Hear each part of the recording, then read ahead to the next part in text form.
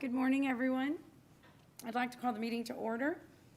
Today, our invocation will be given by Deacon Michael Mance from Corpus Christi Cathedral. Deacon? Thank you, Madam Mayor. Bow your heads and pray for God's blessing. Blessed are you, Lord, God of all creation, whose goodness fills our hearts with joy. Blessed are you who have brought us together this day to work in harmony and peace.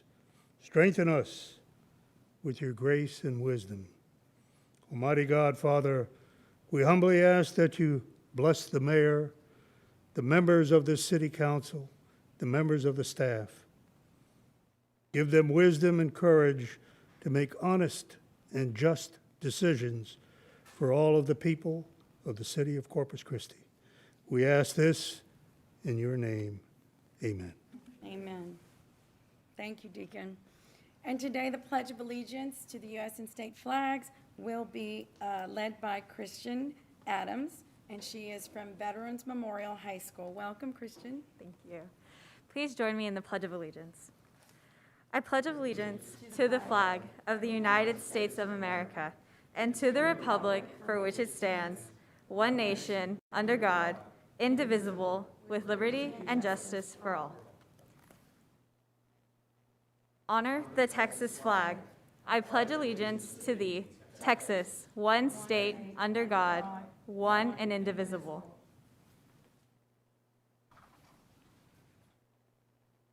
Ms. Huerta, would you call the roll, please? Mayor Paulette Guajardo, Present. Council members Roland Barrera, Here. Gil Hernandez, Here. Michael Hunter. Mr. Hunter, not here? Okay. Billy Lerma. Here. John Martinez. Here. Ben Molina, Present. Mike Pusley. Here. Greg Smith. Here. City Manager Peter Zanoni. Here. City Attorney Miles Risley. Here. Mayor and council, a quorum of the council and the required charter officers are present to conduct the meeting. Thank you. I'd like to say a few words before we move on. Good morning, everyone. I'd like to start our city council meeting today by acknowledging the major disaster that occurred in our city and state this past week. The city of Corpus Christi remains under a major disaster declared by President Joe Biden. Texans were left in the cold. 13.1 million were left without drinking water. Our food spoiled. Our pipes cracked. Our roads were not drivable. We saw human suffering. I believe as a city, we learned a great deal about how we must protect our residents in the future, and we learned a great deal about who we are as residents of the city of Corpus Christi. I want to say how proud I am of each of you, the people of Corpus Christi, who stood up to help family members, your neighbors, and total strangers. I have never been more proud of Corpus Christi than I am today. I saw people sharing food, heat, water, blankets, generators, and helping clean up. I saw the best of our city. I am a person of great faith, and many of you know that, and I believe in the power of our collective ability to work together and come together in crisis to help one another. As your mayor, I want to thank you. I thank this city council, our city manager, and all of our city staff. I'm deeply grateful to our city staff for working so very hard for our residents this past week. And I also want you to know that 28 city departments were involved in rendering aid during this crisis.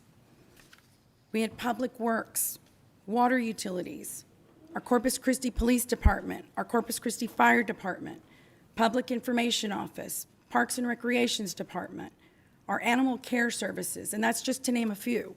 We had 28 in all that worked around the clock. Our city engaged the entire resources of our city staff to aid our residents. Among other items, we opened 6 warming centers, multiple overnight shelters, assisted the Coastal Bend Food Bank, assisted animal control, formed water distribution centers, and distributed food. In the coming days, I will be meeting with the council and staff to determine lessons learned and the steps that we will take to safeguard you. For FEMA assistance through the major disaster declarations, individuals and businesses who've sustained losses can begin to apply for assistance at www.disasterassistance.gov, or you can call 1-800-462-7585. SNAP benefits and WIC benefits have been replaced. So if you need assistance there, you can please contact the Coastal Bend Food Bank at 361-887-6291. Price gouging will not be tolerated. I've issued a price gouging order to include building materials, construction tools, and plumbing supplies. I want to strongly urge our residents who believe that they have encountered price gouging to call the office of the Attorney General's office at 1-800-621-0508. I ask that any resident who can assist our Coastal Bend Food Bank, please do so now. I am reactivating the Mayor's Fund to further assist our residents. I am also reactivating the Mayor's Fund to further assist you. I want to let our residents know that I do not believe you should have to pay for the disaster that occurred in our community. I am working with our city manager to secure federal funds that may be available to our city to assist with water utility bills for those impacted. The Electric Reliability Council of Texas, or ERCOT, which manages the state's power grid, failed our state and our city. I am aggressively working with other mayors from Texas and TML in addressing this energy failure. And I've also been in contact with AEP, the major electric provider, on upcoming utility bills. Your city council and I will not rest until our city is restored and protected for our future. Thank you very much. Ms. Huerta, do we have public comment? Yes, ma'am, we do. The council was given the written public comments that we received prior to the meeting. We also have 7 call-ins today. We can start with those in just a moment. Just bear with me.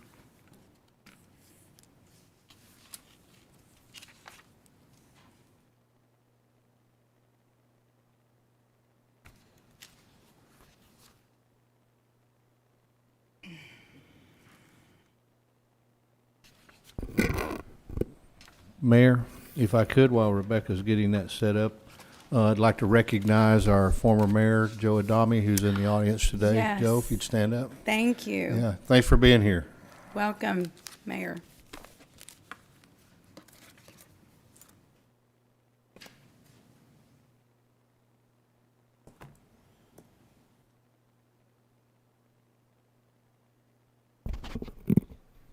Mayor and Council, the first caller is Marco Gamboa. He will be speaking regarding low-income housing.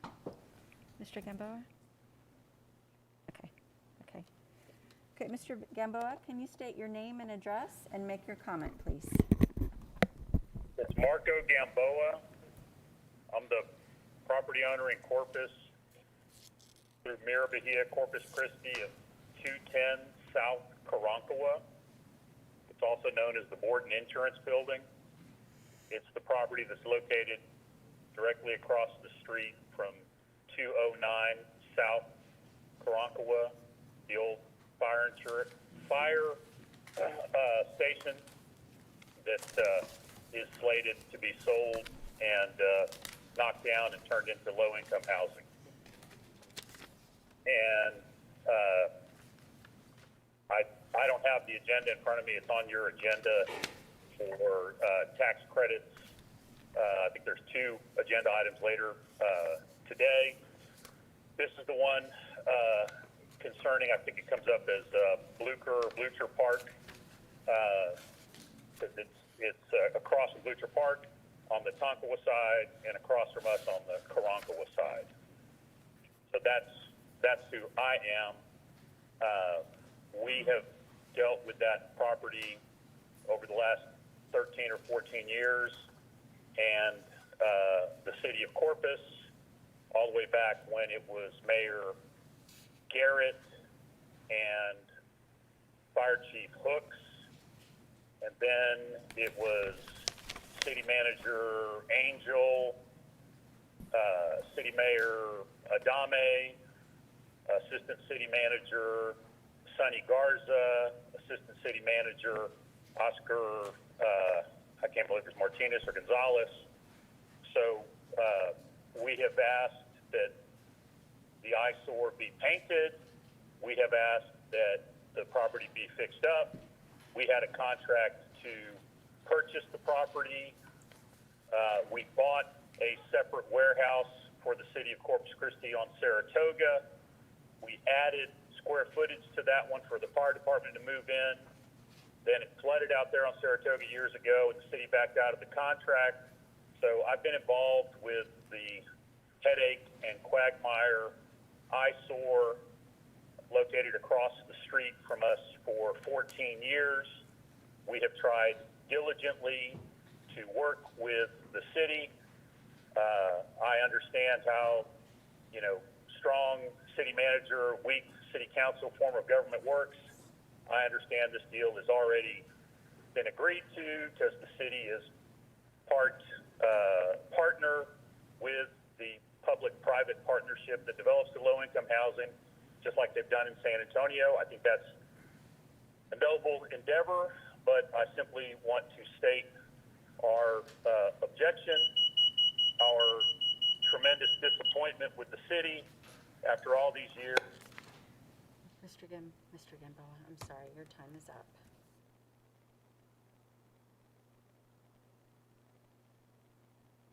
Gamboa, I know, but you're off the microphone, so I'm going to have to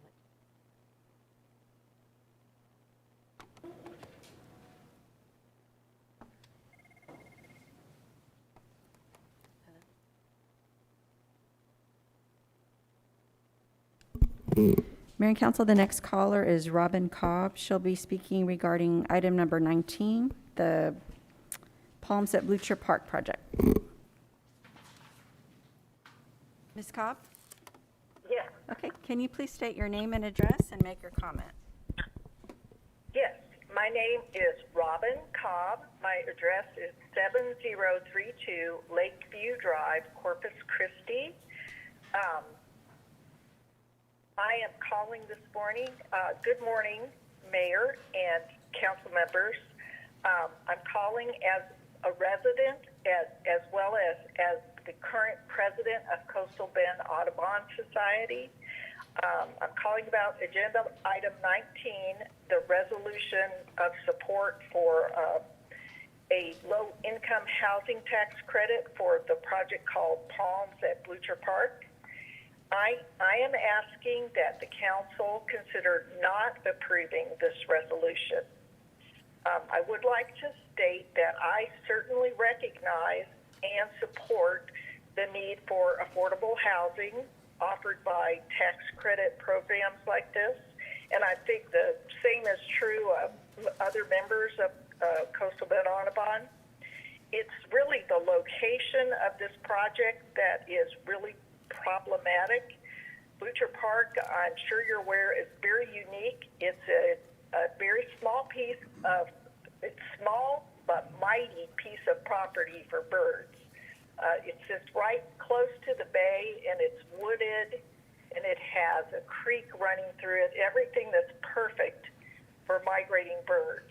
And it's been recognized by birding groups even at the international level, and it's on all sorts of tour stops.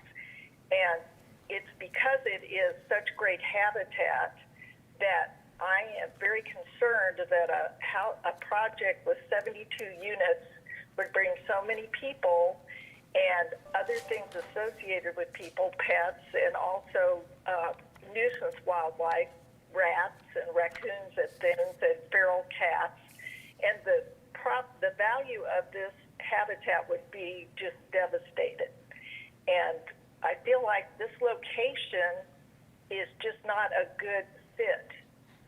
If the city wants to continue to promote nature tourism and use birds as a signature class of wildlife, then habitat like Blucher is critically important to protect.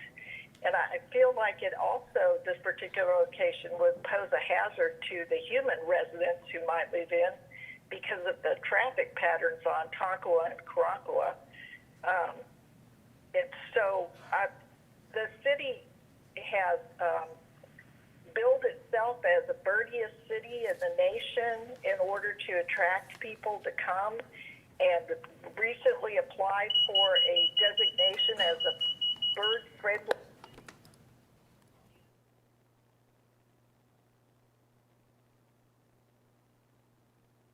Thank you, Ms. Cobb.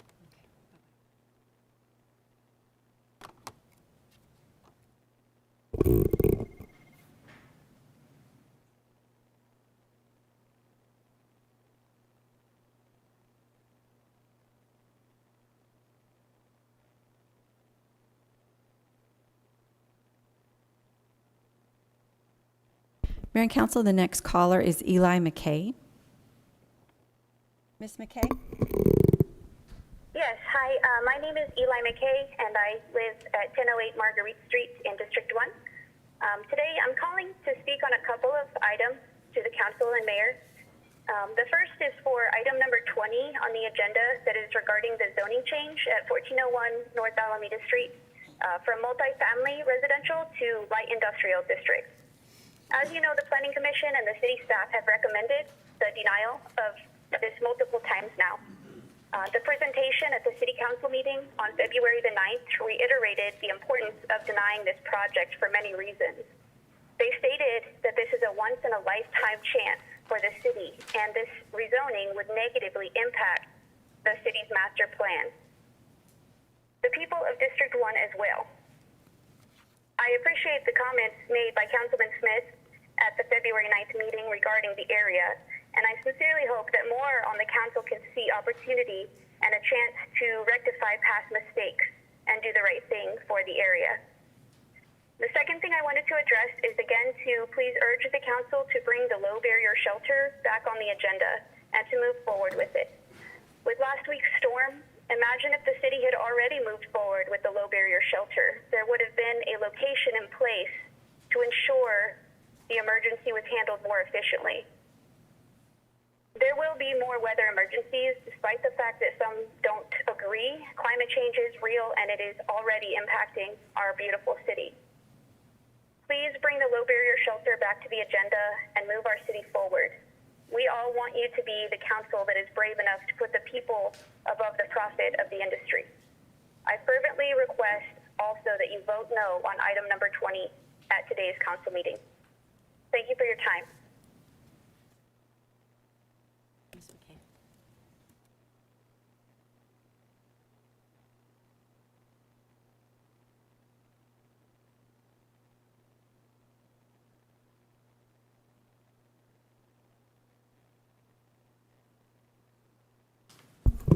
Mayor and Council, the next caller is Carrie Myers. She'll be speaking about the North Beach Mott McDonald Breakwater Study. Ms. Meyer? Go ahead and make your comment. Are you ready? Yes, ma'am. Go ahead, please. Okay. Good morning, council and mayor. This is Carrie Meyer, 4401 Gulf Breeze Boulevard on North Beach. I'm calling today to talk to you about the McDonald study that the city recently, in 2020, I think, received back. And I'm wondering why it has never been presented publicly to council as a briefing. It has a long history. It's not anything new, not a new idea. It's very well vetted through the community, through the city. It even was on a Bond 2020 Proposition A on the ballot and was approved by voters for this study to take place. $250,000 voters approved.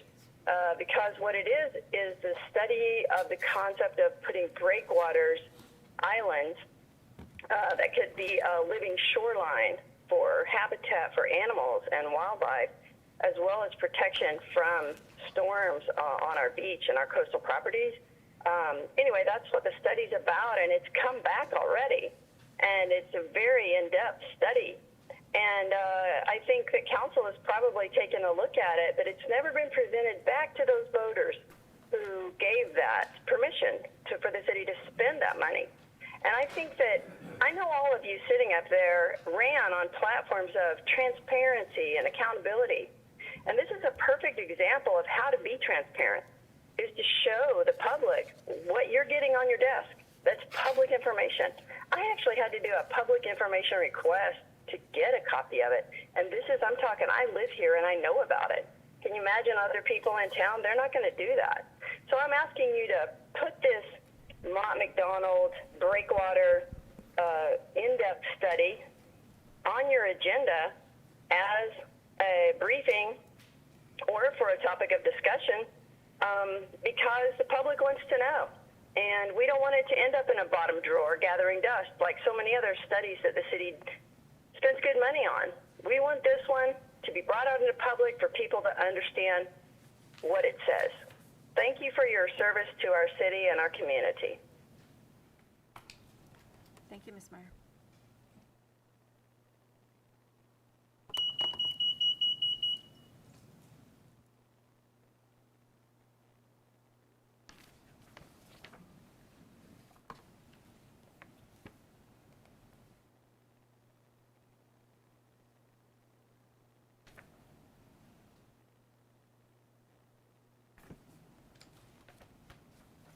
The next caller is Carl Badalich. Mr. Badalich, please make your Yes, comment. ma'am. Please state your name and address and make your comment, please. Carl Badlich, 102 West Palm Beach. I've lived at that house for 40 years, and things have gone well for me.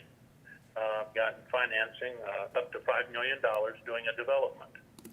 And I did get some signatures, as you all know. I could get 5,000, but 100 and some or 200 was enough to say that nobody liked this idea of the RV trailer park. And I've been trying to buy property next door, the 12-acre tract, which I used to own, and at no avail. And here we got somebody coming in with a RV trailer park. I am not happy about this, but I know that everybody seems to, who's in the city and in the county, people who are in charge, even though planning and zoning spent 15 seconds going over the trailer park and passed it over to the city. I rely on zoning as I did with borrowing the money that I did and paying money. I have a partner. He is very upset, and I wish he would reconsider the RV park. It doesn't belong there. And I always say, how would you like an RV park to go in next to your home? He would not be happy about it. And is there anything no feedback because of the way I'm talking, the way it is. So all I want you to know is I'm going to try to build single-family homes overlooking the majestic trailer park. There certainly won't be $1 million homes anymore, and I'll have to switch to something else or sell my property off. Thank you for your time. Bye. Thank you, Mr.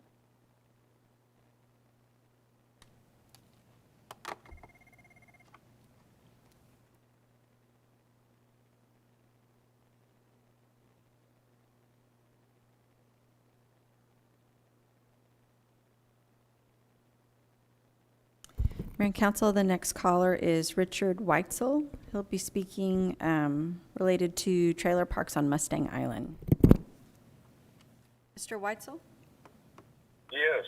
Okay, can you please state your name and address and make your comment? Yes, this is Richard Weitzel, 16602 Willow Run, San Antonio, Texas, 78247. Go ahead, sir. Okay, thank you. Well, good afternoon, Mayor and City Council, and thank you for the opportunity to speak. This is a great forum that you have, and I appreciate it very much. At the risk of being repetitive, let me read what I found online under Mayor and City Council of Corpus Christi. Our mission is to make Corpus Christi one of the most livable communities in America, to create a vibrant, progressive, clean city that rejoices in its diversity, to keep our citizens safe and secure, and provide an abundance of economic development opportunities while paying special attention to our unique environment. So I know y'all know that, and I know that you're very responsible. You have a challenging and very highly responsible position in the jobs and positions you're filling. So let me start a little bit by saying who I am. I grew up in Victoria, Texas, graduated from Victoria High in 1959, made many trips, day trips to Mustang Island, enjoyed it very much. And then I joined the Air Force, got commissioned, and then retired from the Air Force. During that time in the Air Force, I was stationed in places like Germany and Hawaii, also Fort Walton Beach, Florida, Eglin Air Force Base. So I know beaches. You look at Hawaii, there's beaches all over. Some are beautiful, some are not. You go to Eglin Air Force Base, you go to Fort Walton Beach, you go to Destin, the Okaloosa Island area, and I'd like to talk about that very briefly. The city councils down there, when I was stationed there, you couldn't build on Okaloosa Island. It was deserted. There was nothing there. The only thing there was the Eglin Air Force Base. Mr. Weitzel, your time is up. Yes, sir. It went pretty quickly.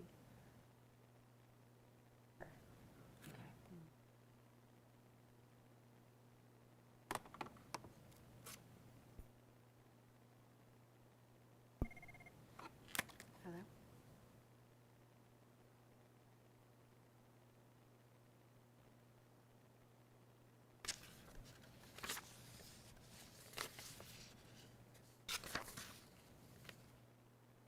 Okay, Mr. Summerlin, you ready? Yes. Okay. The next caller is Earl Summerlin. Mr. Summerlin, please state your name and address and make your comment. Yes, thank you, Madam Secretary. Madam Secretary, Mayor, and members of the council, my name is Errol Summerlin, and I live in Portland. As many of you know, I'm a member of the Citizens Alliance for Fairness and Progress, and also served on the Human Relations Commission for the city of Corpus Christi for 25 years. I'm calling to comment on item 20 on today's agenda, the requested zoning change of the old Northside Manor property to light industrial. That request was denied by the city's planning commission, and the denial is supported by city staff. I ask that you uphold the decision of the planning commission and deny the change in zoning. I spoke this matter 2 weeks ago, and I'm not going to repeat those comments today. I understand, however, that one council is not necessarily bound by the actions of a previous council in all matters. But the downtown development plan that includes the Washington, Coles, and Hillcrest neighborhoods was a part of a massive $1 million effort to develop Plan CC, a comprehensive plan for the city's future development. That plan was developed over a 2.5-year process that involved hundreds of individuals who participated in stakeholder interviews, working group meetings, citizen advisory committee meetings, public meetings, open houses, online forums, formal public hearings conducted by the Planning Commission, and ultimately the City Council. The Citizens Alliance and the Hillcrest Residents Association were among those who actively participated in the development of Plan CC. Plan CC was also used in the development of the Northside Neighborhood Livability Plan, which was mandated by the agreed order in the Title VI Civil Rights Complaint filed over the Harbor Bridge project and involved state and federal agencies as well as the port and the city. Plan CC was the work of many. So while you may not be bound completely by the former actions of a city council, I think you are bound to the hard work and many hours contributed by the citizens of Corpus Christi in developing the downtown plan and Plan CC. And that vision for the future did not include industrial development in the Washington and Coles neighborhoods. Finally, I hope you will consider the number of large trucks traveling on city streets throughout the neighborhood to transport the material to and from this proposed laydown yard. Please send a strong message to this developer and others that the city has a vision for this area, and that vision does not include industrial uses. Thank you very much for your time today. Godspeed. Thank you, Mr. Summer.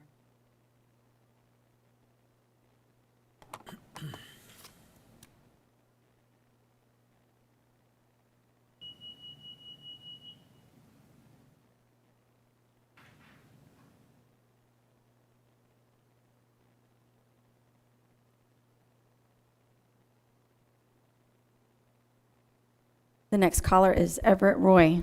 Mr. Roy, can you please state your name and address and make your comment? Yes, Everett Roy, 14626 Red River Drive, Corpus Christi, Texas, District 1. First of all, I was calling, I wanted to just thank the mayor and council and city manager and staff for all the hard work that you folks have been involved in the last couple weeks with the freeze and our continued battle with COVID. I know that I certainly appreciate what you folks have done. I'm here really calling on item number 18, which is the affordable housing agenda item. And I wanted to just kind of address the council briefly as far as being the former District 1 council member and just take a look at the Heritage Park area, the future of that area, some of the things that are happening. You know, there's a hotel that's proposed to be built right there adjacent to the park, the ball field. And I know that the port has plans to do some things in the area there. And I'm pro affordable housing. I think it's important.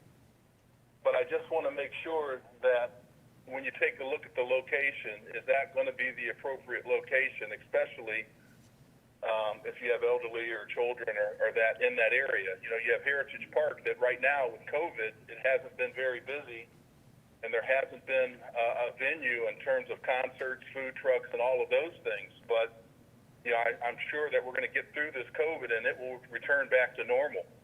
I just wanted everybody to think about that and take a look at that area, and that's the other reason why I support the other site. In addition to that, I just wanted to, for transparency purposes, just state that I am on the board for with Prospera. It's not a paid position. I don't get anything there, but I just continue to believe in affordable housing in the community and stand behind the reputation that Prospera has had as far as building multiple sites in the city. Again, I want to thank you, and thanks for listening and the things that you do. That's it. Thank you, Mr.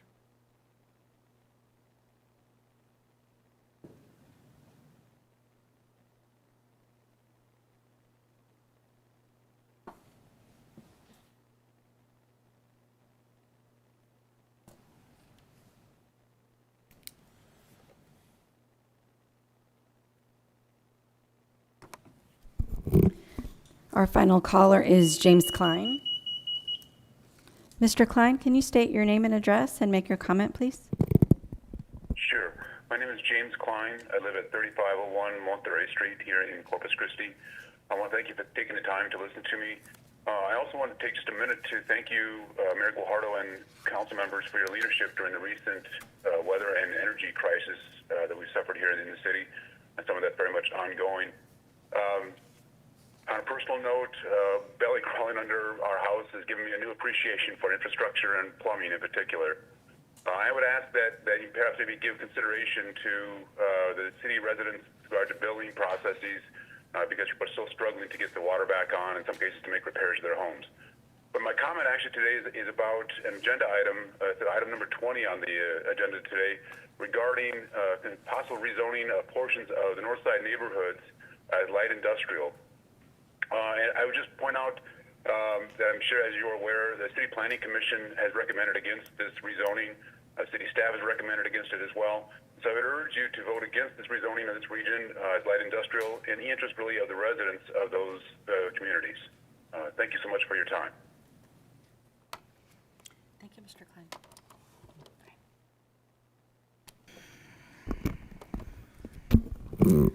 Okay, that concludes our call-ins for today, and it concludes the public comment period. Great. Thank you, Ms. Huerta. Now we'll move on to Section F, Proclamations and Commendations. I would just like to let everyone know that this morning I presented a commendation to the Veterans Memorial High School varsity football team. We're very, very proud of them for representing the city of Corpus Christi in their high school. They had an outstanding 2020 football season and went all the way to state semifinals. So we congratulate them, and that was 57 years ago that last happened. So we're very, very proud of those boys. About 10 of them or so were here this morning, and so I just wanted to let the public know that that did take place. We'll move on to Section G, City Manager, Mr. Zanoni. Okay, great. Thank you, Mayor and members of the council, and for the community watching. Just three things this morning. I'm going to just do a quick an update on the calendar with the council meetings because of the weather event last week. So just remind the community when the council is meeting over the next 3 weeks. And I do want to introduce, after that, our new Assistant City Manager, Neiman Young. And then I'm going to just reflect and talk about next steps with respect to the extreme weather event that we had. So let me begin just going over the calendar. So last Tuesday, we did have a council meeting, but it was canceled because of the extreme weather event. And the items on today's agenda is what the council would have considered last week. So we're going to take those up today. Next Tuesday is normally normally the council doesn't meet on the first Tuesday of the month, but we're going to hold a meeting with the council so we can keep the business moving forward. The several contracts that we want to present to council for consideration of approval, including some big construction contracts that'll improve the community. And then the second Tuesday in March 9th, the City Council had already prior approved not having a meeting that week because of spring break. Several members will be traveling as well as staff. So there'll be a meeting today, obviously next Tuesday, and then the 9th of March, no meeting, and then we'll resume the following week, the 16th, okay? All right, let me turn it over now to talking about a new assistant city manager. We have been recruiting for several months, and something I learned a long time ago when you're recruiting is when in doubt, keep looking. And so we did that. We want to make sure we hired the best and the most professional person we could. And after conducting a local and a national recruitment search, I've appointed Neiman Young. He's with us here this morning as assistant city manager. I'm going to tell you a little bit about him, and then he's going to address the council as well this morning. So Neiman he's a retired U.S. Army officer, and with a diverse background in areas of organizational leadership, communications, and operations. He was in the military for 23 years, so a long distinguished career in the military. He held a variety of positions and led teams in diverse communities across the world for the second part of his career with the military. He is recognized for his outstanding and superior service to the community. He was twice a recipient of the U.S. Bronze Star, so that's pretty neat. Neiman most recently got into local government, and he studied it while he was in the military. But most recently, he served as the county administrator for King George County, Virginia, and he was there for the past 4 years in that position. In his role, he produced King George County's debt mitigation plan. He also crafted the county's first economic development strategic plan, and he negotiated critical contracts that ultimately saved that government organization several $1 million over time. Neiman, he is a doctor. He has earned a doctorate's degree in public policy and administration. He has a master's in business administration and a Bachelor of Arts in business as well. So he and his wife, Stephanie, relocated here last week, and we told him Texas isn't always like this, but right. But he knows, being a native of Houston, so we're glad he stuck around. His first day was last Friday. He made it here to City Hall as we all did last Friday. Neiman will oversee Parks and Recreation, solid waste and gas operations. So I'm going to have Neiman come up just to say a few words to the council and the community.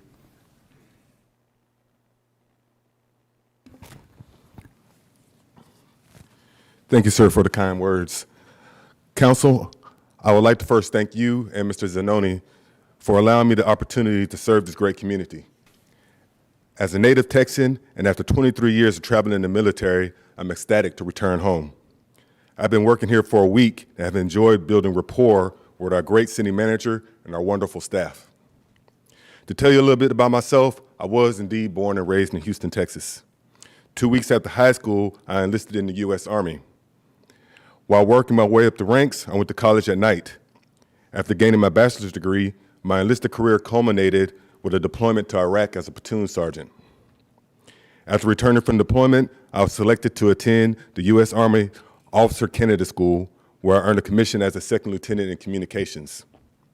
After a few years in this field, I came to realize that I was not going to be afforded an opportunity to return to the fight overseas. In response, I volunteered to serve in the Army's Special Operations community as a civil affairs officer. In this role, I was afforded the opportunity to assist foreign governments establish essential services for disenfranchised populations. It is here that I was first exposed to local government service. After 2 deployments to Afghanistan and subsequent deployments to West Africa, my family determined that it was time for me to hang up my boots. Therefore, I competed for and won an opportunity to serve as the county administrator for King George County, Virginia. Over the last 4 years there, I built a great team, established new processes to service the citizens, managed our emergency response to the COVID-19 pandemic, and ensured that the community was financially postured for a brighter future. However, the most important thing that I want to say that we achieved in King George County was the fact that my wife, Stephanie, and I were able to establish ourselves as staples in the civic community. I believe that my experience in both the military and Virginia makes me exceptionally qualified to serve the Corpus Christi community. I know how to build teams, write strategy, and execute a vision. I firmly believe in organizational values and professionalism. Above all, I have a conviction for public service and the mission to meet the needs of our residents. We are indeed working to serve something that is bigger than ourselves, and I'm proud to be a part of that effort. Moving to Corpus Christi is a dream come true. However, I do realize that there is a lot of work to do, so I'm ready to roll up my sleeves and get to it. I'm fully aware of the opportunity this community has afforded me, and I assure you that I will not let you down. Thank you. That's great. Thanks, Neiman.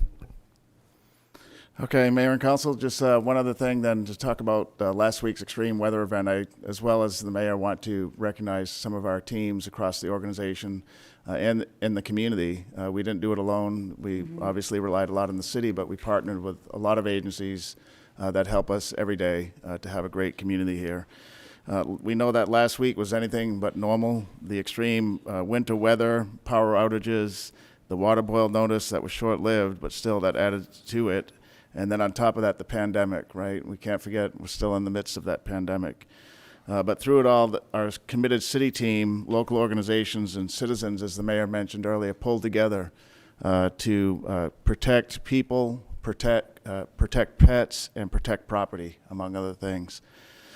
So just as some background, about 2 weeks ago, it was Monday the 9th, Emergency Management Coordinator Billy Delgado, who we know, and the Corpus Christi National Weather Service team that's here, they're at the airport, they're led by Melissa Huffman. They informed me of extreme frigid temperatures and potential freezing rain and sleet that was forecasted to hit Corpus Christi about a week after Monday, right? So we had a good indication that something was gonna hit here that would be pretty significant. On Tuesday, the mayor got involved, and we began to implement the city's severe cold and inclement weather protocols. So nearly 2 weeks ago, we already began to do this. We worked to ensure proper safe city services in key areas like public safety, transportation, water and wastewater. Homelessness was a big area we focused on. Animal care, a big issue for the mayor and the community. Aviation services and our capital construction projects. Staff immediately began to work on an emergency management plan to address those issues I just mentioned, plus homelessness, as well as the sheltering of animals and pets.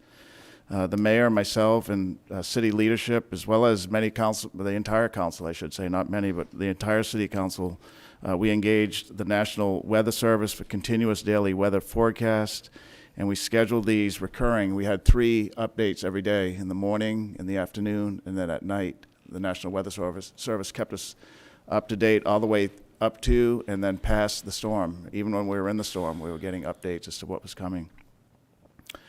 We engaged numerous state and local agencies, including the Texas Department of Emergency Management, TDEM, the Texas Department of Transportation, the Port of Corpus Christi, Nueces County, AEP of Texas, the electrical grid provider, Coastal Bend Council of Governments, the Downtown Management District, Christi Spawn, Robstown Fire Department, and American Red Cross. That's a handful. We engaged even more than that, but those are some of the major partners we work with.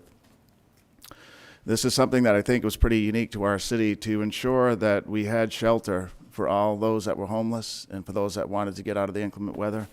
The mayor and every council member and myself made a pledge that no homeless person would be left outside. We said, we're going to find a place to bring you in from the cold, and we made great on that promise. The city partnered with local homeless agencies, to include the Salvation Army, that opened up more beds there. The American Red Cross helped us. Mother Teresa Shelter, which is right by City Hall, increased meal production. The Gulf Coast Humane Society ensured shelter and food and blankets and clothing to all those that needed it during that extreme weather event. Our Emergency Operations Center, known as the EOC, led ultimately by Chief Rocha, Chief Quintero, and Billy Delgado, opened shop on the 14th of February, Sunday. And that was done to address that severe weather and help to manage the city's critical response. So again, the safety of life, pets, and property, and critical infrastructure was a key focus, but it could not have been done without the big leadership team that we have here in the city. And I just want to highlight, we're not going to go through all 28 departments, but some of the key ones that had a significant impact to us. So beginning with police and fire, we're glad both chiefs are here and some of their team this morning. They were busy rescuing people that got stranded, frankly. When that temperature dropped on Sunday evening and the rain was coming, many persons were caught in the middle of it. And they were leaving restaurants, leaving places of employment, leaving grocery stores. There were numerous rescues where police and firefighters put their lives at risk to make sure others were safe. They were responsible for closing and making sure they stayed closed 5 major roadways in our city, state highways, including the JFK Causeway, SPID, Crosstown Expressway, Harbor Bridge, and the Joe Fulton Corridor. Animal Services was very busy working pretty much around the clock, frankly, rescuing and protecting the pet population, helping to educate homeowners of responsible pet ownership. They operated the center 24 hours a day. Ultimately, the shelter, the animal care shelter, was at capacity. They reserved about 30 spots for animals or pets that needed to be temporarily placed there, and so their services were well appreciated. Public Works and Street Operations, I know Richard's here. They were very busy taking care of local highways. We had 24 that we had to manage where there was an overpass, and so sanding those and managing many other aspects of our infrastructure so that first responders could get around was something that Richard and his team did. Parks and Recreation operated 2 short-term shelters for homeless and others that needed it, and 5 warming centers in our senior centers. Our Libraries Department opened 2 additional warming centers, so at one point we had 7 warming centers across the community and well spread across the community if people needed to get warm just for a little bit. Our homelessness and workforce housing group, and we're real fortunate we have that group. It's a small group of 3 people, but I could not imagine how we would have done it if we didn't have those dedicated employees and professionals. They provided services around the clock to the 200 guests that we ultimately took out of the cold in those 2 shelters. Our communications department provided over 100 news releases and media announcements that we put on social media to help keep the community informed about what was going on.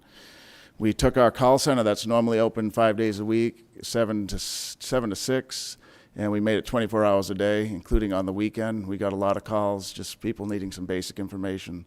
We're thankful for the library as well, because they brought in librarians to help us answer what was a pretty extraordinary call volume, and we dropped the wait time significantly. We have to thank the airport as well. They made sure the runway was ultimately reopened, and we used that runway to bring in some critical water supplies last week to help those that weren't able to boil water because they didn't have the electricity to do so. And then finally, IT, we need to thank them. They kept our telecommunication systems up, and I know that was a crashing scenario last week along with the power, but Peter Collins and his team did a great job keeping our IT infrastructure up and running, to include at the water system, which is heavily dependent on an infrastructure of IT. Now, speaking of water, I spent most of my time last week up at the water operations. I just want to highlight that team because I was working with them 12, 14-hour days, but roughly a third of our residents in the community we know lost power, right? Over 100,000 residents. Without power, internal and exposed water pipes broke at residential houses and at commercial properties as well. On Tuesday, because of a loss of pressure, a week ago we declared a water boil notice with TCEQ. And at its peak last week, nearly 800 water utilities across the state declared or had to call a water boil. So Corpus Christi was not alone last week. There was as many as 800 throughout the state that did issue a water boil. The winter storm led to what we described there one morning as a cascading impact of events that ultimately resulted in our water boil, with the electric grid suffocating and the water system being distressed. We saw that not only was it happening here, but it was happening across the state of Texas. Our customers, we know, dripped faucets, and we know that because of the pipe bursts, that ultimately compounded to a loss of pressure in our system. But one thing we never did do is lose water. There was a small time on the island, just for a few hours until we got the tanks refilled one of the days into the inclement system or situation. But we never lost water to the majority of our customers, and that's pretty notable. Now, we worked hard to get the water boil notice rescinded. We didn't just say, well, we're going to hope to get out of it one day. We were the first major Texas city in the state of Texas to have that water boil lifted, and it was lifted in 4 days. And that just didn't happen by happening. It happened because of the dedicated team of people. What you can see on the screen right now, the names are small because there's close to 200 names on here. This is just the water department. These are the folks that kept the water going. These are the folks that helped to get that water boil lifted. And these are the folks that were out in the middle of the night, in the dark and in the cold, and had to return home to cold, dark homes with no water as well, or low water pressure. But they were serving our community, keeping that critical utility going. And so we want to thank them. Their names are small here, so people viewing from afar may not be able to see them, but we want them to know that we are thankful for them and for what they did to keep that utility going. And then finally, we did bring in our engineering consultant that helps us in the water system. That's formerly LNV, now they're Adura. And I want to also recognize Dan Leindecker, the principal of Adura, as well as 3 teammates that he brought in. They were working pretty much around the clock as well with our staff. So that's Logan Burton, Grady Atkinson, and then Dante Leal. So I think that the water department, as well as our engineering consultants, proved that the water department's mission statement is alive and well, and that mission statement is to provide clean and quality water that respects the environment and that customers can depend on. And we sure could depend on them last week. So thank you to those teams. Thank you for the department heads that are here, and for the other departments. We know that everybody did something, all 28, and so we want to thank all those departments as well. Okay, and then finally, what are we doing to move forward, right? That was last week. It seems like a long time ago already, but we have 3 things that we're working on to help the customer out there. That includes an emergency utility relief program for our water customers and wastewater customers, a gas utility adjustment relief. We have gas customers as well. The city's in that utility business. And then we're looking at solid waste emergency brush pickup. We know driving around the community, it doesn't take long to recognize that whole yards have been frostbitten and wiped out. So we're looking at those three things, starting with the water utility bill relief. We look to see what are other cities doing in the state of Texas and what have we done before. And we'll have more details on this today, but essentially all water customers can rest assured that the excessive use of water from water breaks or even dripping the faucet will be mitigated. We're going to give them an option of using usage from a prior month instead of this month, essentially is what we'll be doing. And so we'll come out with more details with that today for the community and the city council. With respect to the gas system, the city does run that business, but we buy gas and we pass that cost directly on to the customer. We do have a 20-year relationship with our gas provider, though, and that company has agreed to help ease the immediate financial burden that gas prices will cost to the customer. And so over time, we'll be basically paying back the company for the extraordinarily high gas prices. And so the customer won't see a huge rate shock. They'll see it may take several years actually to smooth out that price increase. But we do want to remind people that even with us doing that, the higher than normal utilization and a little bit higher cost, there will be a higher gas bill, but it won't be what it could have been had we not done anything. Mm-hmm. And then finally, with the solid waste emergency brush pickup, right now our teams are out there assessing the extent of the foliage devastation across the city. We know we have palm trees down here by the bay and in the Gulf beach areas. We want to see how widespread is that across the community, what type of impact happened, say, in the Cal Allen area compared to the island area. And we'll be developing a program. It most likely will consist of an additional citywide out-of-cycle pickup for brush, and we'll bring in our private contractors that we have under retainer to help us do that. It won't happen right away, though. Our city arborists and many arborists are advising not to cut anything right now, especially palm fronds or any big tree, for two reasons. One, the distressed leaves can still provide nutrients to the tree, and then secondly, you don't want to put the tree in further or bush or shrub in further shock by starting to chop it up. So the program will start probably in about 2 to 3 weeks, and also depending on contractor availability. So we do want to tell customers don't rush to put stuff out to the curb because it could be there for a couple weeks. And also be mindful if you do set it out, don't block the sidewalk or don't let it drop into the right-of-way where vehicles or cyclists use that system as well. Okay, so more details on those 3 recovery programs are coming, but I think, I know the mayor and council has told me already, even before the storm ended, we want some options for the customers, and that's what we're doing, and we'll provide those to the council and then the community in the coming days. So Mayor and council, that concludes my report from this morning. Great, thank you, Mr. Zanoni. And I'd like to add just one more comment to that list. You know, one of the hardest things, one of the most difficult things that we were faced with, one of many, was acquiring water. You know, no one could, the roads were icy, and then quickly, other cities around us were in the same situation. So I have to recognize, first and foremost, L&F distributors. They stepped up to the plate. When I called Tony LaMantia, he did not hesitate.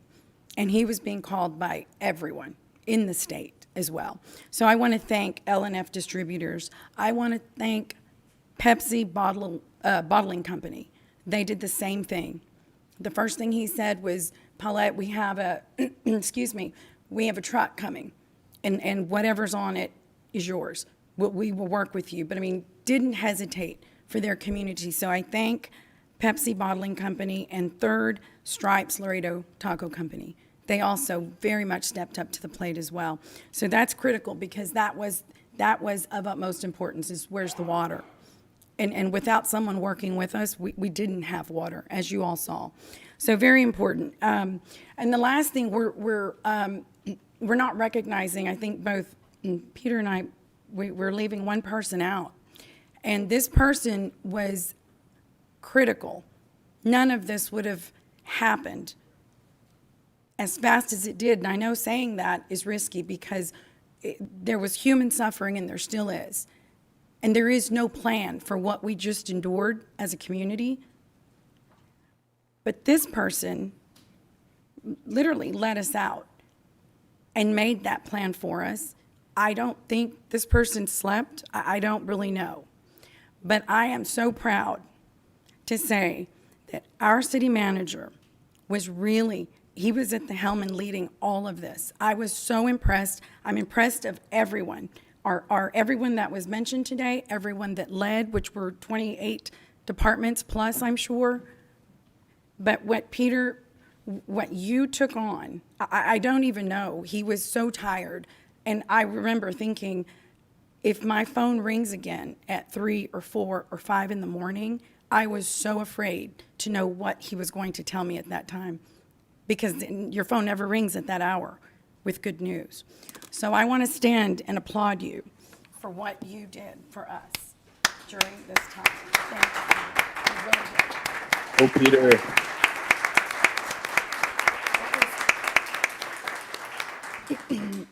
Thank you, Peter, really. It was really a feat what you did. And so thank you very much, because we wouldn't be where we are today. I appreciate your leadership. Councilman Martinez has a comment. Thank you, Mayor. You know, it was amazing what we saw last week with our citizens, our community coming together to get people through this crisis that we had. We had neighbors bringing other neighbors into their homes, sharing food, helping to fix pipes when they could. And that's in addition to what was going on with other business leaders and community leaders. You know, I had the opportunity to visit the temporary shelter over at the West Campus, and I was there on the night that Domino's Pizza was feeding the people that were in the shelter. You know, and I know that there were a lot of people like that we can't even recognize because we don't know everybody that was doing things to help our community. But it was a beautiful thing to watch, and it was a beautiful thing to participate in. And I know every council member up here, I know the mayor, the staff, everybody was trying to do their part to help do what could be done. But it was a lot of work, and it was done so well. One of the things that I've seen during this time that we haven't seen in the past, and I think it's because of what we have social media-wise and things like that, is information and keeping the public informed. And I don't think that we could have done a better job of keeping the public informed of what was going on, and that's a testament to your work as well, Peter.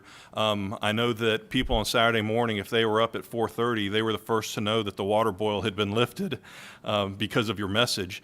And so I would encourage people that are not already on Facebook to I think they just like the city page, so that they can get that information quickly. Because like you said, there were so many press releases that were put out, there was so much information in such a short period of time that for people to get that information, they're not going to wait for the 5 o'clock news or 10 o'clock news that night.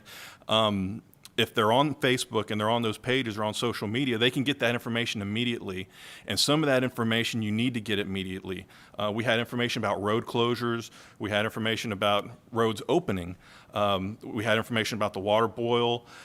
There's a lot of information that people need quickly. So I would encourage the citizens of Corpus Christi to like the City of Corpus Christi Facebook page so that they can get those updates. I know that all the council members, and especially Mayor Guajardo, is very active on social media. And so if you're friends on Facebook with any of them, you can get the information as well. But sometimes we miss things. Sometimes we don't get every single press release. So I would strongly encourage that, because that is something that in an emergency like we had, information is vital, and the quicker that you get it, the better. So thank you for that.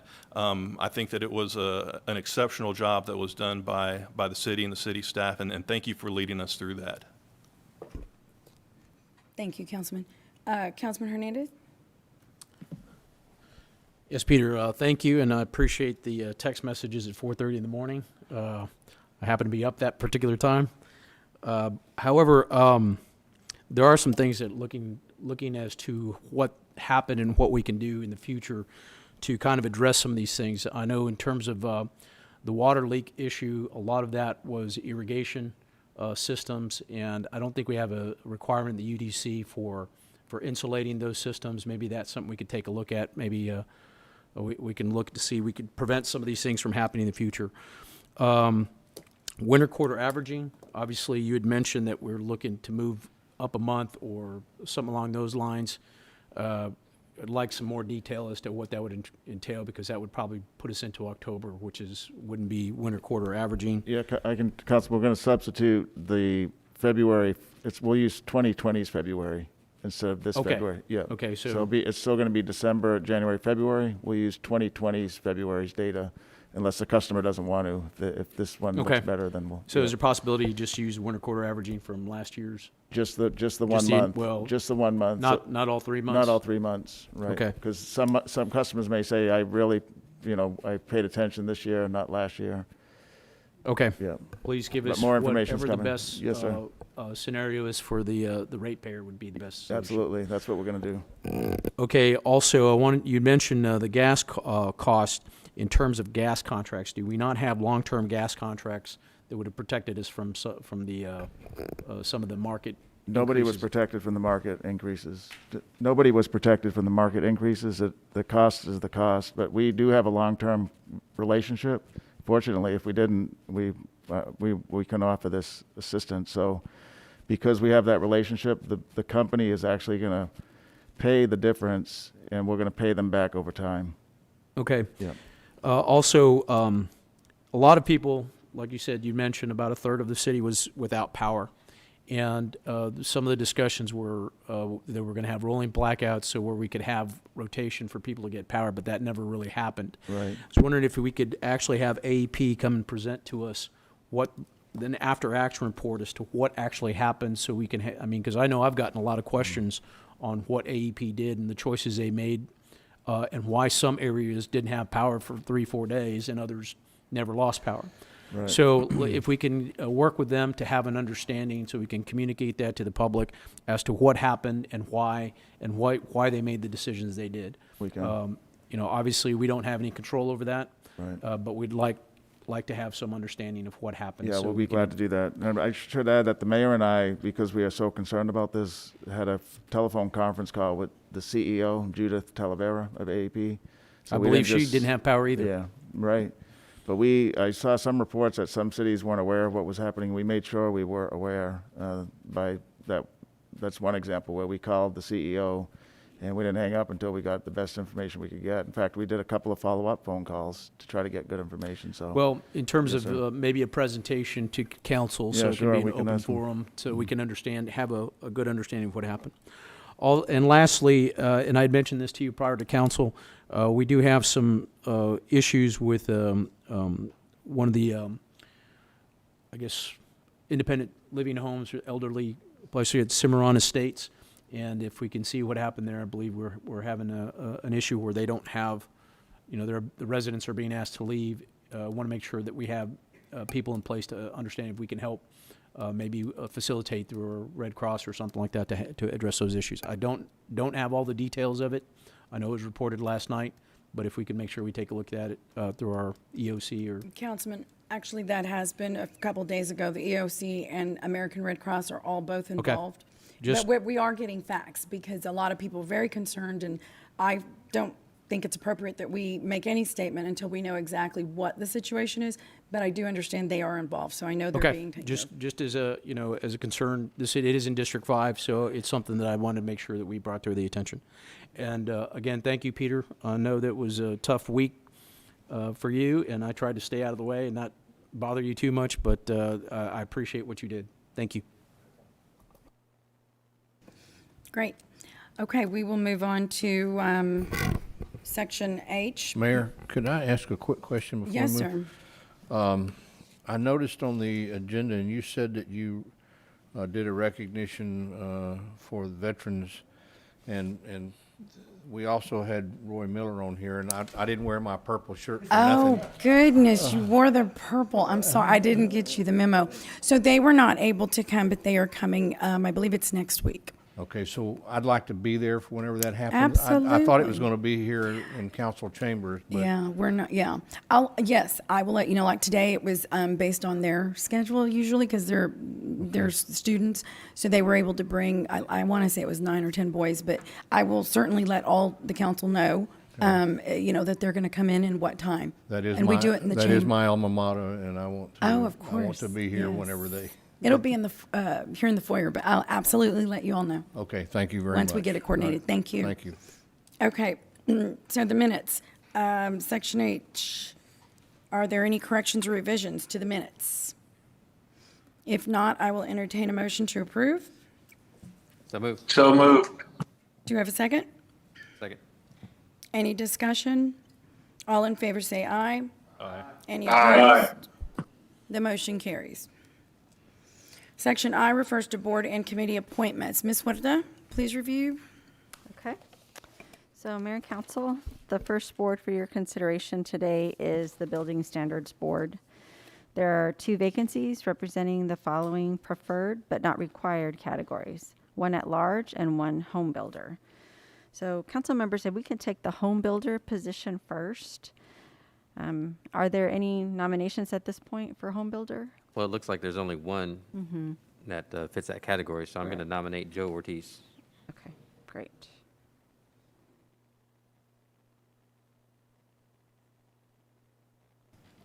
What is the name, Rebecca? It's Joe Ortiz. Joe. I'll entertain a motion to appoint Joe Ortiz. Move to appoint. Second. Any discussion? All in favor say aye. Aye. Any opposed?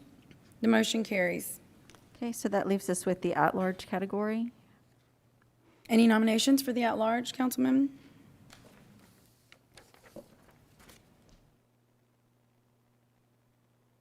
Speak now.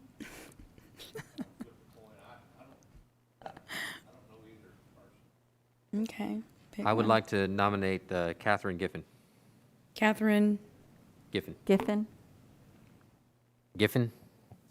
Giffen. Okay, I'm sorry, I'm not looking at it. Okay. Okay, I'll entertain a motion to appoint Catherine Giffen for the at-large position. Move to appoint. Is there a second? Any discussion? All in favor, say aye. Aye. Aye. Any opposed, say no. The motion carries. Okay, next is the Construction Trade Advisory and Appeals Board. So we have 4 vacancies representing the following categories: 1 Texas professional land surveyor, 1 plumber contractor, 1 master plumber contractor, and 1 electrical contractor. At this time, we are recommending the postponement of the master plumber and plumber contractor for further recruitment. So that would leave us with the land surveyor and electrical contractor positions to consider today. First, let's take a look at the land surveyor position. Okay, do we have any nominations for the land Nominate surveyor? Ron Brister. Any others? And he's the only individual who. yes, I'm so, sorry. yes, Okay. mhm. Okay, so I'm hearing no other nominations. Nominations are closed. I will entertain a motion to appoint Mr. Brewster to the land surveyor Motion to appoint. Second. Mr. Brewster. position. I'm not done. Gil? All in favor, say aye. Aye. Aye. Any opposed? The motion carries. Okay, so that leaves us with the electrical contractor position. Okay, any nominations for the electrical contractor position?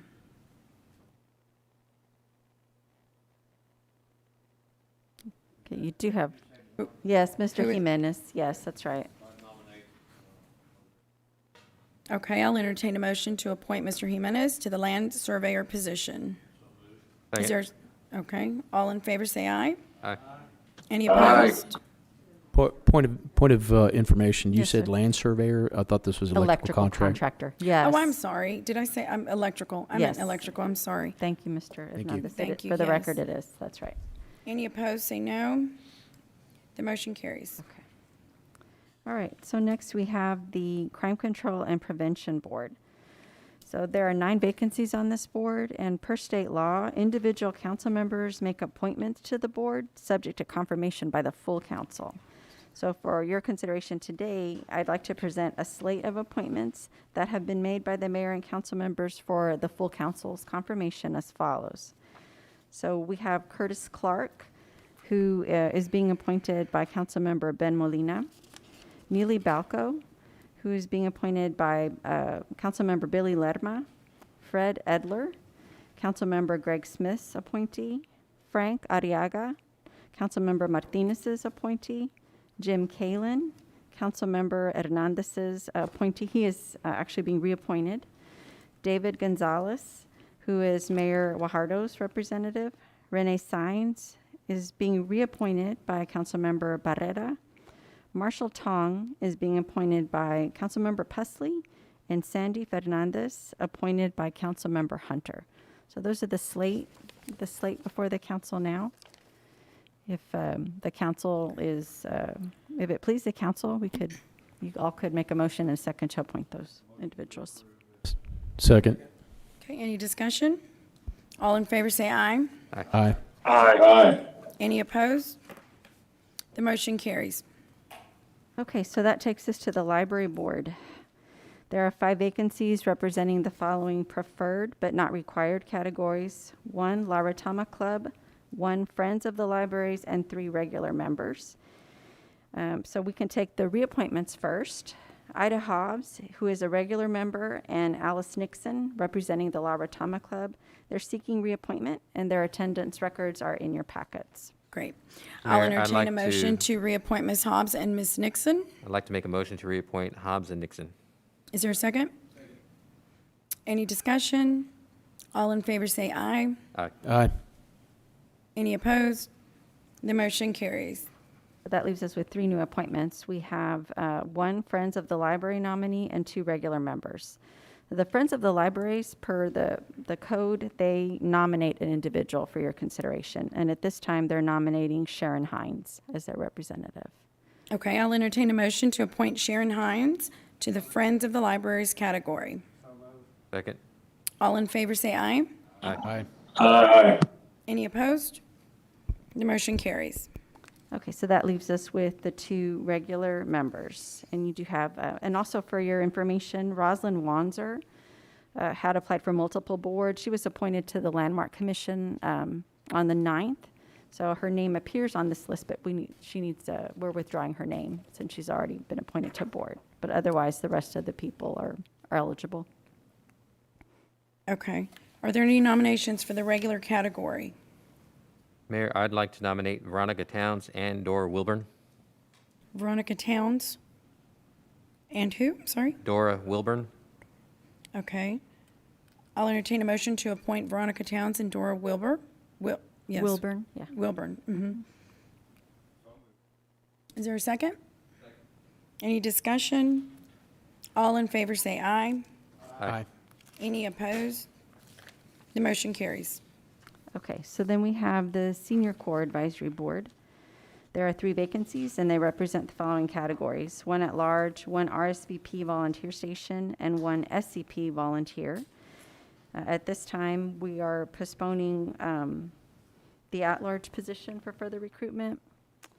So let's go ahead and take the reappointments. Stephanie Brown is seeking reappointment, and additionally, we're recommending that her position be realigned from the at-large category to the SCP volunteer category. So it'd be a reappointment and a realignment if the council is willing to do that. Second. Great. Any discussion? All in favor say aye. Aye. Aye. Any opposed? The motion carries. So that leaves us with the other member seeking reappointment, who's Gary Berger. He represents the volunteer station category. Move to reappoint. Second. Any discussion? All in favor say aye. Aye. Any opposed? The motion carries. Okay, so then we have 1 new appointment for at-large. Okay, are there any nominations, Councilman, for the at-large position? Oh, I'm sorry. I think that's when we're postponing that one. My apologies, Oh. Council. I'm Right, sorry. I didn't think we had any. No. any I anybody- know. Never Sorry mind. about that. I know. Apologize. Okay. We had a very busy week last week, like everybody else, so. Okay, so that concludes the appointments for that one. So then we have the Sister City Committee. Just so, for the record, this committee is being withdrawn. The mayor asked that we withdraw it. Would you? Right, excuse me. So this particular committee is connected, if you will, to our CVB, or it falls under our CVB. We have an item later in the agenda related to our CVB, our Visitors Convention Bureau. And so I think that at this point, it is probably better to hold off on this particular one until we discuss that other agenda, that other item. Point of information, is that for later in this council meeting or in a future council meeting? Maybe a future, right. Future So I'll make a motion to table the Sister City committee appointment. Okay, all in favor say aye. Aye.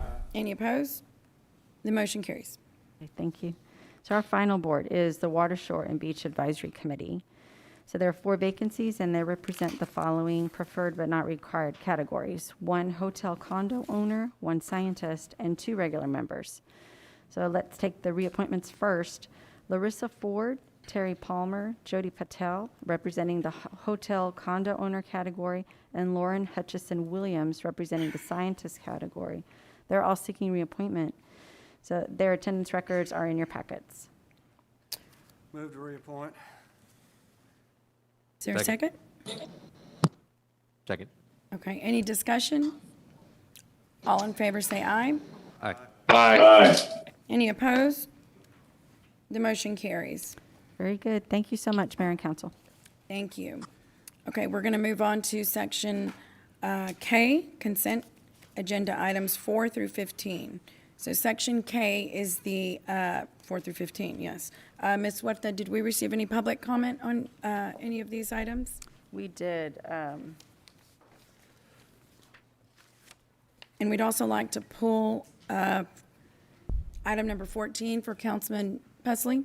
Okay. So And Mayor, can I pull number 11 and 12, please? 11, okay. Oh, 11 and 12 or just 11?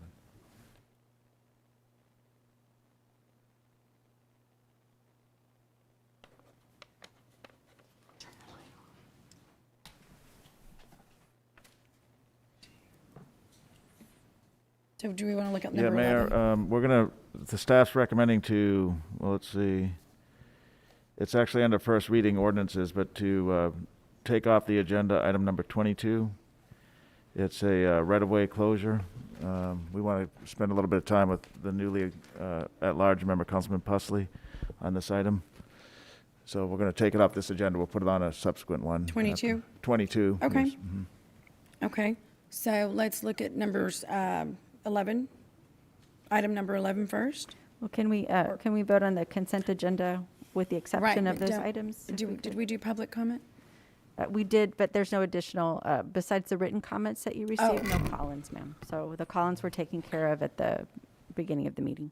Okay, so I'll entertain a motion to approve the consent agenda with the exceptions of items number 11, 12, and 14.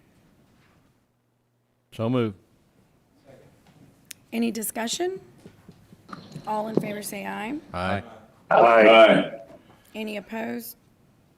The motion carries. Now we'll consider the consent items in the order that they were pulled. So item number 11, please.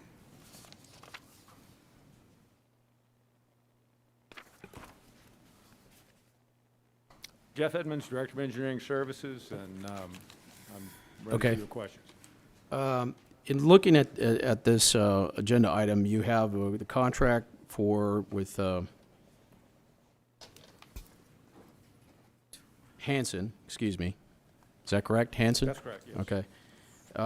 For $544,933.75. However, you have, in the CIP form that you attached to the agenda memo, doesn't have any funding for design. And I looked at last year's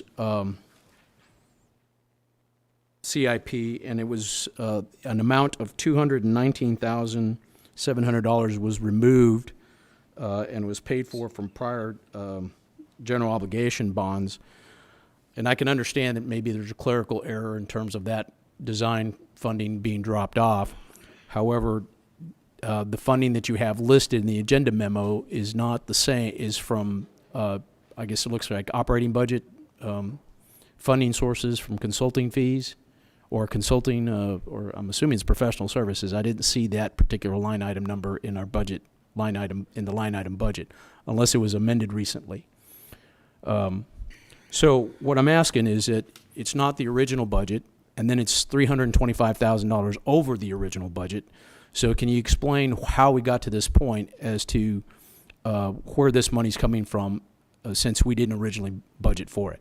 Well, I've got to say, I'm not prepared to answer the specific question regarding this project and what happened with the CIP, but I can tell you in general how the process works. Well, Okay, and I'm maybe sorry. we have somebody from finance help you out here with this.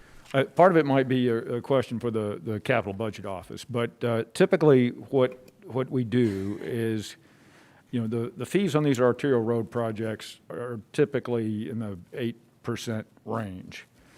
But the way that's funded is that part of that needs to be borne by the utilities and part of it borne by the bond program.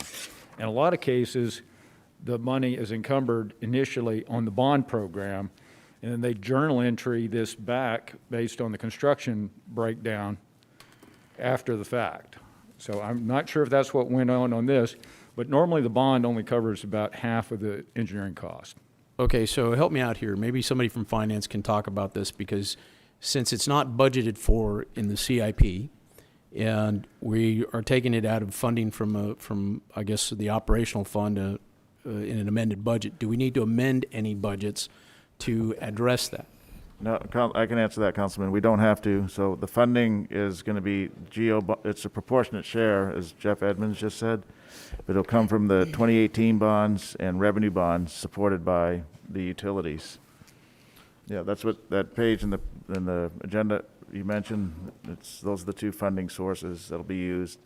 The budget is most likely in the construction rehab line item, that $1.3 million. It says Water Capital Reserve, Wastewater 2015 Fund, and Stormwater 2020, and then for the actual street portion of it, it's from outside consultants, account number 550950, which was not originally in the operational budget. So if it has been amended recently to add money to that budget line item, I haven't seen it.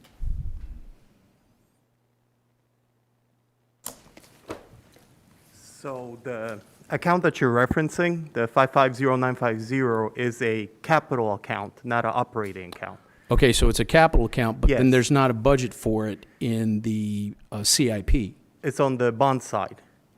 It's part of the construction cost. If design goes over, Okay. we use references from construction, additional funding from construction to make up the difference. Okay, but the original, and I have the 2018 bond here, right? The original amount is still the amount listed here as for construction in the CIP. It doesn't Yes. say you're removing money from there in the amount of $262,000. You still have it budgeted for the construction. At the time when we put the capital budget for 2021, that was the plan. When the contracts came in and design, we have to make adjustments. So any overages that are coming in on the design side have to come out from the construction portion. Okay, well, none of that was explained in the agenda memo. It's not, yes. the CIP page you have attached to it hasn't been, there's been no discussion as to changes to it. We're making decisions on spending money, and I don't know where it's coming from and how it was assigned. So unless you describe that in the agenda memo to say how this money is being spent, honestly, I don't know where you're getting the money from. It's just coming out of a budget. Oh yeah, the somewhere. total budget. That's basically how we look at it, the total budget for that project.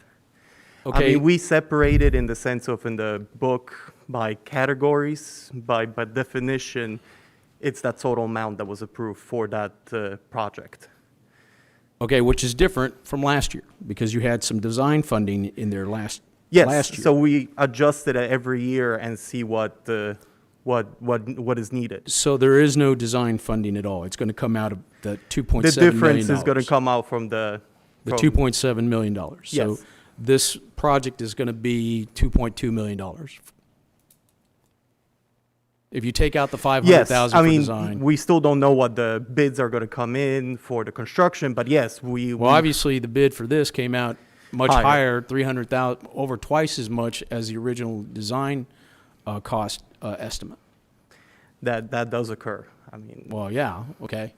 But to that point, what I want to be clear here, and I've railed on the CIP for a long time, on how we don't really understand where money's coming from and where it's going, and how much is left over or how much it goes over, and where the money comes from when you go over the original estimations. You know, we want to make sure that we're budgeting this accurately, and so we know the item on the Park Road 22 bridge where we pulled money out of a 2008 bond package, and I didn't realize there was that much money there left for that. So it'd be helpful to have an understanding. If you can't do it through the agenda memo, and this is something I've talked about in giving us an update on the CIP with the completed projects, if there's money left over on those completed projects, or if it went over, where did that money come from? So we can understand how much we have, you know, in the accounts to do these kind of projects. This, I'm concerned, this is going to be project over if the design is already over, what this is going to cost. But where's that money going to come from? And in the past, it just came out of somewhere that we didn't know that we had some funding stashed away from a different bond. And that's just not. Yeah, Councilman, we hear you. So on the capital budget, I think we're done on the staff presentation, Jeff, but on the capital budget, it's a work in progress. So this is the second year the city has ever had a capital budget, and I personally met with every department this summer. It took us over a week to go through every page. But given that we don't have a well-defined process, we're not going to be 100% at all times, but every day we try to get better. And we hear your comments, we hear them every week. Normally, the agenda memos have that detail. This one didn't, and we'll make sure they do going forward. So we hear you. Okay, and then for finance, if there is an amended budget for where this money's coming from, please send it. We'll get with you. Okay, thank you. Thank you. Councilman Pusley? Yeah, I shared some of Councilman Hernandez's concerns. I think that you know, we need to create a paper trail, and I know this is brand new, and I understand that, Peter, but at some point, you know, and I understand projects go over budget, under budget, whatever, but we need to create a paper trail of that through budget change orders or some mechanism where it's documented that we're taking money from one place and putting it over somewhere else to utilize it to complete a project. And that's okay. I mean, you can do that. Yeah, Councilman, we have that, which that's called the finance department. So everything, there's a financial accounting system. Nothing's just moved around without any financial record. I realize that, Yeah, but we so just need, when you submit these to us. Okay, right, yeah. Yeah, we'll do a better job of explaining them in the briefing memos. We had this one, We have a whole week. I mean, I think all councilmen should remember that you're very welcome to call and ask questions and find out what is not clear to you, so that, again, we have a week. We could even, you know, catch it then and correct it. Yeah, So, okay. You're absolutely correct, Mayor, and I've been doing that to the point where I think I feel bad because I'm the new guy, and I think people are beginning to get nauseated every time they see my email pop up. So. I doubt that's happening. Until we put a call blocker on, you're good, Councilman. I will entertain a motion to approve item number 11. So moved. Second. Is there any further discussion? All in favor say aye. Aye. Aye. Aye. Any opposed, say no. No. The motion carries. Item number 12, please.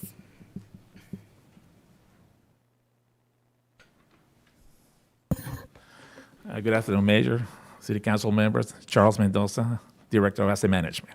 Standing by for questions, sir. Right now, and Charles, thank you for, we did discuss this, as well as myself and Chief Rocha, about how the agenda CIP still has the rehabilitation or of the old firehouse, I guess would you call it, the Emergency Service Center, or it's the actual one that we're giving away to Prospera on Karankawa as part of the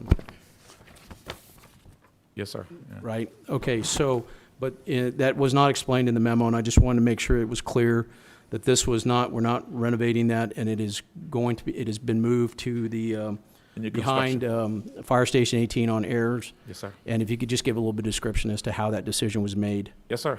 First of all, the project, I came to the city June of 2019 when Mark Van Vleck was the ACM, was my ACM. So he tasked me, first task was, go take a look at bond project 2018, which is renovations to fire station, emergency management station. So I went, and first thing, as a good facility guys, you need to identify the requirements. So we identified what is it that's needed, what needed repair, and also figured out how much was the budget. The budget was $500,000. So the first thing I looked at is roof. So did asbestos testing. Guess what? We found asbestos in the whole roofs, over 20,000 square feet of roof. Okay. Next thing I looked, it needed a generator. Generator was no longer there. It had lead on the walls, asbestos on the floor. It was growing in some areas of the facility, mold. So when I did a quick estimate, if we were to renovate this 20,000 at $280 to $300 per square foot, it will put us at about $400,000. Okay, $400,000 doesn't equate to $500,000. So what do we do? So I got together with my customer and we kind of decided, let's come up with ideas on how to make this a project that works for everybody. So we decided to do a presentation to the city manager, and we said we're gonna talk to Del Mar, see if they let us train, and the rest of it will be a storage. And that's how we came with the storage. So the next question was, what are we building? So we found 5 acres on Fire Station 18. So we said, okay, we get the land. Now the next question was, can we use this money? So we talked to our legal folks, and they say, yeah, you could use the money to do this particular project at Fire Station 18. So now we're here.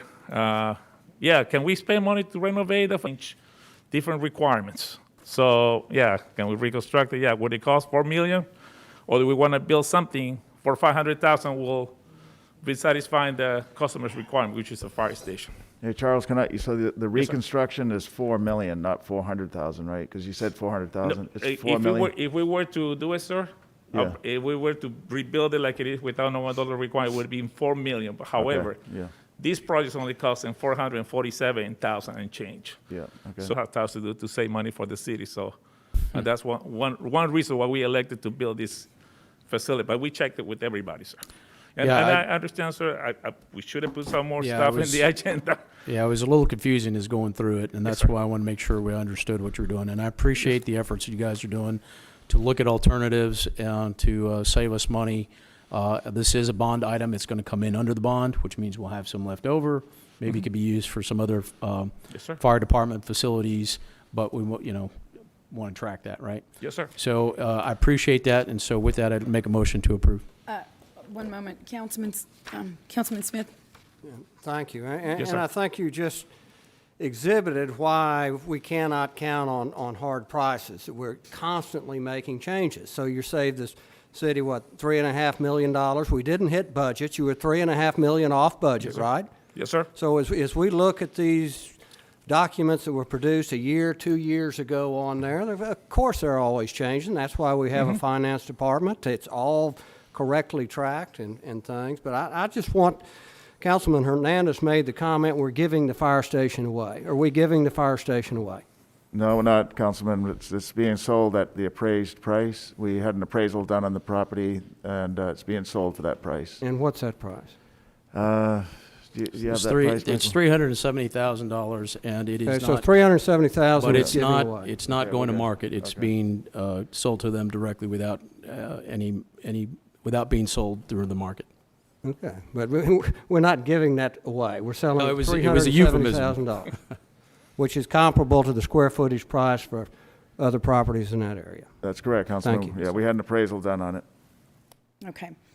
I will entertain a motion to approve item number 12. So moved. Do we have a second? Second. Any further discussion? All in favor say aye. Aye. Aye. Any opposed? The motion carries. Item number 14, please. Yes, Mayor, I asked to pull this. I read through all of this, and other than the name Corpus Christi Area Convention and Visitor Bureau, I didn't find very much in this document that I liked. I don't think this is a good deal for the city at all. And I want to give a few examples. I want to ask some questions first because I'm new to the process. But has the CVB always been a separate corporation and not a part of the city government? It at one point was part of the city, but it's, do you know the year, Heather? I'm not sure the year. Okay. But it became its own entity, I think in the 80s, Councilman, in the late 80s. It was spun off, so to speak, as a separate entity. Why would we have done that? I mean, You know, that is in San Antonio where I was for 22 years. It wasn't until the last 5 years or so, most recently, that San Antonio kind of spun theirs out of the city organization as well. It's the best practice trend in the industry for CVB. One of the reasons they do it is to get additional revenue from other shareholders, if you will. Yeah. Okay, so I guess that's my the other question I had. If you look in the agreement, let me swipe over here and find the correct page. And can I just add to that, Councilman? That is something we are going to look at long-term, though, for some of the entities that don't exist in the city. A lot of things were kind of moved out of the city organization, so there's about 5 in total right now. That means we have 5 different nonprofits that pay a payroll service, legal service, finance services. At some point, it becomes inefficient for the city government here. Not to say CVB might be one of them. I think the model's fine there, but we need to look at some of these others where we're paying 100% of the share for that entity, and there's a redundancy that in a higher cost to the taxpayer to run it like that. So that's something coming up in the next year or two, working with the council. Okay. And I appreciate that. But it says here on page 8 of 27, under the board of directors, so the CVB is funded, is it strictly through the hot tax, or are we getting additional monies from other people who sign on to be members of the board? Yeah, unfortunately, it's mostly city hut tax. There's a small amount of money that they get from sales. They have a gift shop, as an example, and yeah. Okay, It's about, I believe it's about 95% of their funding does come from the city. I'm not sure of that exact percentage. So but it's about 95% of the funding for this organization is through the hot tax, hotel tax. But yet we only get 5 votes on a 17-member board. That just doesn't seem to balance out to me. If we're paying for this organization, we ought to be the majority spokesperson for that organization. Yeah. And I don't agree with the way that's set up at all. You know, that'd be like if I were CEO of a corporation and I gave away the membership of the board of trustees. You know, Steve Jobs did that once and paid a terrible price for it. So that may be a wild example, but I just think if the CVB is going to be financed by the taxpayers of this city, the city ought to be in control of what's going on. Now, if these other members were paying an equal share, that's a different story, but that's not the case. I think a lot of the board members are reflected in the industries that either contribute to the hotel motel industry or help support the tourism. And so my understanding is that, you know, the board members do reflect that industry that participates And that's with okay. it. Yeah. That's fine. And that's important because this is about tourism. I understand that. But at the end of the day, and the bottom line is, we're financing this deal. And I just think if we're paying the lion's share of the expenses of this, we ought to have more say-so in how operations are conducted and how this agreement is drafted up. I mean, Yeah, you go through and read this red line, it'll make your head spin off. Yeah. Yeah, Councilman Pusley, so we have the 5 members appointed by the council, then also the mayor or her designee, and then the city manager. I will say that this is 7 out of 17. Right. But still not the majority. Yeah. I know, but I just want to point out there's 2 more than the 5 that you had referenced. But the other thing is there is an executive committee that meets to help set the agenda, and it's a smaller group of, I think, about maybe 5 people, and I'm one of those members. Yeah. So this is one of the areas I've been focusing on.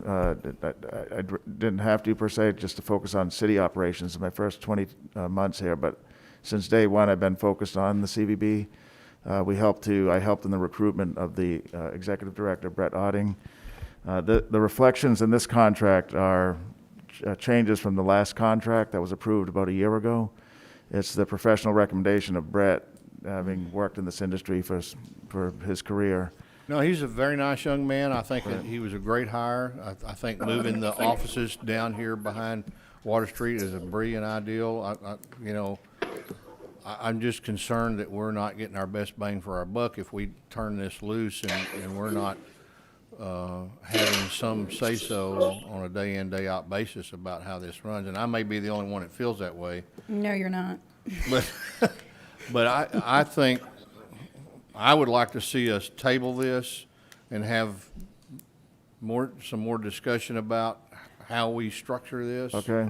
I mean, Yeah, and I think we've got some remarks to be made, but in all, I think these changes, a lot of these changes are proposing that we eliminate key oversight by this council. We eliminate my position on part of this oversight. We eliminate council members' oversight. And tourism is significant to our city. So to say you guys are out of it's just not acceptable. So I agree with Councilman Pusley. I think that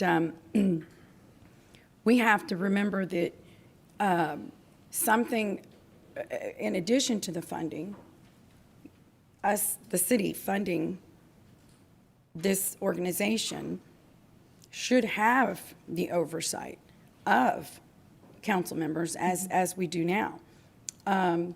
Peter has, it's what, almost 2 years? So your leadership is here and has brought changes. My leadership here is bringing changes.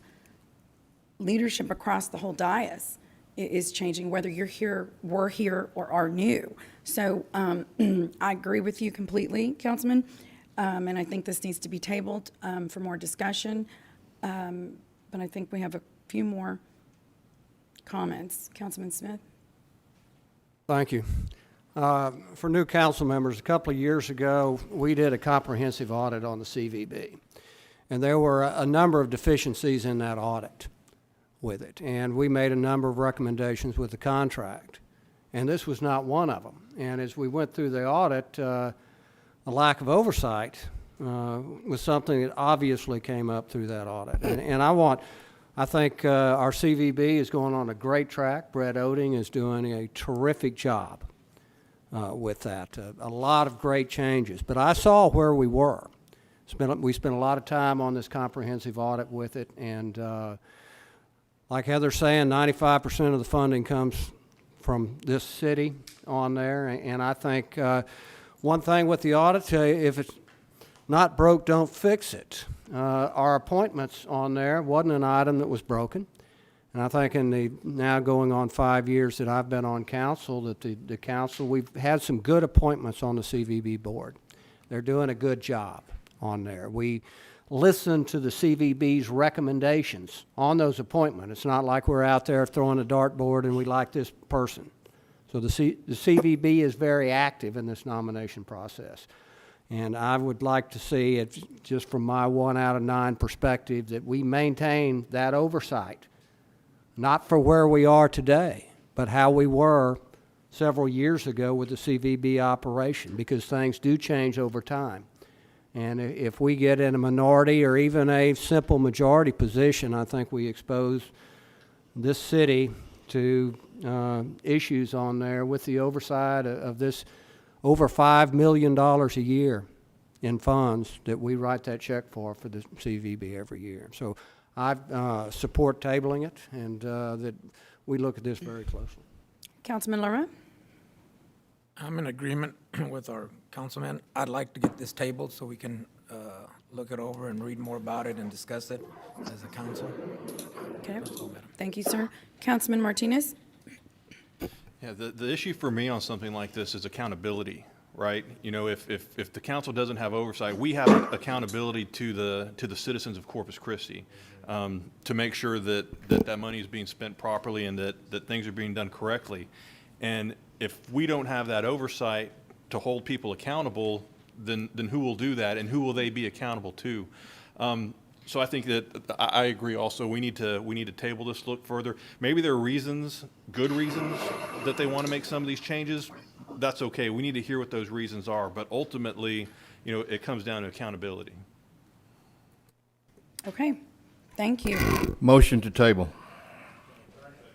Okay. All in favor say aye. Aye. Aye. Any opposed? The motion carries. And we're going to go ahead and break for lunch. It's about 1:30. And we are doing 25 and 26? I heard 25, Graham. Are we doing another one? Oh, just 25. You're right.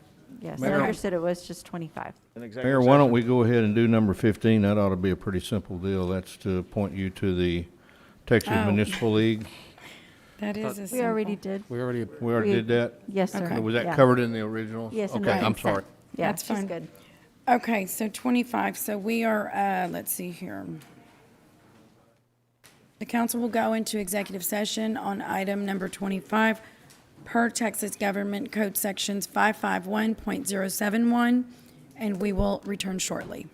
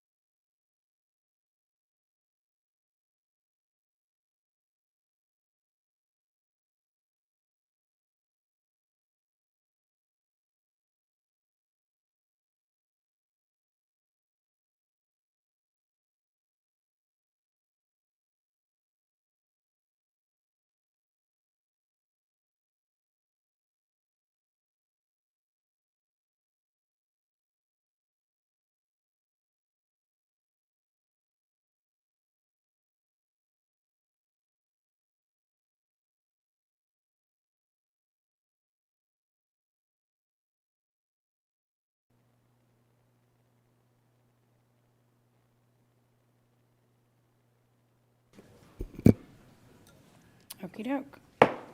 I'd like to reconvene the council meeting. Do we have a motion? Yes, Ms. Mayor.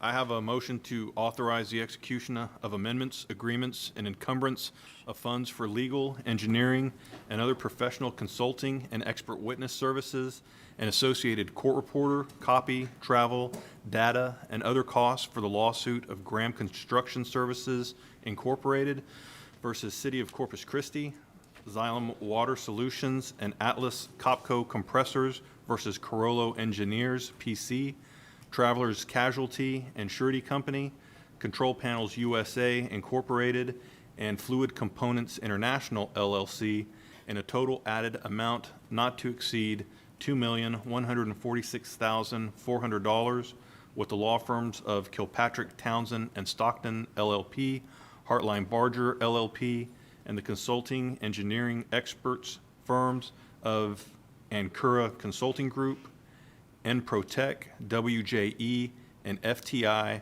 and authorize carryover of unexpended funds into the following fiscal years. Thank you. Thank you. Is there any discussion? All in favor say aye. Aye. Aye. Any opposed say no. The motion carries. Now we'll move on to Section M, Public Hearings, items 16 and 17. Item 16 is a public hearing and first reading ordinance for zoning case number 0121-02, Brazelton Development Company. Staff, please go ahead with your presentation. Waiting for the presentation to come up. There it is.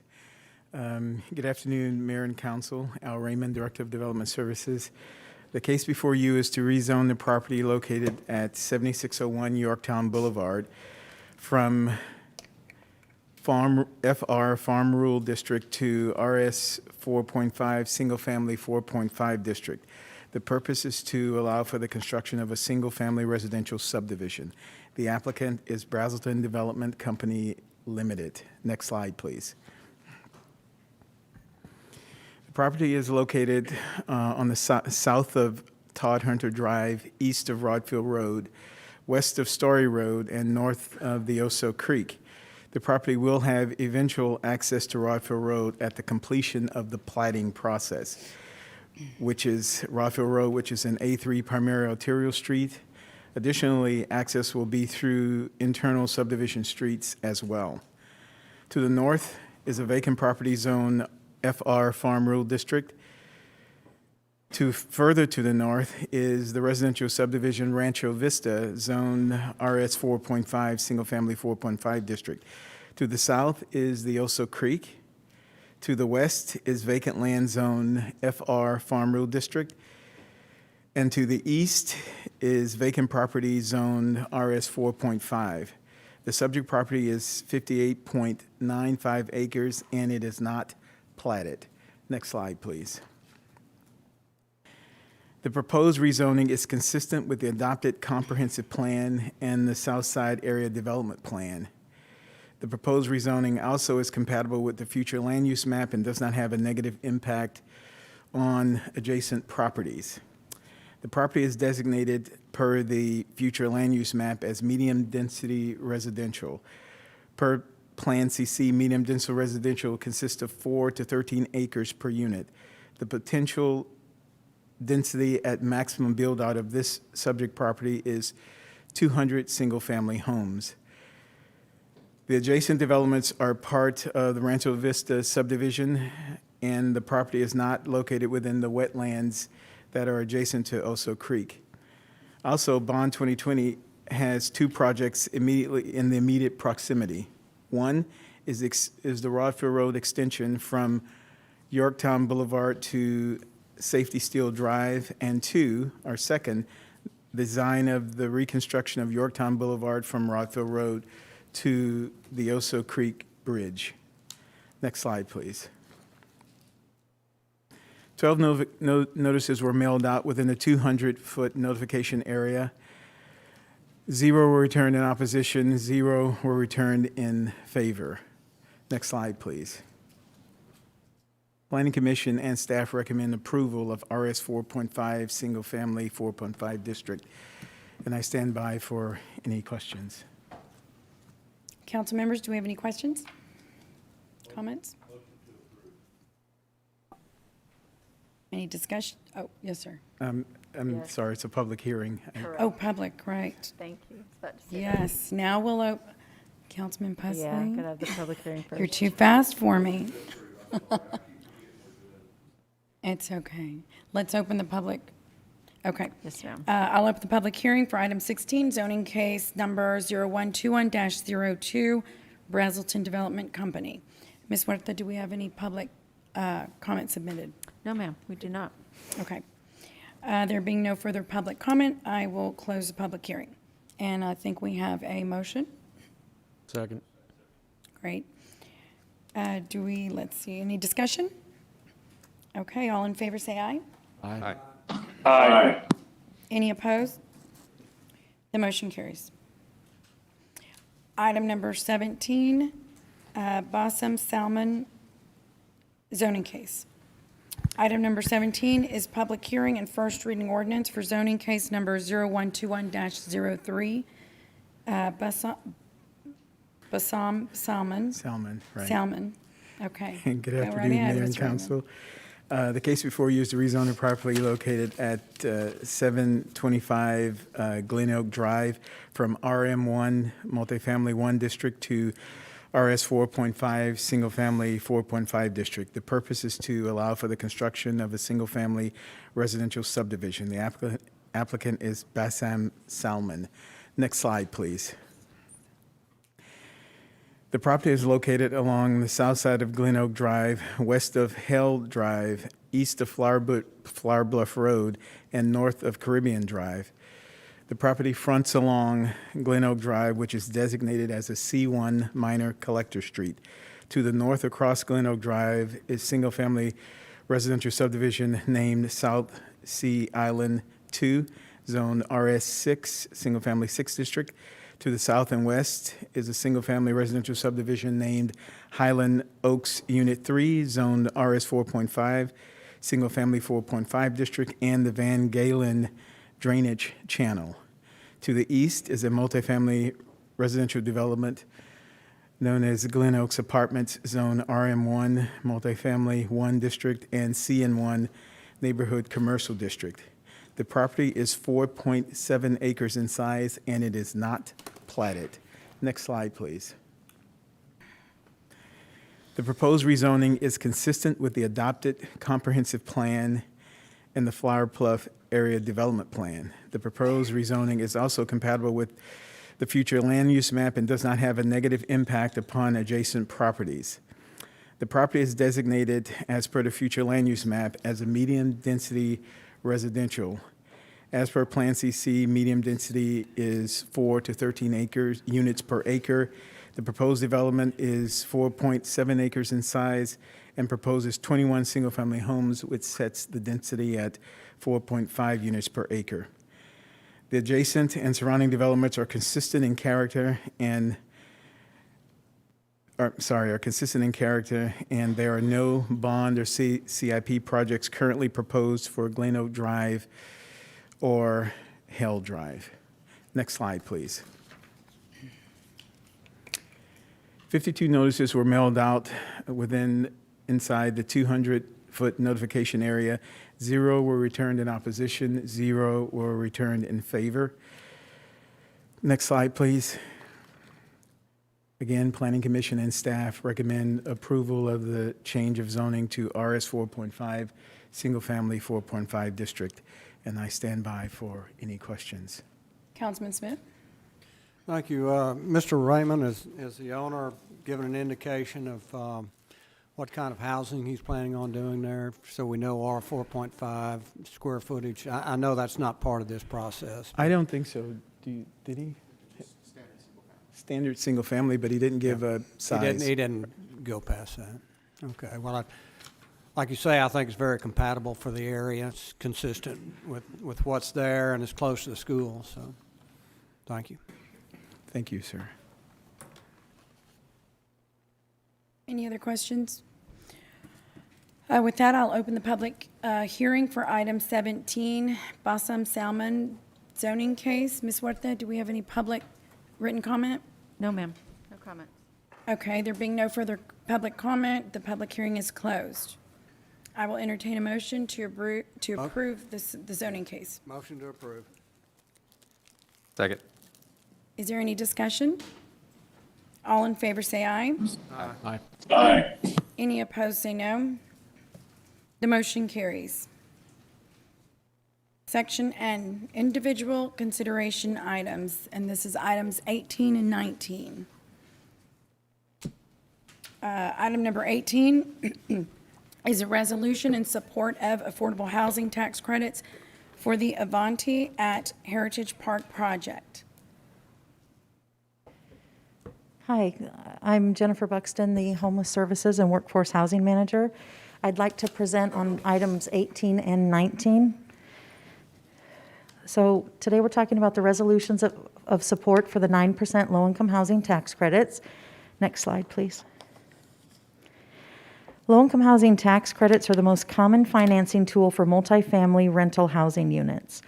Tax credits are awarded by the Texas Department of Housing and Community Affairs, and the application process is highly competitive.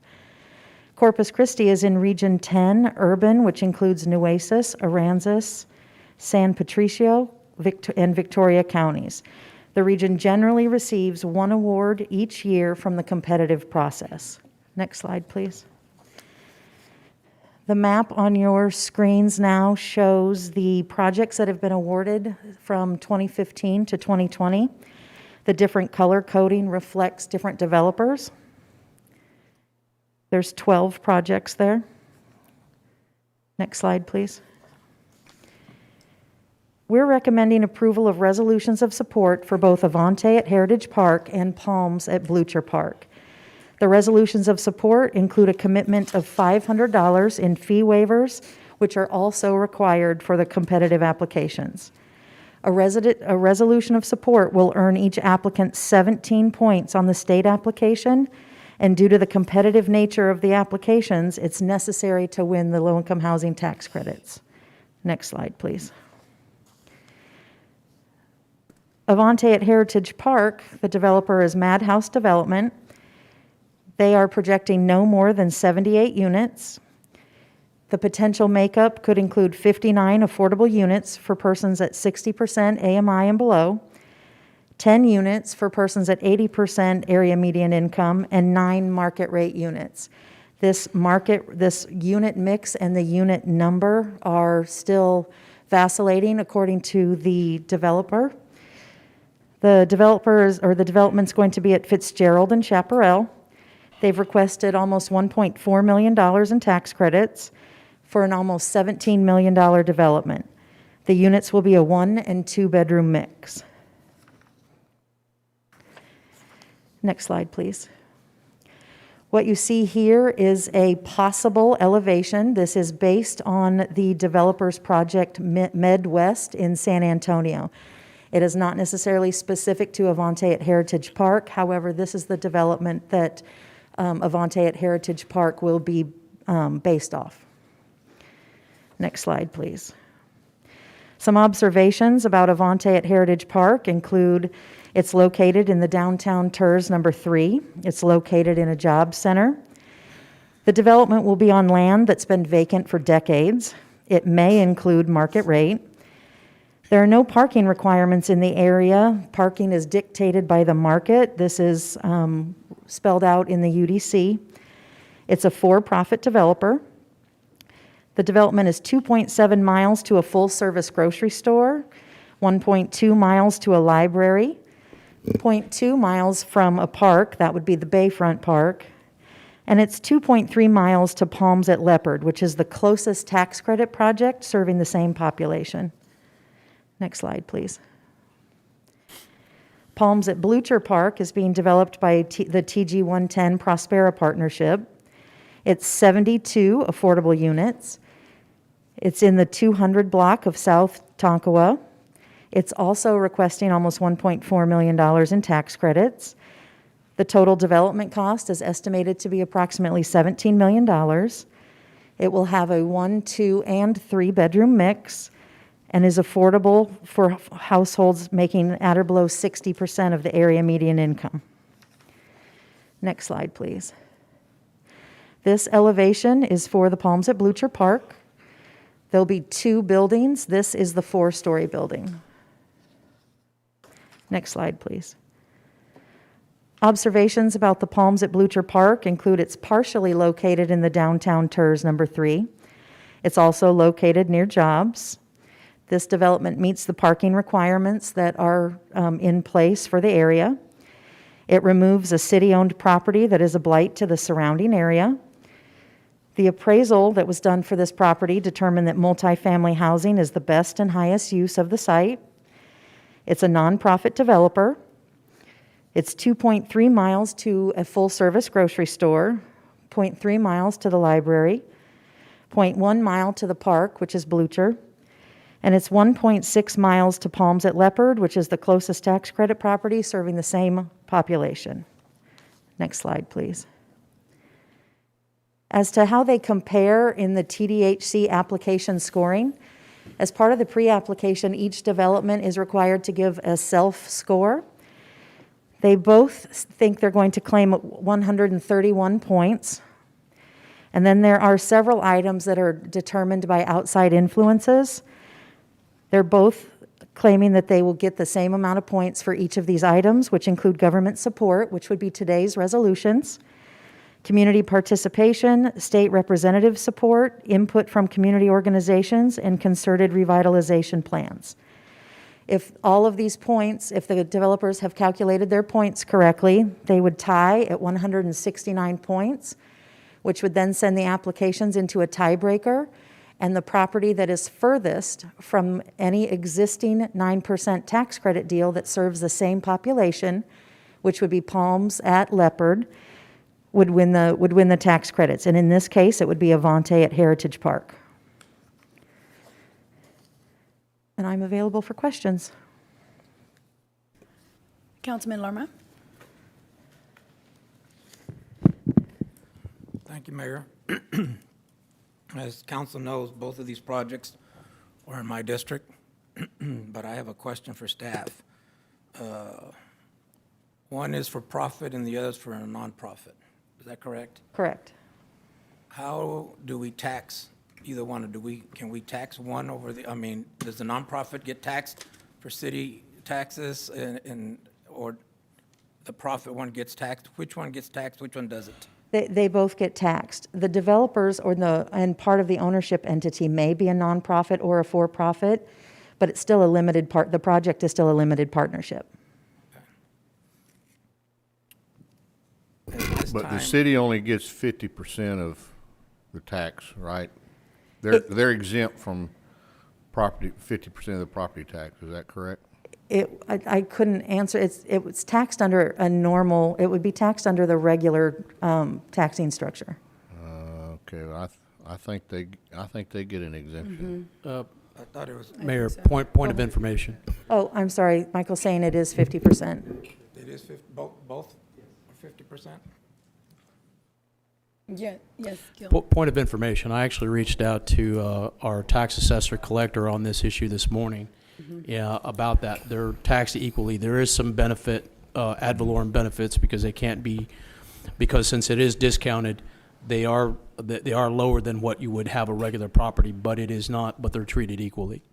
So Right, as yeah, nonprofit already. Right, yeah, both the nonprofit and the for-profit are at a 50% reduction because it's a 9% tax credit project.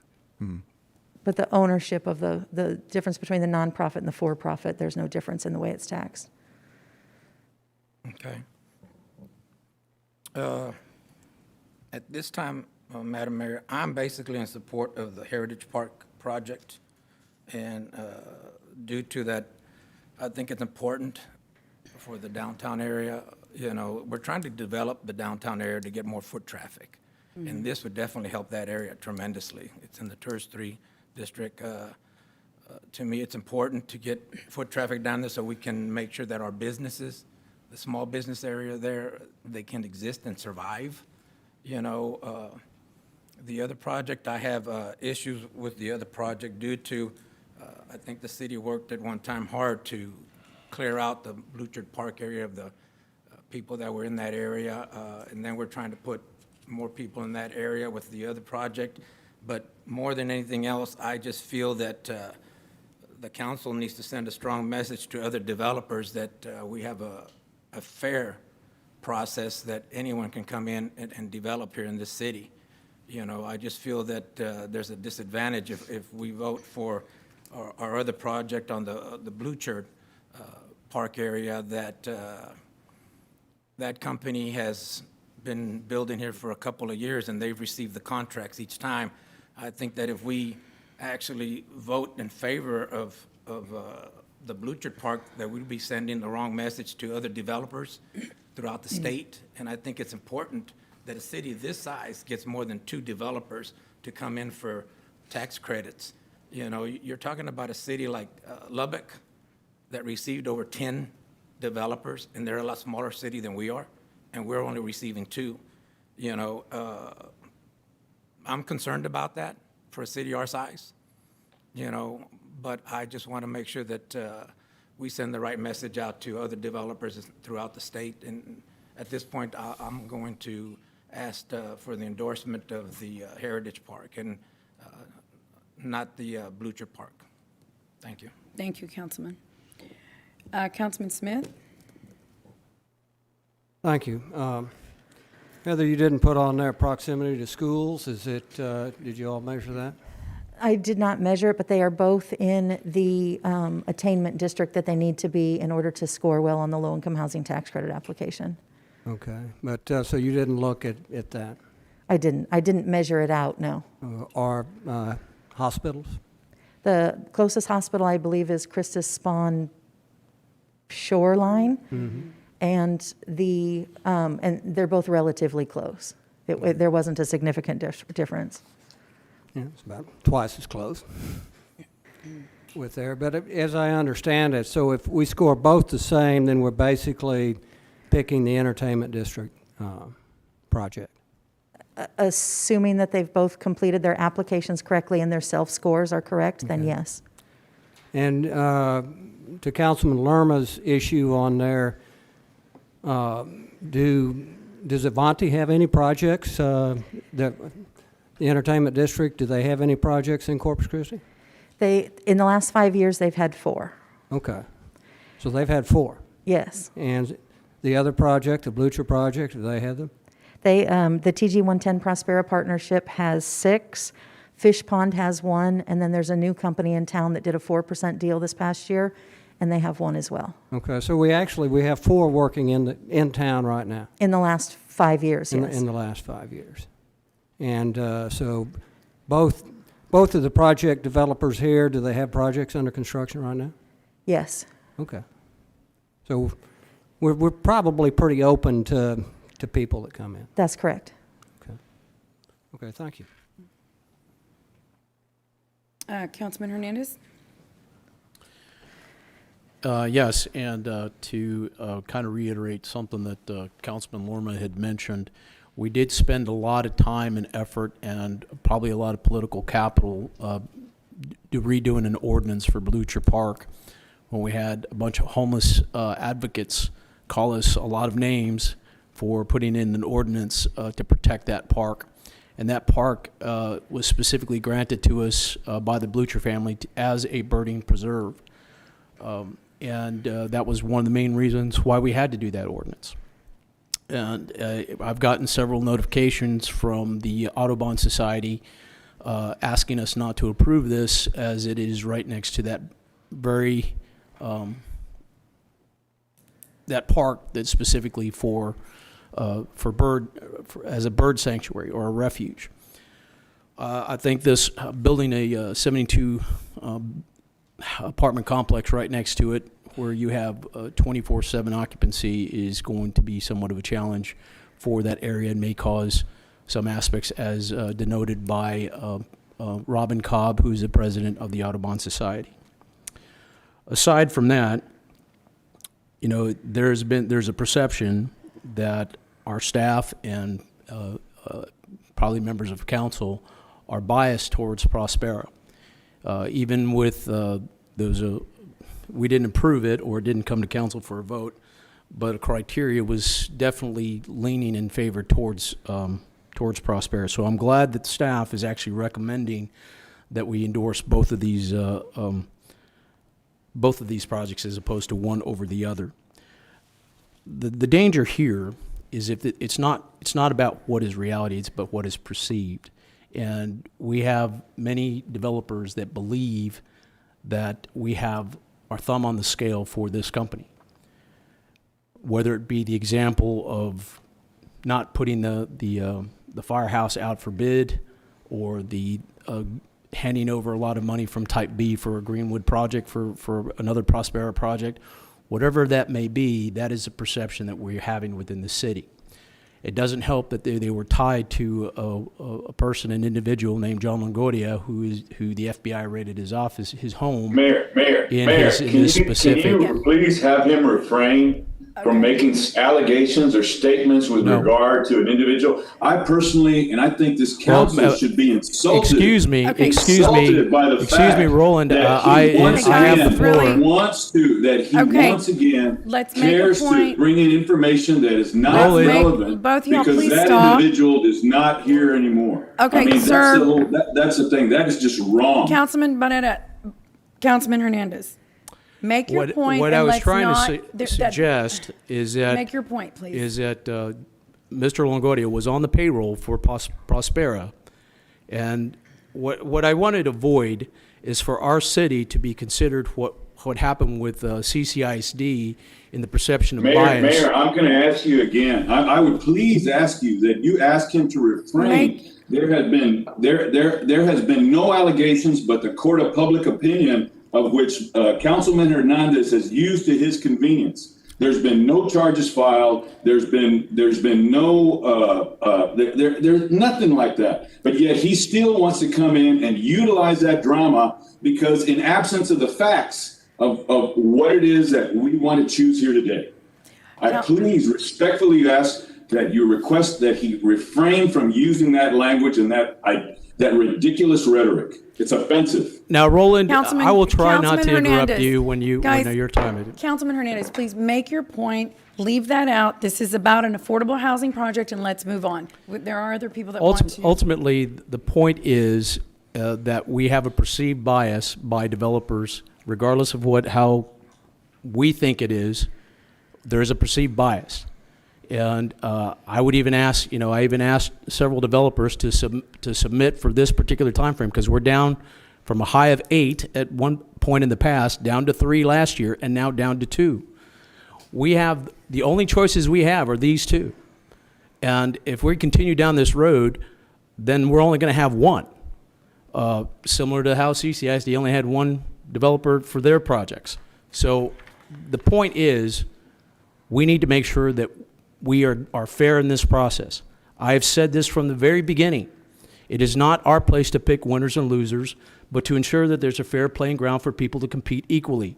That is not perceived here, and I don't believe, even from my perspective, it is not. It is probably an accurate statement to say that we are biased, based on what I've seen here sitting as a council member. So I agree that we need to make sure that we do as much as possible to make this as fair a process as possible. Okay. So I concur with staff's assessment to endorse both locations. Thank you. Councilman Martinez.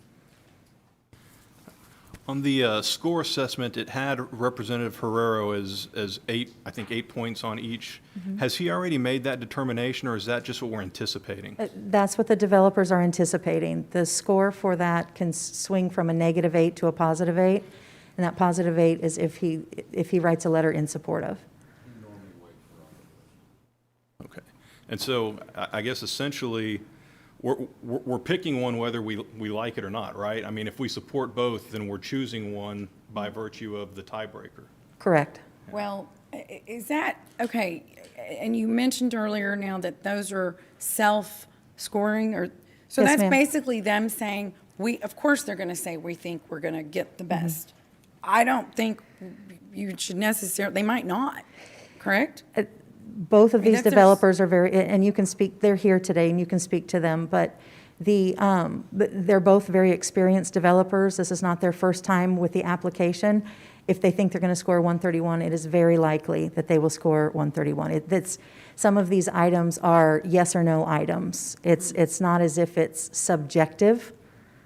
So they're objective numeric scores, so they can predict, unless there's been an error. But like I said, both of these developers are very experienced. This is not their first time completing the application. That they can be fairly confident or very confident in their self-scores. That's what I was wondering, so. Okay.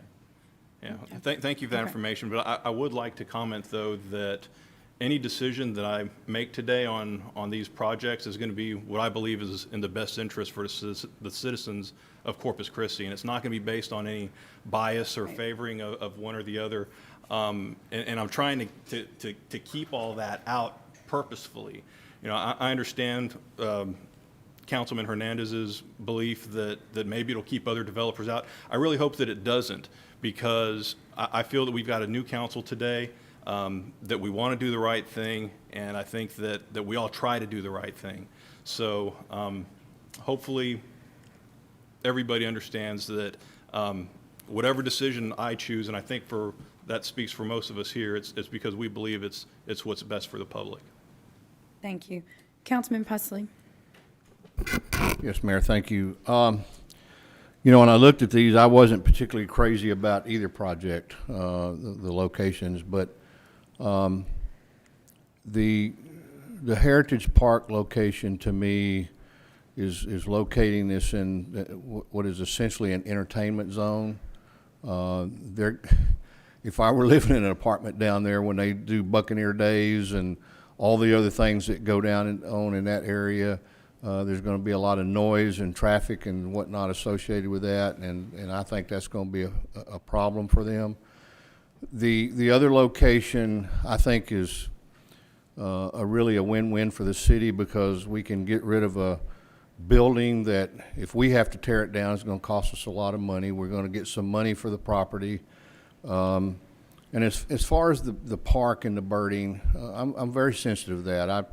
When I was county commissioner, I worked very hard to create a birding sanctuary and whatever you want to call it at Hazel Baysmore, and it's one of the highest recognized birding areas in this part of the country. But Hazel Baysmore Park is also surrounded by neighborhoods, a golf course, and lots of traffic in and out of the park, and it has not deterred the birding, nesting one bit, and we're very sensitive to that, and I think whoever builds there can certainly be somebody that supports that and maybe even donates to help that process. But I would say, from my point of view, and I'm like Councilman Martinez, I don't know that much about either one of these companies, and I don't really care. This is, I think, a fair process, and we try to make it as fair as possible and do the best thing that we can. I think locating this at the Palms location also is a very central location. It gives people who work at the jail and work in the downtown area an area where they can live and work in those areas. I think about the jailers who work at the courthouse and their families. So I would like to see us endorse that location and then just take no position on the Heritage Park one, and that still puts it in play. But I think from my perspective, the best thing for this city is to pick the one where we can get rid of an old building that is no longer of use to us, and it cleans up the area. And I think the caller that called today, if he could have finished, that's what he was getting at, is they've had to look at that old rundown building next to their very nice office building for years and years and years, and it's time we took care of that, and that's something I'm big on. I know we've got a vacant lot down there by the Heritage Center, but eventually somebody's going to put that into use for a good use. But we can get rid of an old building that's a blight to the area, and I just think that's the way to go. So that would be my 2 cents on it. Thank you. Councilman Hernandez. Sorry, one last thing. I wanted to make sure that this was, when I said bias, it was meant from staff, not necessarily from council. And you two being new council members, you have no history on it, so I didn't expect that to be the case. So I wanted to make that clear, that what I'm saying is from a staff perspective, that there's a bias. And honestly, this is going to be something for staff to look at in the future. The expectation is to have 4 or 5, which is kind of the norm for most of the, for this year. Areas like Longview had 6. Houston had 50. Austin had 15. There, smaller areas. Abilene, I forget the other city that's part of Abilene, but they had 6 as well. So the reason why we have a bad choice is because of that perceived bias. And so it is up to staff to make sure that we change that perspective and have more options come to this city, because if we don't have that, then the developer is going to dictate to us where these projects go. If all we have is Prospera coming to us for these tax credits, then that's the only choice there is. We should have the option as a council to pick where the best location is, because ideally, if you look at it from what council members have said here, neither one of these locations is ideal. They're not. However, this is the only choices we have. And if we continue down this path and have this type of bias, then that's all we're going to get. And we won't have the choices, and competition is a good thing. It makes everybody sharpen their pencils better. It makes quality go up. There's a lot of things that are good about competition that we want to encourage. So it is important for us to make sure that as an entity that we're not perceived as biased, and that's not the case right now. Thank you. Thank you. Councilman Smith? Thank you. I just want to kind of follow up the Avanti project, which I've supported Avanti in the past, but this location came up before. And I did not support it at that point in time. Why? Because it's in the entertainment district with it. It's not in a residential district on there. And I've had calls, like probably some of the rest of us have, that to put a project, an affordable housing project, in an entertainment district, adjacent to ABC, the American Bank Center on there, everything that goes with entertainment, that you have traffic, that we're bringing hoteliers in there right now. We've got a couple of them. They're going, why is a project going like this in an entertainment district? It's not residential. You go down there and drive there. It doesn't have any residential. Where we're heading with it is not residential on there. Just think, for every high school graduation, every concert, every other thing that takes place at American Bank Center, what do you have? You have traffic jams on there. You got Whataburger Field. What do you have? You have noise on there. It's not close to schools. It's not close to anything else with it. It's not really a good place for affordable housing. I know you could flip the ownership, change the people around, and it still doesn't change the fact that that is not a good place to build an affordable unit. It would be fine. This has nothing to do with the companies that come here, because both of them have a strong track record in this community. Both outfits have done numerous projects in this community, so both of them are fine, upstanding companies that I think all of us would welcome at any point in time. For me, it's about one thing. It's about location in our entertainment district with it. So that's why I don't support the Heritage Park project with it, because it's in the entertainment district. So thank you. Councilman Molina? Thank you, Mayor. I'll be brief here. I think just like the rest of everyone sitting up here, I am in favor of affordable housing. And there's been a lot of good points made here today about these 2 specific projects.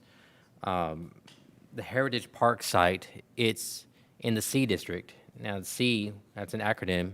It stands for the Sports, Entertainment, and Arts District. I just don't think that that's the right place for housing in that area,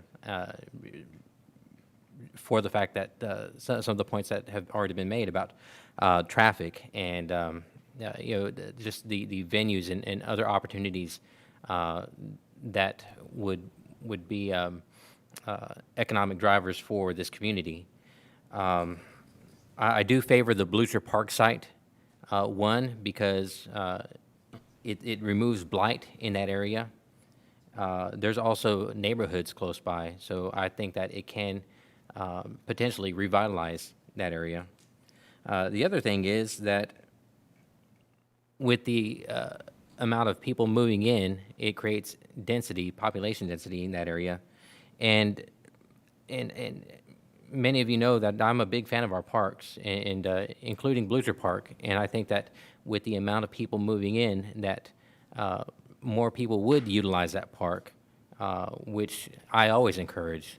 And so I think just between these two projects and the decisions that we're making today, I think that the Blucher Park site would be a better fit for the housing development. So I just wanted to let you guys know where I'm at, and I appreciate you all. Thank you. Okay. Mr. Zanoni, I have a question. Did you see a mix of these apartments near the Pearl and all these new areas down Southtown and San Antonio? Was it none of a mix of what we're looking at today? A mix in terms of location, or? In terms of location? It changed over the years as the state prescribed where they wanted them to go.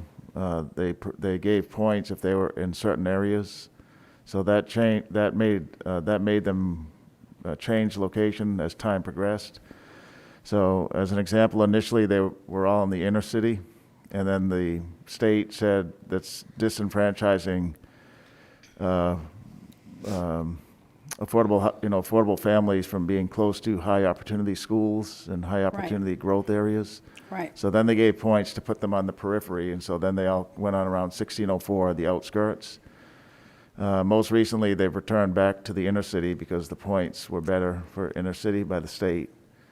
So that's a general, but I'm trying to, there wasn't necessarily a quote-unquote entertainment district.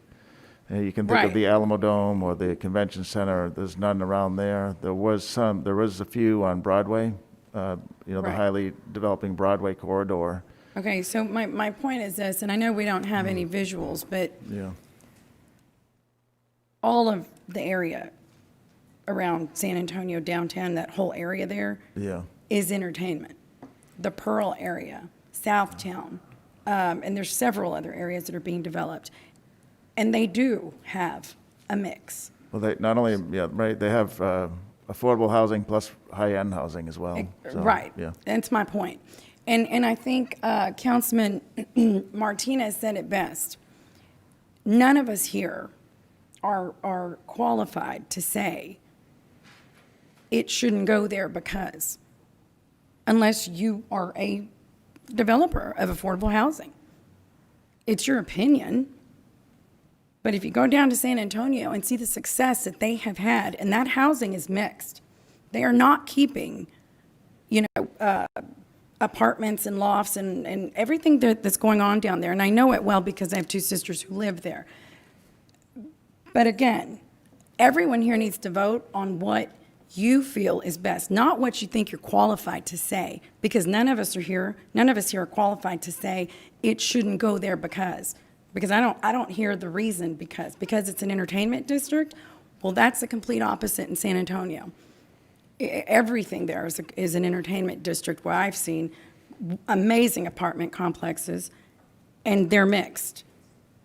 And I know that because my sister lived in one.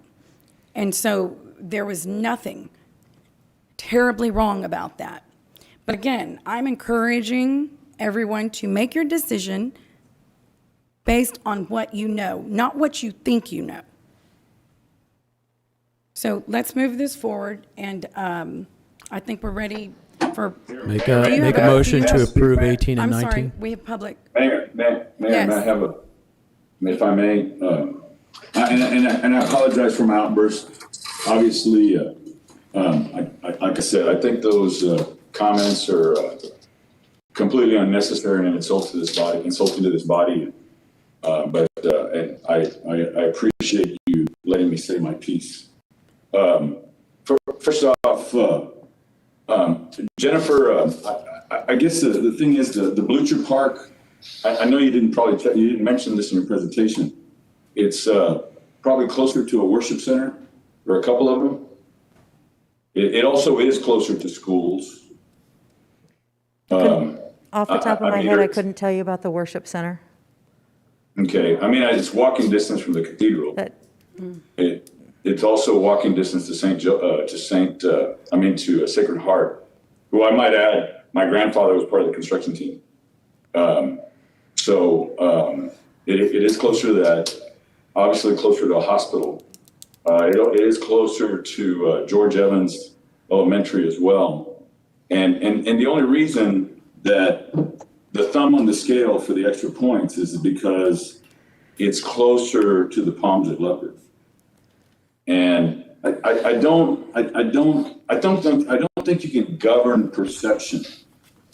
And I would agree with you, Mayor, with regard to choosing what we know. Well, we can't with fact make a decision on a perception, as far as I'm concerned. So I agree with you that we need to make decisions based on the facts. And the facts is once again, we've talked to several individuals from the entertainment districts, several people that are developers over there. The Buck Commission has expressed their discontent. Several board members from the Convention and Visitors Bureau has expressed their discontent. Those individuals, the Audubon Society, I understand. However, by listening to the Audubon Society, I think if they were so encouraged that they should buy the property, because then they're limiting the rights of the property owner to be able to develop in that area because they want it to be an extension of the park. So if they were to go through that process, if they were so enthused, they're asking that there be no development. And I would believe that the developer would be willing to try and make accommodations. And to compare them, this group to the homeless is a discredit to the Bleacher site versus the Heritage Park site. Then if you're going to say that, then you might as well say the same thing. I mean, it's an invalid argument, and it's just not. It's disingenuous to make those statements just to get your side. So, Mayor, what I'd like to do is I would move that we have a letter of no objection to the Avanti site and a letter of support to the Bleacher site. Point of order, I had made a motion already to Okay, approve well, both of I'm them. going to halt both of y'all because we need to open public comment. The public we? comments, this isn't a public hearing, so public comments received. I are mean, the I'm ones sorry, we've is there already any heard. public? I wanted to ask you if there was public comment. There was prior on 18. Councilmember Roy made specific. Right, but not right. for the item itself. No, ma'am. Okay. Okay, great. So, okay, so we will, And Mayor, Entertain. like I said, point of order, I had made a motion to accept the recommendation of staff for both 18 and 19. well, we've not heard 19 yet, have we? No, when Jennifer, sorry. So when she came up and said she was announced that she was working on both 18 and 19. Right. So do you want to take those votes together or separately? Yeah, I guess. I think we need to hear 19. She, You joined, okay. The it's joint, presentation the was same joint for difference. Okay. number 18 and for Right, number right, 19. right. But there are separate resolutions, one Right. for each. right. Right. Okay, I think they need to be separate. Okay. Okay. Okay, so I'll entertain a motion to approve item number 18. Make a motion, withdraw my motion and make a motion to approve, what is it, item 18? Yes, sir. The Avanti Park. Avante?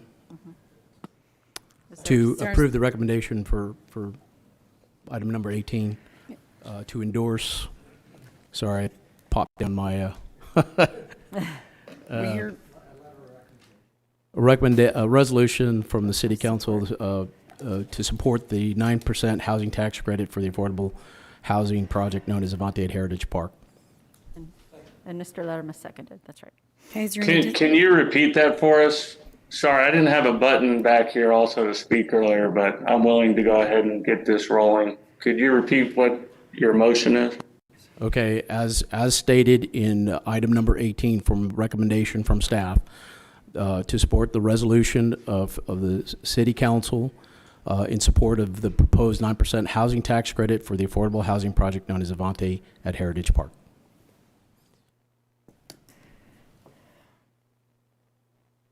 And we have a second. Any discussion? All in favor say aye. Aye. Aye. Any opposed? Aye. Okay, You can we mean have a, no, can we have a roll call vote? Sounds like there's dissension. Okay, here. let's do roll call. Okay, so for passage of resolution number 18, Councilmember Martinez? Molina? Nope. Pesley? Smith? No. Barrera? No. Hernandez? Aye. Hunter? No. Lerma? And Guajardo? Mayor Aye. Guajardo? Okay. Okay, the resolution fails.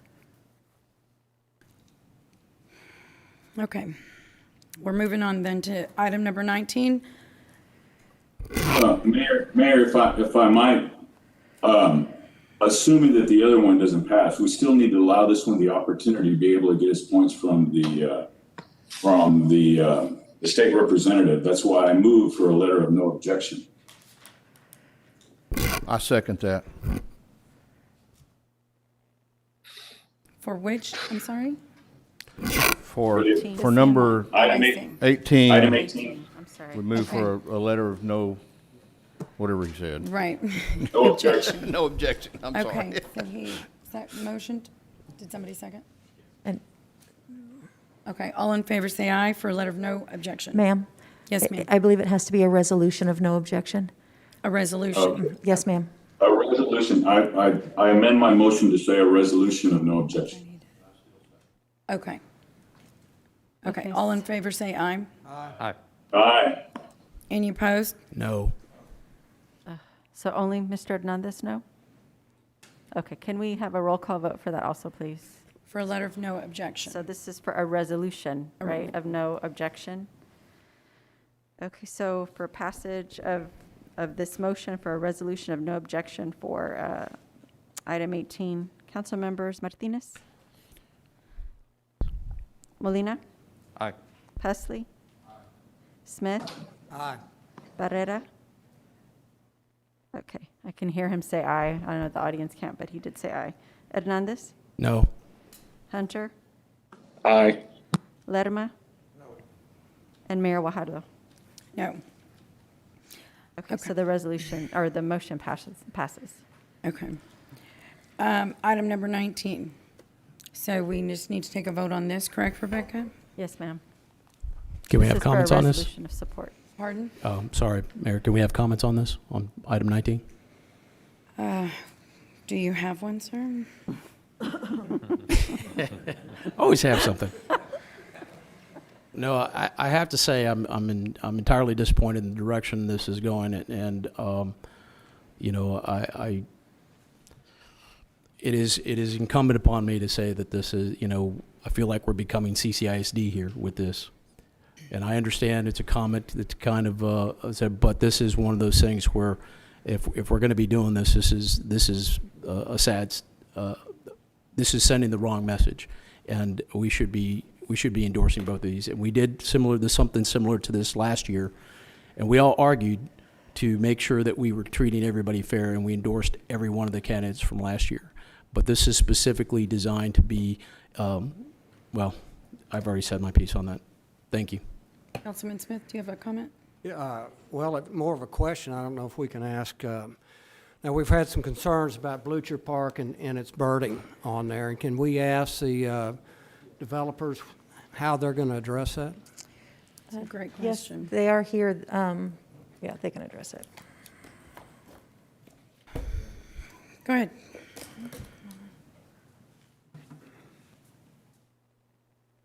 I'm sorry, my name's Ray Lucas from San Antonio. What was the question again? Blucher is a very important birding park on there. It's for native species. It was, like they said earlier, dedicated for that purpose about 80 years ago with it. And so you'll be putting a project on private land that has had a huge homeless issue in the past and currently still does. But that's not what we're here to talk about. So as you put this project, what are you going to do to help maintain Blucher Park as a natural flyway, birding type sanctuary, ameliorate some of the concerns that the Audubon Society has? Have you thought about that?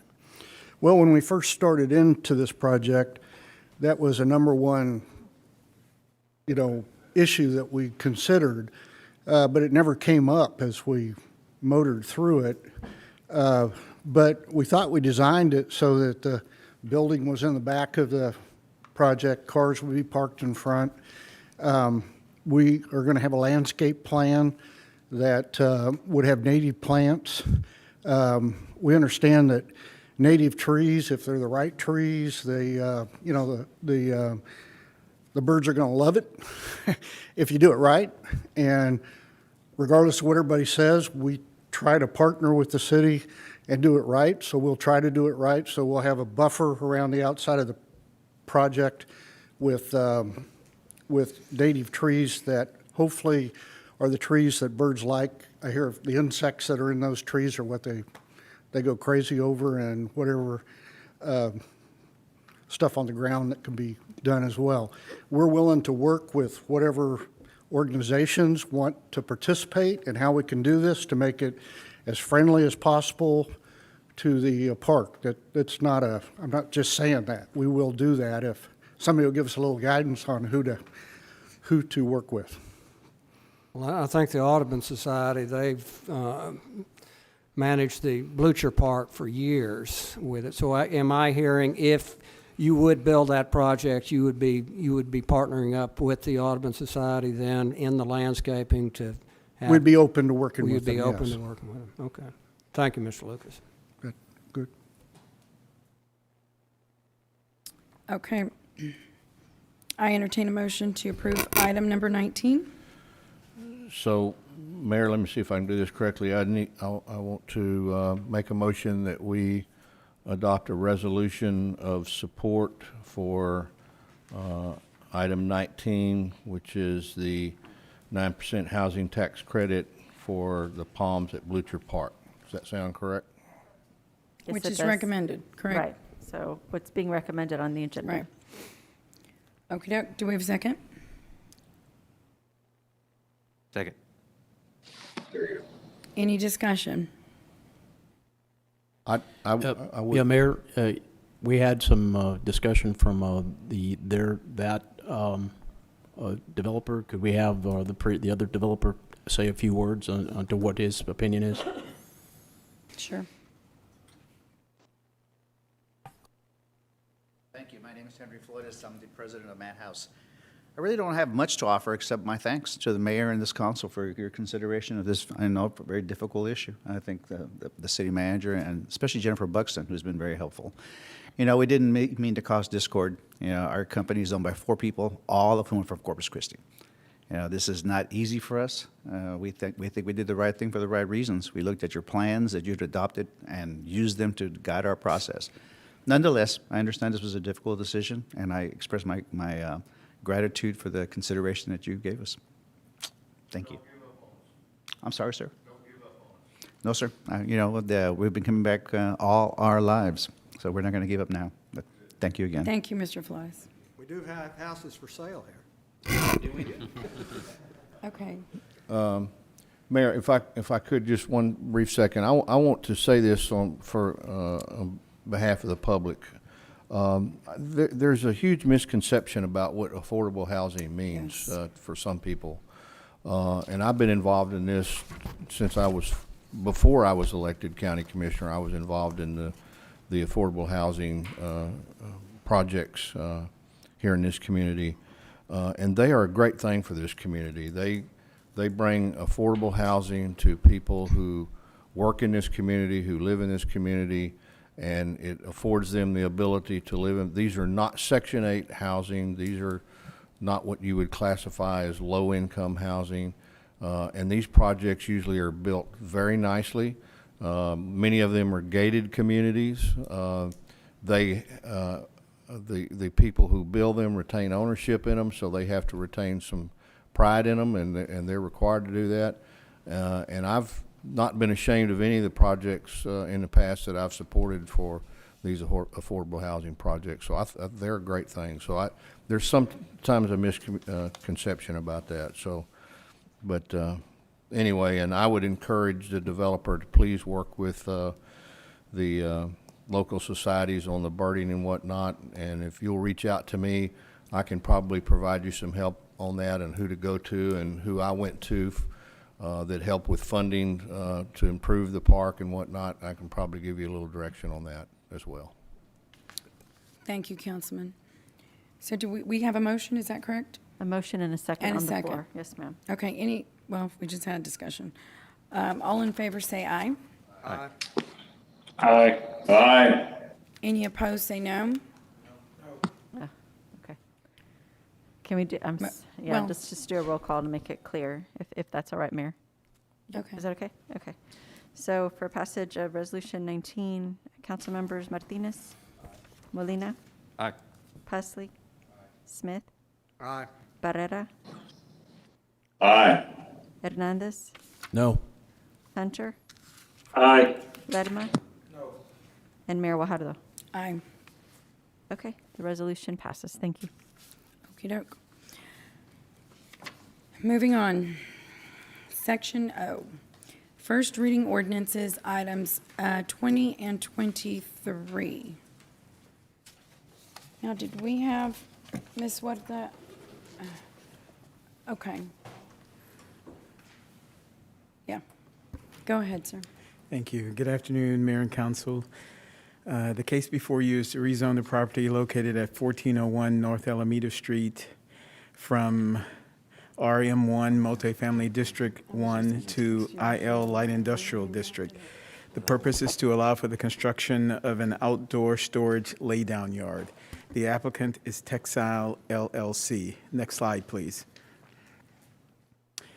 The property is located along the east side of Sam Rankin Street, on the west side of South Alameda Street, and north of Interstate 37. The property will have access along West Broadway Street, which is designated as a C1 minor collector street.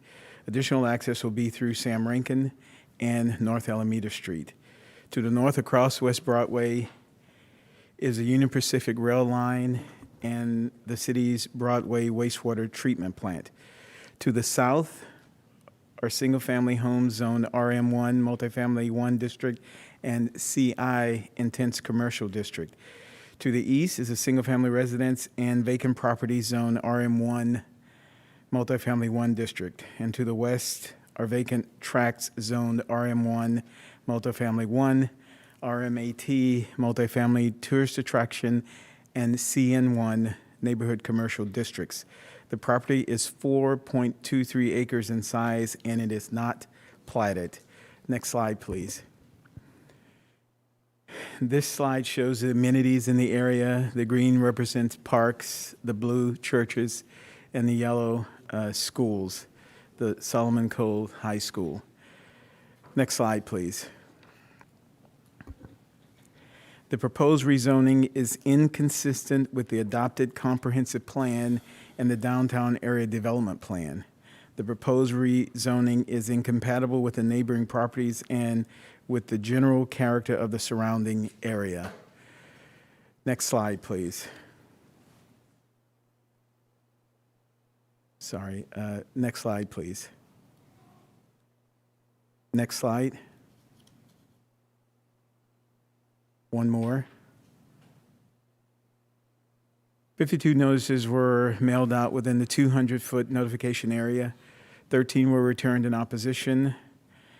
13 are represented by 3 owners, and 6 were returned in favor. The 6 were represented by 1 owner.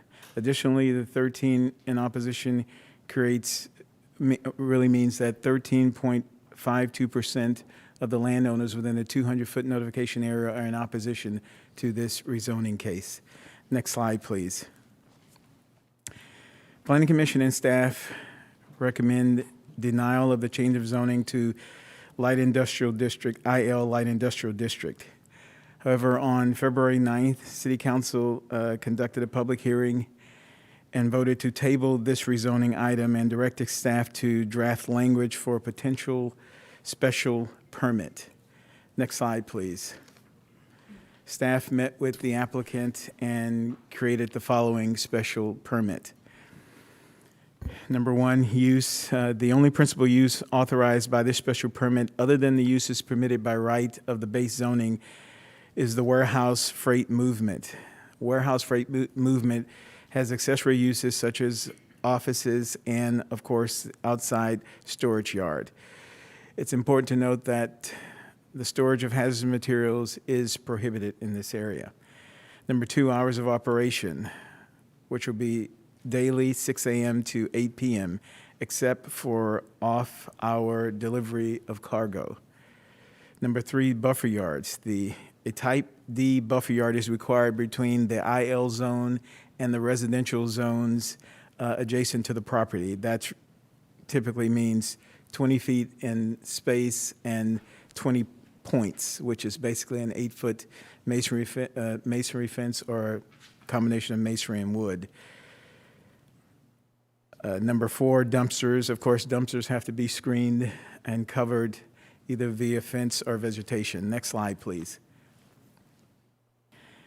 Number five, nuisance. The use prohibits creating any hazard or nuisance such as noise, smoke, vibration, dust, etc. Number six, dust. Any dust generated by the operation of the outdoor storage must be mitigated.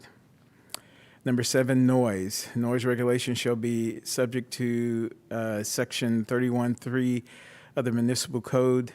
In short, prohibiting outdoor paging, speakers, telephone bells, or similar devices. Number eight, access. No commercial trucks shall go south of Chippewa Street. Driveway access to and from Chippewa Street is prohibited. Access on Sam Rankin and North Alameda Street will be for exit only. I should say that the applicant is here and he has issues with number 8, and he'll discuss that when the public hearing is open. Number 9, lighting. Security lighting must be shielded and directed away from abutting residents and nearby streets. Number 10, landscaping to screen vehicles where applicable. Next slide, please. Number 11, which is site screening. The site should be screened completely from the public right-of-ways. That means no chain link fences. It should be an opaque fence. Number 12, other requirements. The special permit conditions listed, of course, do not preclude compliance with other applicable city codes or ordinances. And number 13, most important, is the last sentence there, the last line there. Special permit shall expire in 5 years unless a time extension is approved by City Council. This is a special permit that we worked out with the applicant, to which he is agreeable to, and I stand by for any questions.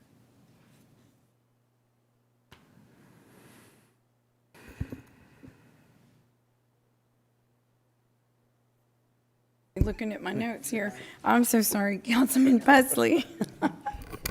Okay, could you bring your slides back up? Because I have a question about a couple of the things on the special permit section. Okay, sure. Go back to 1 on this slide, which is, thank you, sir.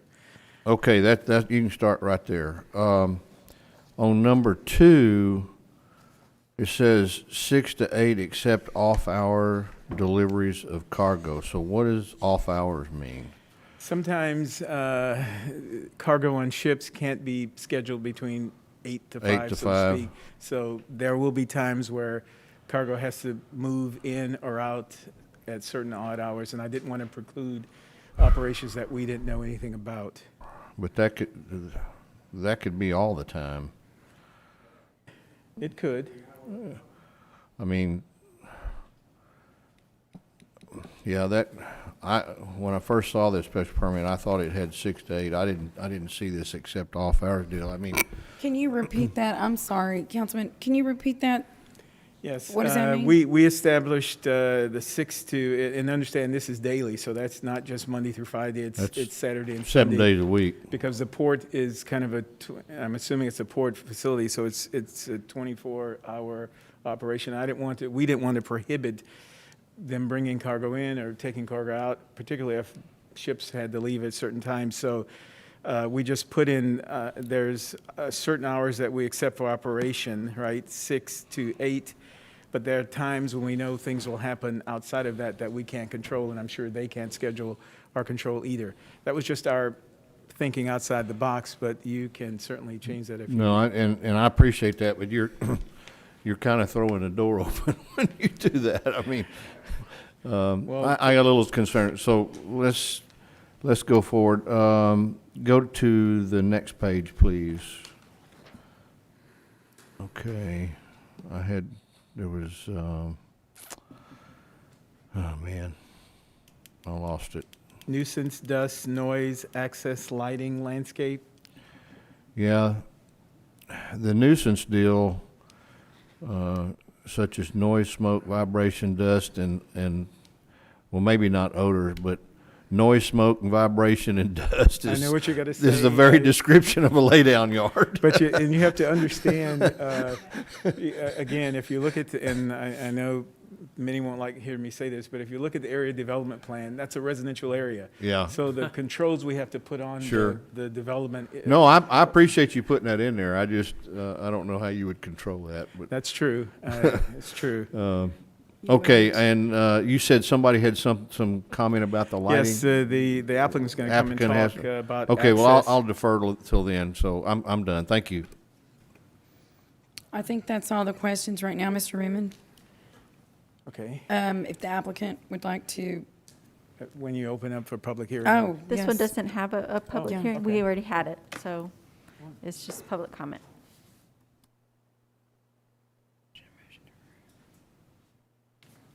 Honorable Mayor, City Council people, George Clower. I'm representing the applicant. My address is 415 Star Street.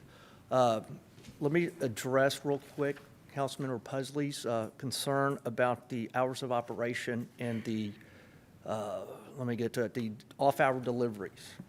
Textile is a pipe company. They have 2 facilities in the area, one in Robstown and one in George West. They receive their product through a ship that's docked at Cargo 8. The ship comes once a month. So for off-hour deliveries, we can't determine when the ship's going to come in. It could be due to inclement weather. It could be to delays in the port, getting it shored up. We don't know, but they've never really experienced off-hour problems with the port. They're, again, offloading a ship in the middle of the night. That's probably not going to happen because of a safety concern. As far as hours of operations, they're normally going to be just running, basically 8 to 5, maybe, depending on ships discharges, that's why they're going to be at 8 o'clock. But they don't really foresee a lot of off-hour operations. Going to number 8, access. This is kind of coming from a logistics standpoint. We would like to remove the language that says access to Sam Rankin Street, North Alameda Street shall be exit only and shall not be channelized by means of physical delineators to prevent truck traffic from turning south. We like it to get removed because that basically only has us accessing Broadway Street with 18-wheelers. Now, I don't know if anyone's been on Broadway Street lately, but it's pretty much a 20, 25-foot collector street, and turning an 18-wheeler from that size street into a 30-foot wide driveway is going to be near impossible. That's why we would kindly ask for y'all to remove that language, allow us to go up Sam Rankin, to enter here through Sam Rankin, and then exit out Alameda, back onto Broadway, back down to Sam Rankin to Port Street. Now, I know everyone's concerned about truck traffic. This company outsources their trucking to one company and one company alone. They don't have 20 independent contractors working for them. So it's one company which they can dictate and monitor how those trucks enter and exit that facility. And they will make sure no trucks go past Chippewa Street. From a logistics standpoint, they do not want the trucks going past Chippewa Street, just trying to get them back onto 37. There again, it's going to be just a lot of maneuvers that they don't need to take. So they would rather, for safety reasons, go back to Sam Rankin and exit to 37 or enter 37 from Port Street. So, but as we're agreeable to the rest of the special permit, we would just like to remove that language so we're not restricted on access to and from the property.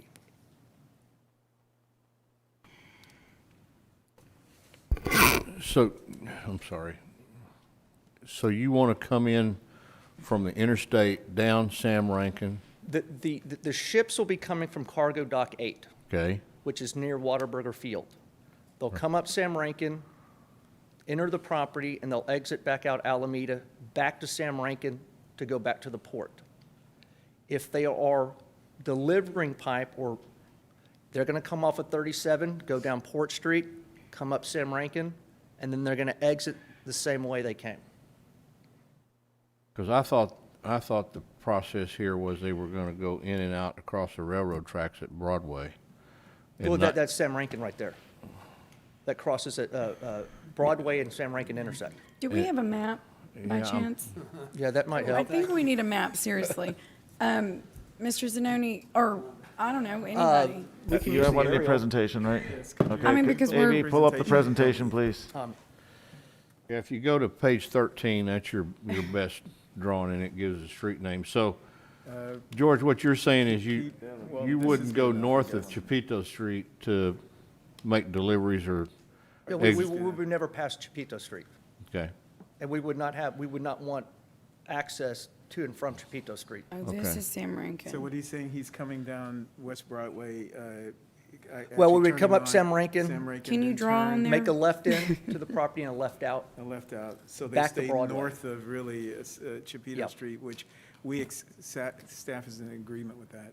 see, Mayor, where the little railroad tracks are there in the bottom right-hand corner? Okay, yeah, well, they put okay. Sam Rankin extends across those railroad tracks and goes toward the port, right? Yeah, George? it intersects So your that way. trucks would be coming in from there, come over the railroad tracks onto Sam Rankin, and they then y'all loop would, back around and go back the way they and came. loop around and come back. They would come in over here like this. They come in like that and then go up. Oh, that's neat. Right, is that what they're gonna do? Yeah, and they would go back to Sam Rankin. Yeah, Yeah, right? yeah, that would be the route. Logical sense, so. Yeah, they would come up. And to ensure, Texile will ensure that their trucking company adheres to that.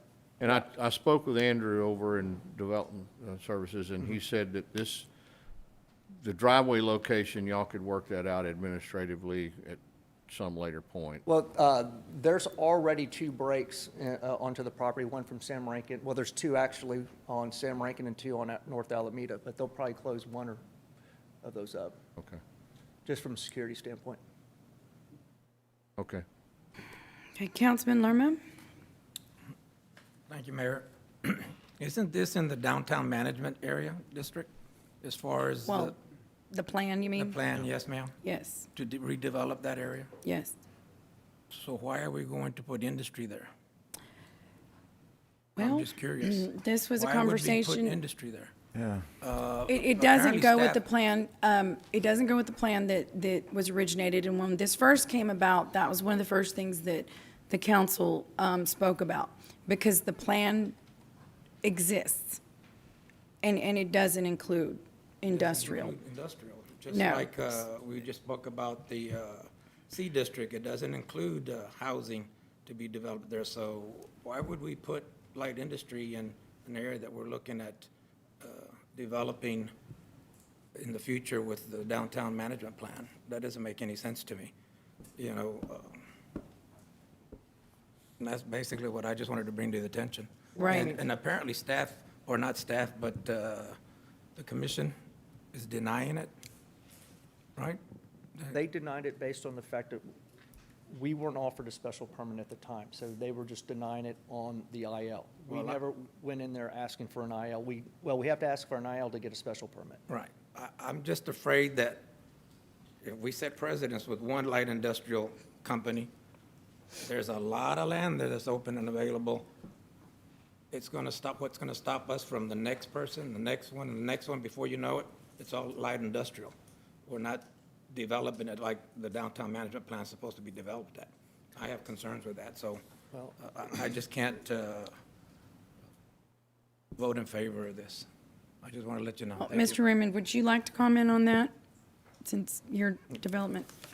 Yes, our councilman, our planning commission and staff recommended denial of this original case for various reasons. One, the redevelopment of the Washington Coles area, as the planning director said, hey, once they moved the bridge over to the west, it kind of brought that area or connected it to the rest of the city per se. And so the area development plan reflects that, whether we believe it or not. The area development plan says, hey, look, we can now do something perhaps with this area. One, it's at a higher elevation than most of the city, and you can, at some points, you can really see further than you could anywhere else. And there's an opportunity for redevelopment. Council at that point said, after much discussion, okay, in essence, I guess we still believe in area development plan, but we're going to allow this and limit it. The trick or the key is that we're limiting its time, which is 5 years. I know what you're thinking, like, well, how are you going to get people out after the 5 years are up? That's a tough one, but that's what the special permit does, right? It still keeps the same zoning, the RM1, but it allows, the special permit allows this use for a limited amount of time. So that's the answer I have for you. Yeah. Thank you, sir. Councilman Smith. Oh, no? Councilman Molina. Thank you, Mayor. I think once the dust settles, when that bridge comes down, however long that may be, I think this area is a prime location for redevelopment. But until then, I think that it's okay to let the developer here operate. And I've said this before, the only reason I'm supportive of this is for the fact that there's a sunset period on it for 5 years. So after 5 years, whoever the council is at that time has that option to let the special permit lapse. And I think as time moves on and we see more development in that area, or more plans for development from developers, from actual developers, and then I think it would be beneficial for the city council at the time to not let that permit lapse, or to let it lapse, I'm sorry. But until then, I think, this is my opinion, I think it's okay that we should let the developer go ahead and move in, develop the property, use it, and then after 5 years, once we see more development that is more in line with our plan, then at that point, we can let the permit lapse.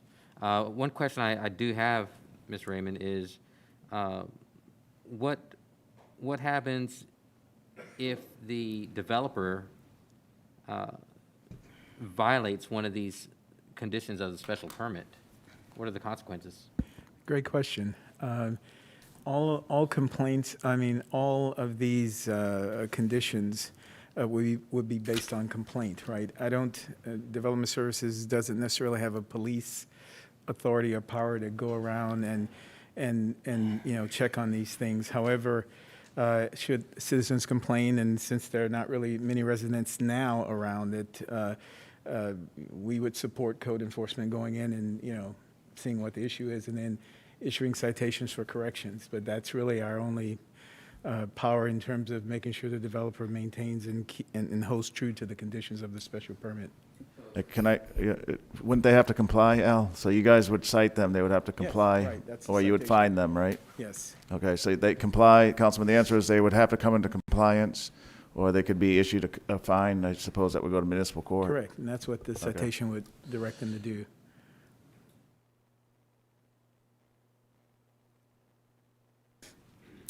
Councilman Hernandez. Thank you, Mayor.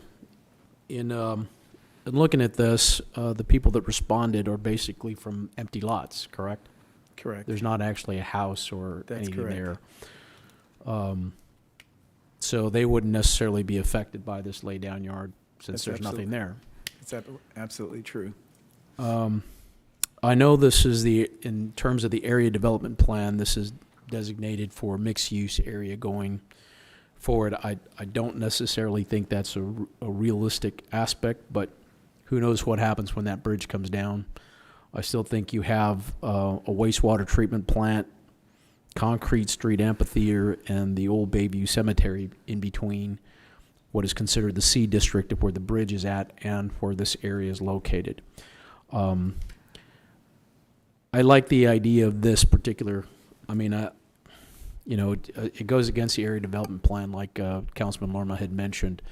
However, it does bring people and business to this area and lighting where you would probably have more aspect for crime and vagrancy as to where if you have some lighting and people in the area, you're less likely to have that.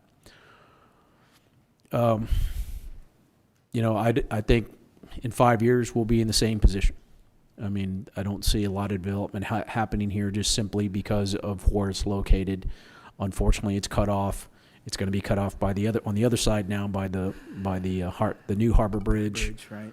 You still have the wastewater treatment center there, and you're still within less than a mile from a tank farm.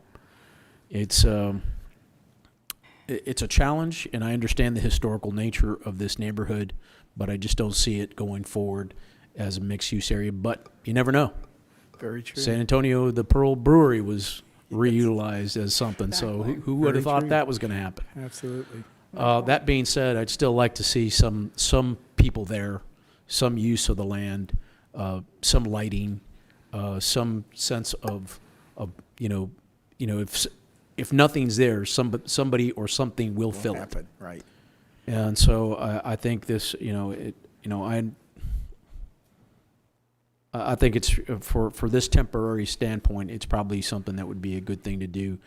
But my future thought of this land use would be ideal for industrial, but we'd have to change the area development plan going forward on that. Absolutely. I encourage our planning department to consider that as well as the Hillcrest area to see what the realistic uses of those areas are. Thank you. Thank you, sir. Councilman Pusley. Yeah, George, you said, or Al said that you had some issue with the lighting for the special permit. Is that true? No, just the access, sir. Sorry. Just the access? Just the access, Okay, I'm right. sorry, I misunderstood. Well, I'm like Councilman Lerma. If this were something we were going to do on a permanent basis, I'd be dead set against it for the facts that Councilman Hernandez just brought up. I mean, I have my, you'd like to see this redevelop at some point to a mixed use. I just don't know if that'll happen because of the area. This is, it's like a trap cube, and now when the Harbor Bridge comes down, maybe that changes. But by putting a limit on this, I think that gives us that opportunity. Now, I do want to say this. I drove out there the other day all around this thing and looked at it. The roads all the way around this piece of property are in horrible condition. I mean, they're not in good condition at all. Broadway really is not.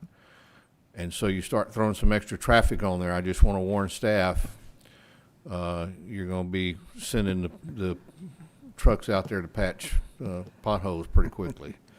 Agreed. The 18-wheelers take a toll on the road in a hurry. But other than that, I think if we can get some use out of this and make some tax money in the interim until the bridge comes down, it's a good thing. Thank you, sir. Mayor, may I speak? Yes, go right ahead. Okay, thank you. I also went out there and I want to add that all those, with the exception of one, all the properties were vacant and boarded up and obviously not attractive at all.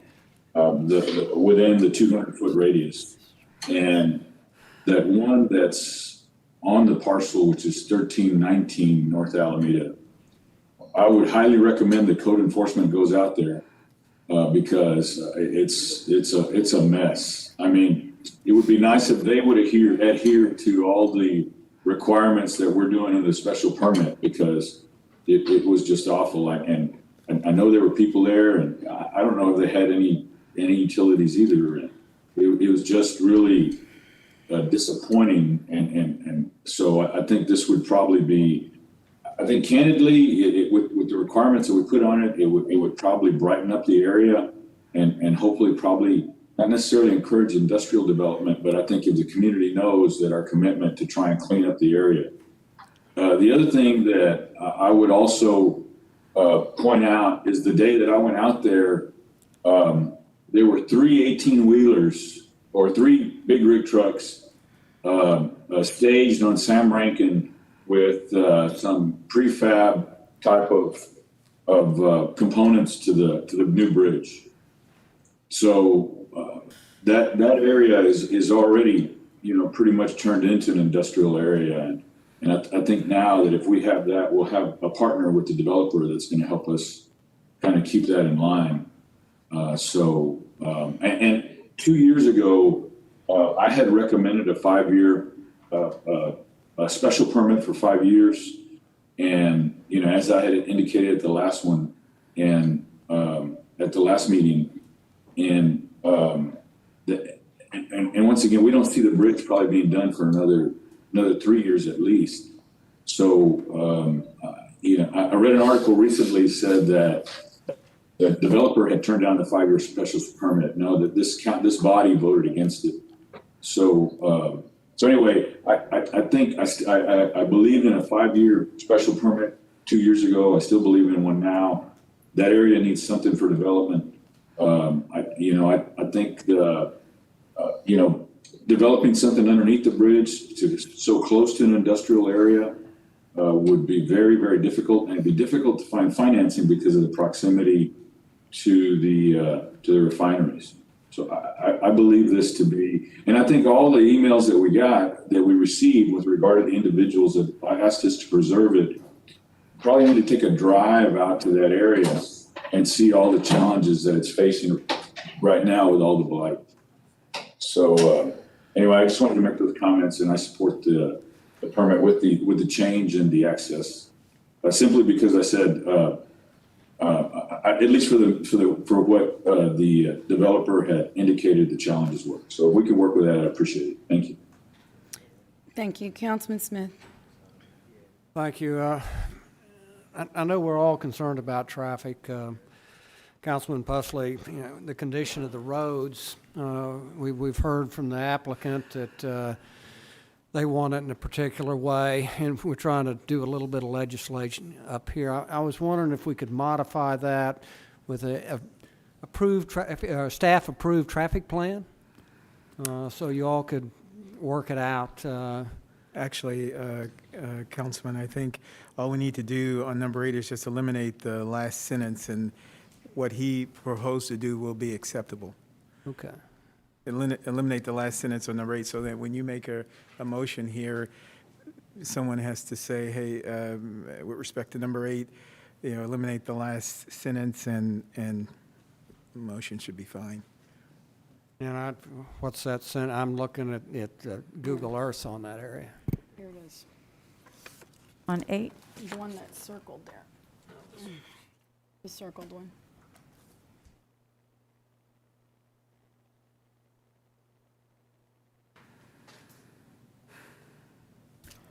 Yeah, it would be motion to approve the special permit, right? The zoning with a special permit with amending section 8 to remove the last sentence, access to Sam Rankin, correct? Yes, ma'am. Sentence Mr. in section Zanoni. 8. Yeah, thank you, Mayor. So, Councilman Pusley, the city council recently adopted a 5-year infrastructure management program. It's a new concept for the city, but it has the next 5 years, the 5 years worth of baseline street funding identified as to what streets will be done. So that Broadway Street and probably most around there are not in the 5-year IMP. So I'm telling the council this so the would-be developer knows as well. Unless we get additional funding for streets, the first available is year 6 from now to address Broadway, unless we reprioritize streets that are in the current 5-year plan. So during that time, it's just going to be a matter of fixing the bad places and living with it. Right, it'll be fixing potholes, it could be some minor repair, Right. but no Right. major street reconstruction by all means. Would it be advantageous for us to put a heavy truck traffic sign, whatever, I've seen those in the city before in residential areas, at the end of Sam Rankin where it intersects with Chapito Street, to basically let truck drivers know that's, like no man's land? Because there are more houses as you go toward 37 on Sam Rankin, no doubt. Right, yeah, we can do that. Well, Michael's here, so we'll work with Richard, our Public Works Director. Okay. Okay, with that said, I'd like to, maybe we, I've got a You got something? comment. Okay. Yes, sir. I think we are all looking at this with the hopes that everything everyone is saying is what's not going to happen. I'm not going to support it today because I realize that I get that the lay-down yard needs to be. I don't know what your options, their options are elsewhere. But I've heard the area needs a development. We're concerned about the streets. There's no way anyone is going to be monitoring all of this because of where the area is, number one, and we don't have the resources. No one is going to be making sure a truck driver is not off his path. I mean, really, we all do it. Take a little turn here or there. It's the way it is. So to think that these streets, that this is the only path and it's the only way, that they're going to drive, and I don't mean disrespect, George, but unless you have a police officer sitting there, human beings are going to go, yeah, no one's around here. So my point is this. We have what's called an area development plan. And there is an exorbitant amount of money and time that goes into creating these plans. And every district representative sitting up here has one. And you're all bound, minus the at-large, the whole city. But you're all bound to your constituency to say, I'm supporting this. I'm going to help make this happen. So I'm not sure why all of a sudden this plan is not okay. I have faith in the staff that created this plan. It took them over 2 years to create this plan. And I'm just not seeing any hope that this plan can be carried out. And that is our job. So we need area development in that area, then let's go do that. Mr. Lerma, you're new here. You've been here, I'm new here. We've got time to do this, to carry out what has been planned. So for that reason, I can't support it. This has been spoken about for, as Councilman Bonetta said, 2 years. But I do believe that closing a door once open is very difficult. And I think that if a priority of a council member is his district, which it should be, then that's what happens. It becomes priority. So we are veering from the plan. As long as you all know, when people say, this area never gets beautiful, it never gets beautified, we're veering from the plan. And I don't mean to discourage. Vote the way you feel you need to vote because it's the right thing to do. I am for following the plan. And Peter can attest to many areas of San Antonio that looked just like this. And look at the way they look now. And that didn't take one person. That took a council and a team behind the council staff to make happen. So With that, if anybody doesn't have, or does anyone have any other comment? Michael, I'm sorry, Councilman Hunter, Councilman Barrera, any comment? I think we're okay back here, Mayor. I'll just say that I agree with Councilman Molina. As long as there's a sunset date, I'm okay with this, along with the changes that were mentioned. Thank you. Okay. So I'll entertain a motion. Well, who wants to make the motion? Because we're going to change it. Is that correct? If someone's going to make that motion? Yes, we're going to Amend it? Amend it to remove the wording for the developer's request. I would like to address the Mayor's comments if I could, Mayor. Sure. I don't disagree with a thing you said, Mayor, at all. And I think if we want to follow the area development plan for this area and do something here that's unique and different and nice and whatever we want to do, approving this project doesn't keep us from doing that. And we can move forward with those plans, because unless there's some money laying around here I don't know about right now, we may not have the money to do it, but we can certainly start the planning process however this council normally does that. And I have not been here long enough to know how you want to move forward with that. But it certainly does not preclude us from moving forward with what we think we might want to do here. And you have to start the planning process somewhere. Mm-hmm. So that's okay. I'm good with that. Okay. Okay. Okay, so there a I entertain a motion? motion to approve the first reading ordinance. Okay, so just to clarify, you're, I make a motion that we approve item number, is this 20? Item 20? 20? And you're For a voting- special permit with the terms as listed except for number 8. Yes, sir. Is that Number correct? 8, the last sentence, We number would 8. delete number 8 from the special permit terms. Just the last sentence. The last sentence? Yes, the first sentence Is that would correct, remain. Al? Mm-hmm. Okay, all right.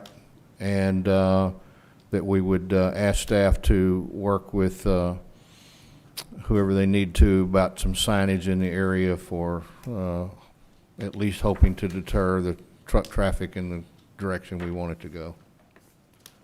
That's my motion. Okay, do we have a second? Second. Do we have any discussion? Okay, we have a motion and a second on the floor. All in favor say aye. Aye. Aye. Aye. Any opposed say no. No. We're Okay, so good. just one no? Yes, Well, it both requires of us. 7 votes to pass. So if it's Mr. Letterman's the only one in opposition, it would pass. Pardon? It requires 7 votes. It's a 3/4 vote threshold required for this. Planning Commission and denied it. So if the council is approving zoning, a special permit, then the Unified Development Code requires 7 votes for this special permit to pass. So I voted no.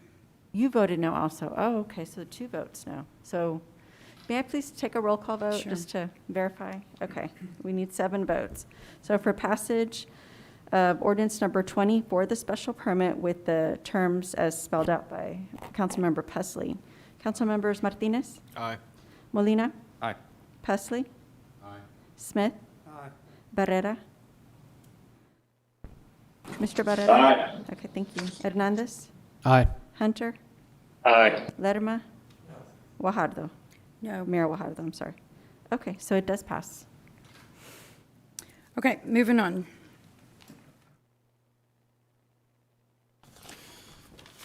We have no briefings in section P. Section Q. 2 more resolutions, right, 21 and Oh, goodness, 22, I'm sorry. 23. Yes, Yes, you're we're not right. quite finished. I'm sorry, that's. You can just approve it. Okay, item number go away. 21, yeah. I'm sorry, go right ahead. That's okay. Bring up the presentation, please. Okay, great. Good afternoon again, Mayor and Council. The case before you is to rezone the property located at 7349 and 7325 State Highway 361 from RMAT Multifamily Tourist Attraction District to RV Recreational Vehicle Park District. The purpose is to allow for the construction of a luxury RV resort. The applicant is Gulf Realty Trust, Poseidon Realty, and North End Realty Trust. Next slide, please.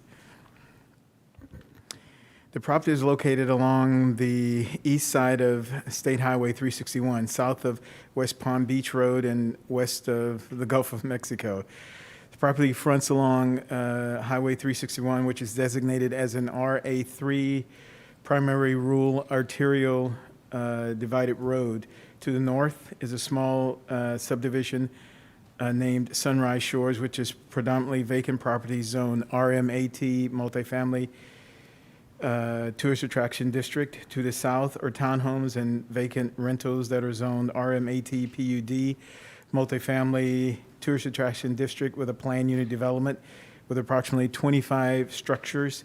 To the west, across 361, is vacant property zone FR Farm Rural District, and to the east are vacant properties zoned RMAT multifamily district, multifamily tourist attraction district. The property is 20.993 acres in size, and it is not platted. Next slide, please. The proposed rezoning is consistent with the adopted comprehensive plan, compatible with the adjoining residential properties, and it does not have a negative impact on the surrounding area. Next slide, please. 67 notices were mailed out within the 200-foot notification area. 24 were returned in opposition. The 24 are represented by 6 owners, and 14 were returned in favor. The 14 are represented by 5 owners. In addition, the 24 opposition represents 46.15% of the landowners inside the 200-foot notification area are opposed to this rezoning case. Next slide, please. This is the proposed site plan from the applicant. Next slide, please. Again, some conceptual renderings. The applicant is here and may want to speak if you require. Next slide, please. Planning Commission and staff recommended approval of RV Recreational Vehicle Park District. However, on February 9th, City Council conducted a public hearing and voted to table this particular rezoning case and directed staff to draft language for a potential special permit. Next slide, please. Staff met with the applicant, and the following special permit conditions were agreed upon. Number 1, use. The only use authorized by the special permit, other than the use permitted by right and by the base zoning district, is recreational vehicle park. Number 2, density. The maximum site density is 8 vehicles per acre, which creates a limit of 160 total. The applicant, I think, stated he would be at 144. Number 3, recreational vehicle site limitations. In essence, the special permit requires all vehicle sites to be hard surface, and those sites to dimension 15 feet wide by approximately 30 feet in length. Next slide, please. Number 5, lighting. All security lighting shall be shielded. Full cutoff fixtures to avoid intrusion onto neighboring properties. Number 8, stacking. A minimum of 6 off-street stacking vehicle spaces shall be provided between the public right-of-way and the front gate, in essence creating queuing off of the public right-of-way to allow the RVs to enter into the development. Number 7, other requirements. The special permit conditions, of course, do not preclude compliance with other city applicable codes and ordinances. And the time limit is that in 12 months, this special permit will expire unless the applicant submits a complete building permit application. And for all intents and purposes, that's site development. That could be one of the structures on site. It could be almost anything to fulfill this requirement. I stand by for questions. Councilman Smith. Go ahead, Okay. Councilman Smith. Thank you, Mr. Raymond. Was any consideration given to a screening fence on the northern boundary? No, but we can certainly add that in if that's something you'd like to write in. Okay. And I noticed there was a big switch on the south side, so I saw 11 letters of support, is that correct? That's correct. The southern owners That's correct. of this project, so they're in favor. Yes, sir. Well, it's only, everybody went and looked at the textile yard and Heritage Park. This one's 27 miles from here, so council members, did you take that drive out there, the lonely reaches of District 4? Thank you.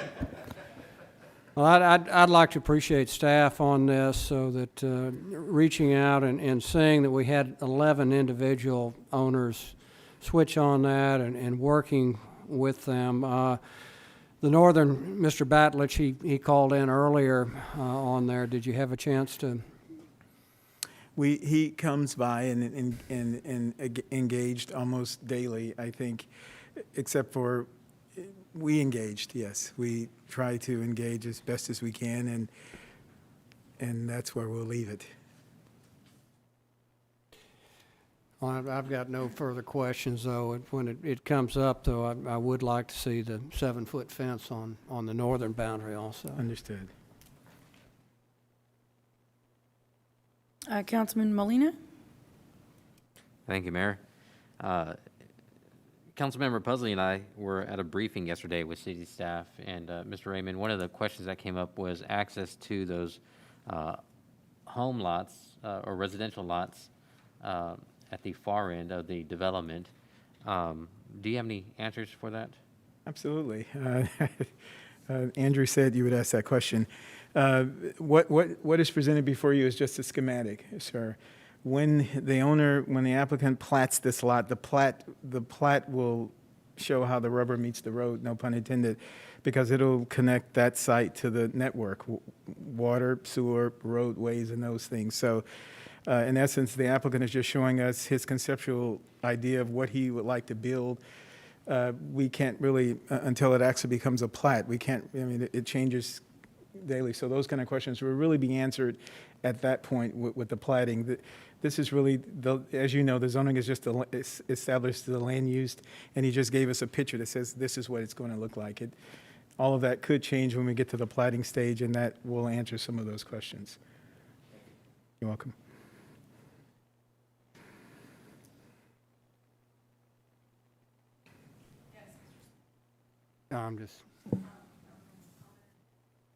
I'd like to make a motion to approve for the special permit with the Planning Commission and staff recommendations with the alteration on other requirements. We include a 7-foot fence both on the south and the north boundary. South too.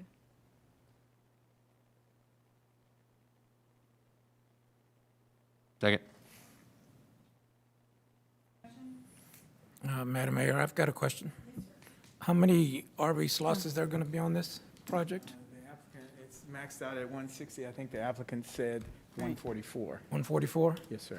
And these are RVs, luxury RVs that we're talking Luxury about? RVs, the applicant said they're probably $1 to $3 million each. How is the applicant going to market that facility to bring in that many RVs to? We'll bring him up and let him answer.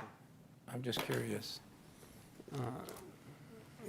Mr. Lerman, if I can make a quick comment. Yes, sir. There's about 1,000 RV sites within 6 miles of this location. And this time of year in summertime, they're stacked on the beach. I don't think he's going to have a hard time marketing. Just curious. I just wanted to know, Okay.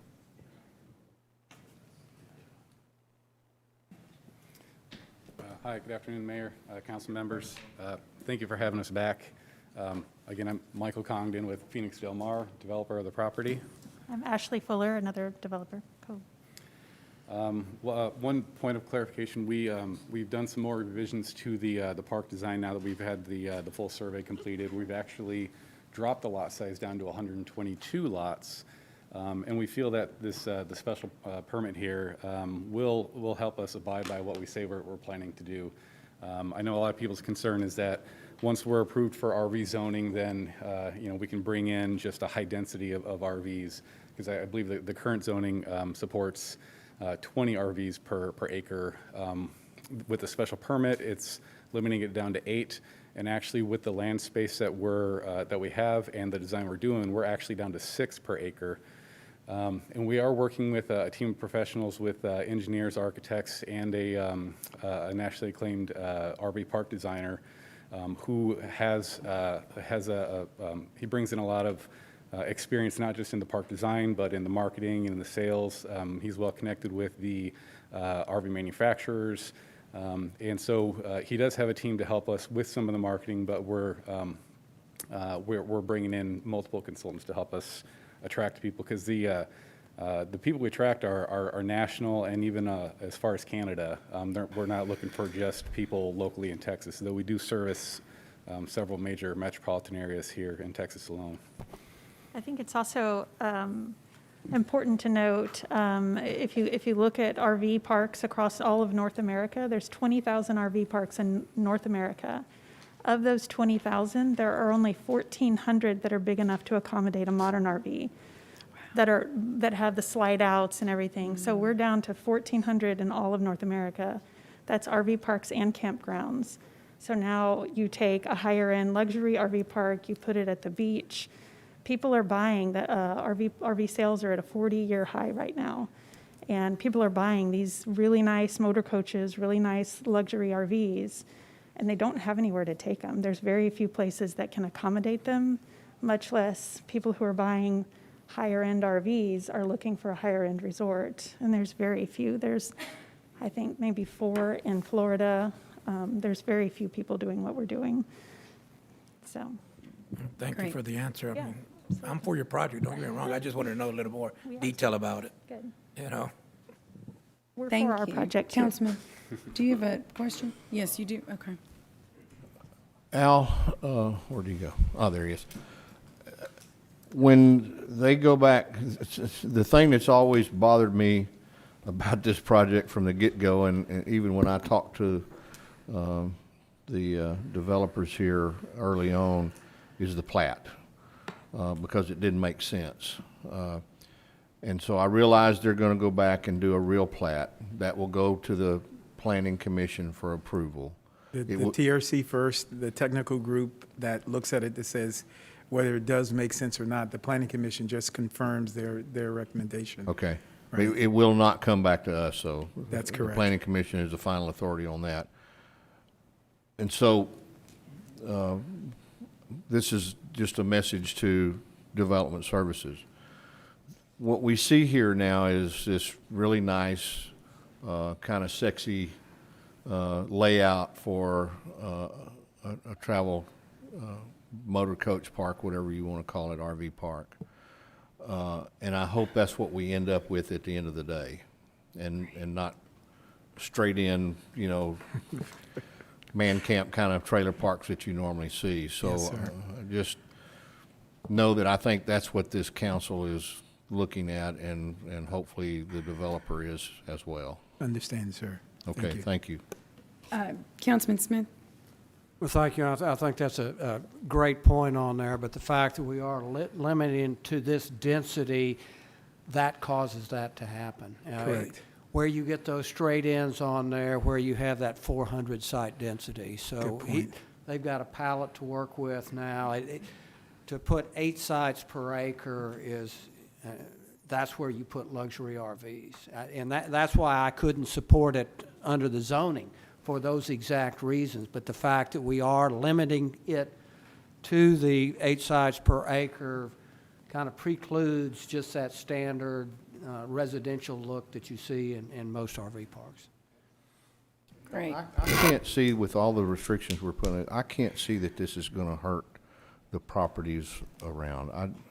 I've looked at this, Greg, but you're more familiar with that area than I am, and I defer to your knowledge on that. Well, and I'm deferring to Cinnamon Shores, the #1 development on Mustang Island. I talked to them with it and asked their opinion, because this is where you have not $1 million homes, but $2 and $3 million homes on there. And Their comment was they bought property adjacent to Gulf Waters RV Park, a luxury RV park like they're proposing to do. They said we'd rather be next to that than a multi-story. On the other side, they have La Mirage. They said we'd rather be next to Gulf Waters and La Mirage because it doesn't obstruct the views. And a lot of the comments, the positive comments we got back reflect that on there. So as you're looking out in these two-story homes, and instead of seeing somebody's window, then at the RV park, particularly a luxury RV park with a lot of palms, things like that, you're seeing a lot of greenery. So if Cinnamon Shores, again, the highest value on this section of coast says that's no big deal. This isn't Greg Smith talking. This is Cinnamon Shores. So. Yeah. Okay, great. And thank you for your patience. I know you've been here with your family all day. No, thank you. Thank you for your time. Thank you. We have a motion and a second. All in favor say aye. Aye. Aye. Aye. Aye. Any opposed? The motion passes. Okay, Mr. Zanoni, we don't have a legislative, right, is that correct? If Or Tammy was was she gonna- around, Tammy wanted to give a quick I one. thought she was going to give something, right? Yeah, I don't know if she's, did you do number 23? We get We're gonna- 23? Mayor, Matt, a point of order, do we need to officially table item number 22? I don't think we ever did that, Becca. Oh, you know what? Yeah, we're pulling, Yeah, Mr. the Zanoni, staff's you're going to pull recommending that? Yeah, the staff's recommending to pull from the agenda item number 22. Okay, yeah. So we don't need to table? No. No, sir. Oh, No. okay. We're, I'm Okay, we'll removing. do the update. Okay, we'll call Tammy, so maybe, what number is that legislative Well, update? Did we do It's- 23? Point of order, yeah, are we going to do Yeah, number 23? We Yeah. haven't quite finished Trying to yet. move it along a little One more. faster than I should, sorry. 23.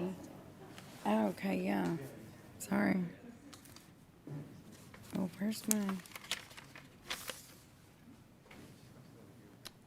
22. Yeah, they pulled 22, and then, so we just have 23 left under first readings. I guess I don't have it here, Ms. Huerta. Now, we were initially going to vote on those in a block, but that, for this particular agenda, Okay. they're all being considered individually. Okay, so okay, let's do 23. Jennifer will go over this quickly. This is a two-read ordinance, so it's just a Right. quick introduction We're today. just Go ahead, accepting Jennifer. some monies, right? Yeah.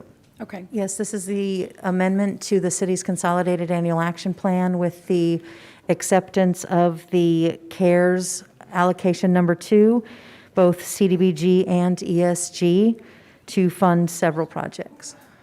okay, great. Great, and I think everybody can see what those are. I'd like to comment and just thank you for the funding to update the Coastal Bend Food Banks, their inventory system, which they really didn't have. This is going to make a very, very big difference for the food bank. And on behalf of B. Hansen, she thanks the council. Okay. I will entertain a motion. So moved. Mayor, I have a question. Yes, sir. The amendment is in the action plan, but I couldn't find it in here. Could you refer to me what page it was? Excuse me? Was this in addition to this, or was it? This is an addition. The CARES Act money, both allocations are in addition to that document, so they have to be amendments. Okay, the other question I had is that, this is kind of a unique thing.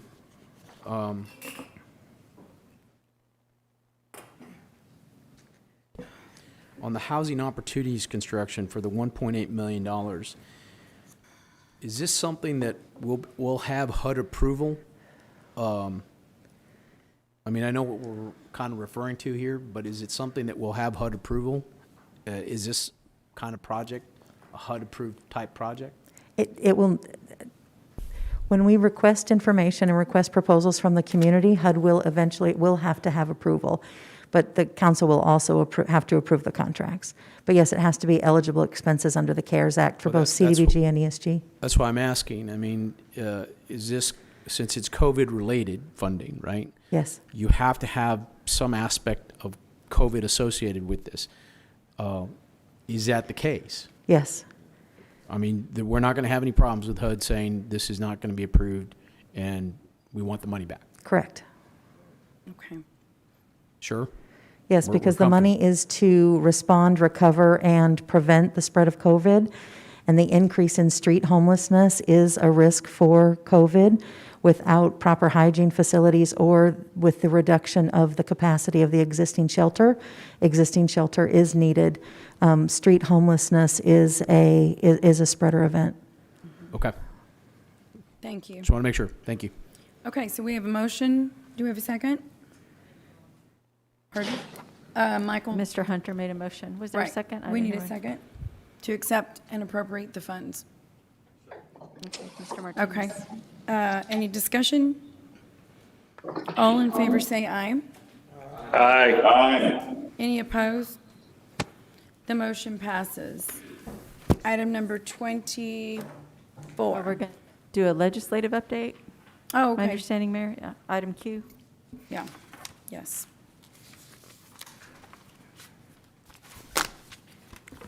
Good afternoon, Mayor and Council. Tammy Embry, Director of Intergovernmental Relations. I just wanted to take a quick minute and kind of give you all an update. I had a lot of discussion at the beginning of your meeting about the winter weather event and wanted to just give you a little bit of update on how the state legislature and the governor's office is looking at that. During the winter weather event last week, the governor actually made investigating what happened with ERCOT and the energy markets, or the electricity blackouts, an emergency item. And so what that means for the legislature is that is an item that they're allowed to take up in the first 60 days. In fact, 3 committees have already scheduled hearings on that, and at least 2 have signaled there will be hearings in the future. So on Thursday, the House State Affairs and House Energy Resources Committee will be holding a joint hearing. We're very lucky in the fact that we have Chairman Todd Hunter on that committee and Chairman Abel Herrero on the House Energy and Energy Resources Committee.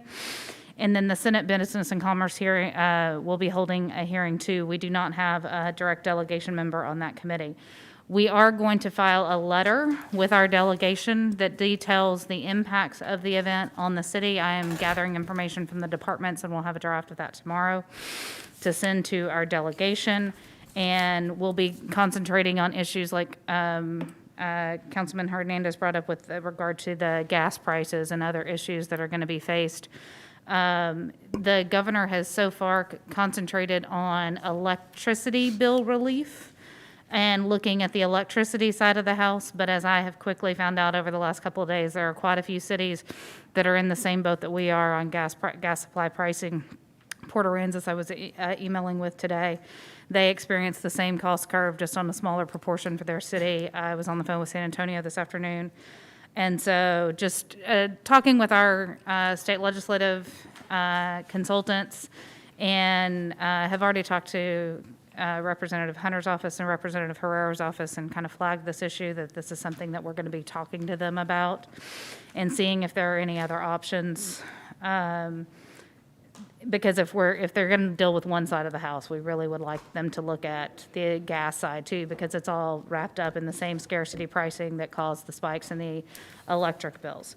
The mayor has already signed a letter with 15 other major cities to ERCOT, copied to the governor and state legislative leadership, expressing the concerns of the major cities of Texas with regard to what happened last week.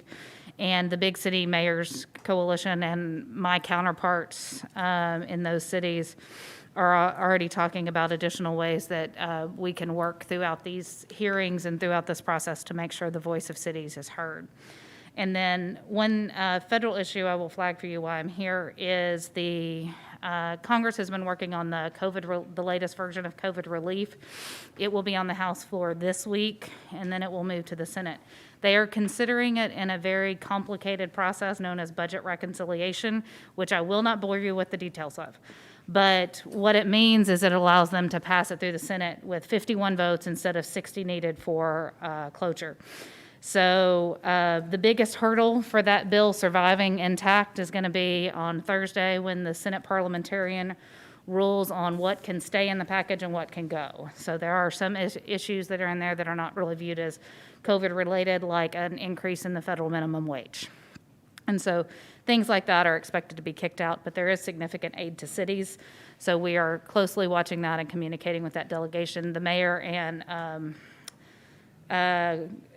over 50 Texas mayors signed a joint letter to the Texas delegation a couple of weeks ago, advocating for them to provide direct, flexible relief to cities. And we all know the ongoing expenses that the city is facing with vaccine administration and that type of stuff. So the prospects for that bill are looking very good. The resources that are in there for cities is very good, but we're just still holding our breath and waiting to see what the final product looks like.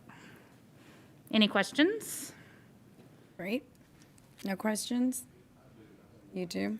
Has there been any discussion from any of the other mayors or cities or the legislature about legal action against ERCOT? There is, Senator Hinojosa gave a interview on the news over the weekend, and there is indication, he sits on the Senate Criminal Jurisprudence Committee, and he has indicated, and there's been chatter that there will be, Senate Criminal Jurisprudence will take this up to look at the legal aspects of it and what legal options there are to explore in this situation. It is 2011 energy crisis and a February winter storm replayed, but on a much larger scale. Right. And there were definitely some failures. Some of the changes that were made in 2011, there were some failures for those to be fully implemented. And from some of the anecdotal stories that I've heard from industry folks, I spent 15 years in the electric industry working with the electric co-ops in DC. And so still have quite a few friends in that world. And there are some anecdotal stories that I've heard that some generators actually winterized, but because we were so far below where we normally are for such a long period of time, that's why you had more failures than you would have normally. And they were winterized to Texas standards and otherwise, rather than winterized to the way some other northern states would have winterized a generator. Interesting. Thank you, Tammy. Thank you very much. Okay, moving on to section R, item number 24, appeal of a decision of the Building Standards Board. Item 24 is an appeal of the city to the City Council of a decision of the Building Standards Board. Mr. Samir Hamed filed an appeal of the board's decision to require demolition of the substandard structure on property located at 626 Glazebrook Street in City Council District 2. We will conduct the appeal per the process set out in the agenda. Mayor and Council, during an appeal, the City Council acts in a quasi-judicial capacity to determine the facts and to determine whether the structure requires demolition. After hearing presentations from staff and from the appellant, the council can decide to deny the appeal, which would uphold the Building Standards Board order, or to sustain the appeal, which would reverse the board's order in whole or in part. Under Section 13-24B, the council may vary the application of any provision of Chapter 13 of the City Code when the enforcement thereof would do manifest injustice and would be contrary to the spirit and purpose of this code, the Corpus Christi Property Maintenance Code, or public interest, or when it's, in its opinion, the decision of the board should be modified or reversed. A decision of the City Council to vary the application of any provision of the code or the Corpus Christi Property Maintenance Code, or to modify an order of the board or in whole or in part, shall specify in what manner such modification is made, the conditions upon which it is made, and the reasons therefor. The decision of the council shall be final unless the aggrieved party appeals by instituting a suit for that purpose in any court having jurisdiction within 15 days from the date on which the decision of the City Council is rendered. So we can start with the first section, which is the statement of facts. And the staff has 3 minutes to make this presentation. Code Compliance Officer Diana T. Garza will present the statement of facts. And again, her presentation is limited to 3 minutes. Mayor, City Council, I come before you today to present a case for 626 Glazebrook. This property was damaged by fire in August of 2017 and January 2018. In April 2018, the property was purchased by Samir Hamid. In May 2018, the owner was given time to demolish or repair. A roof permit was obtained in August of 2018. The initial inspection was completed on August 21st of 2018. No construction work had begun, therefore a substandard case was started. On August 23rd of 2018, a notice of violation was mailed to the owner. It was returned to the city as unclaimed. In October 2018, the owner was given a 30-day extension to bring the property into compliance. A reinspection was done in December 2018. The owner failed to comply with the extended deadline. The case was presented to the board on January 24th of 2019. Mr. Hamid sent a representative to speak on his behalf. Staff recommended demolition. The board tabled the case to the next board meeting to allow the owner to obtain permits and present a plan of action. Board hearings for March and May of 2019 was not held due to no quorum. On July 25th of 2019, the case was presented to the board. David Walker appeared on behalf of the owner. Mr. Walker expected to obtain permits within 30 days. The board tabled the case for 60 days to allow permits to be obtained and require detailed timeline to be presented at the next board hearing. A fence and sign that meet the requirements of the Code of Ordinance were to be erected to secure the property within 21 days. On September 13 of 2019, the property was re-inspected. A fence was in the process of being installed, and there was a couple of keep out signs posted. September 26 of 2019, the case was presented to the board. Mr. Walker appeared and stated that he had applied for a permit a week prior to the meeting. He did not have a detailed timeline, but said that the owner would start construction within 2 weeks of getting the permit and hoped to have the project completed within 2 to 3 months. The board required windows, roofing, doors, and insulation to be completed within 60 days. The fence was to remain a perimeter around the premises to prohibit entry. A completion of date was to be submitted at the next board hearing. November 11, 2019, Development Services issued a stop work order due to work being performed without permits. November 2019 board meeting was canceled by code enforcement. On November 22nd of 2019, a commercial permit was issued by Development Services for restoration of the structure. The board did not meet again for over a year due to reasons listed in the property history. On December 26th of 2019, the property was re-inspected. The pitch on the roof was constructed, but the entire structure was gutted and exposed. On May 2020, Code took a photo of the exterior of the structure showing progress. October the 16th of 2020, the property was re-inspected. Some of the house wrap was coming off the building. The fence was no longer secured. No signs prohibiting entry were posted. November the 19th of 2020, the case was presented to the board via WebEx. The owner's brother, Shaki Hamid, spoke on his behalf. The board was informed the permits issued in 2018 and 2019 had both expired and work had not been started. The building did not have windows, leaving the structure open to the elements. The fence surrounding the property was not secured, and there was no signs posted prohibiting entry. Shaki stated that COVID-19 pandemic prevented the completion of the repairs and did not provide a complete Mayor, date. her time is up, but would you like her to continue? Okay, or- yeah, so we can't take all this in, and she's trying to get in within 3 minutes. This is I feel for you because you're trying to get everything in, but it isn't fair to him. It's just information. This is way too fast. How do we go about, can we just allow more time? And I really would have liked to seen this timeline on the presentation or a copy of it so we could be looking at it. I'm sorry, Mayor, to interrupt, but it is in your material. That's all I wanted to say. This here? The timeline, all that information is in the agenda memo, but it's not part of the in presentation. the book. Okay. Hold on then, we're gonna have to slow this down. I don't think anybody realized. Here's the property history. Mayor, if I may, this is Yvette. Yes, ma'am. Yvette Aguilar from Legal. If you look at the property history, all the dates that she's talking about are within that sheet there. Okay, got it. I agree, Mayor. I don't know why we need to limit our staff member to 3 minutes to make a presentation. I know, I feel bad for y'all. It's a process make we've it had 6. for a long time. I've been Sorry. listening intently, but I've got like 50% of it. Yeah. That's right. It's like, what? Okay, so. That's very true. Thank you. Okay, so no time limits for anyone. Is that right? Okay. No, just get what's important fine. is, Oh, man. so I'm so sorry, but you do not need to have a time limit. I'm fine. Just, we want the facts are what's important. Okay. Okay, I'm Start sorry. over? But at a slower You don't pace. have to start over, but just go ahead and start after, you're going to state your case, I'm sure, of what's gone on. Okay. On November the 19th of 2020, the case was presented to the board via WebEx. The owner's brother, Chaki Hamid, spoke on his behalf. The board was informed the permits issued in 2018 and 2019 had expired and work had not been started. The building did not have windows, leaving the structure open to elements. The fence surrounding the property was not secured, and there was no signs posted prohibiting entry.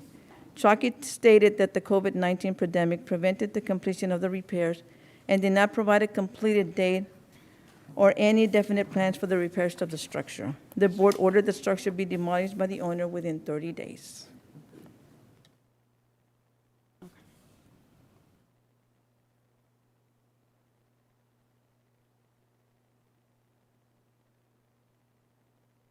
So this has been about 2 years, roughly, right?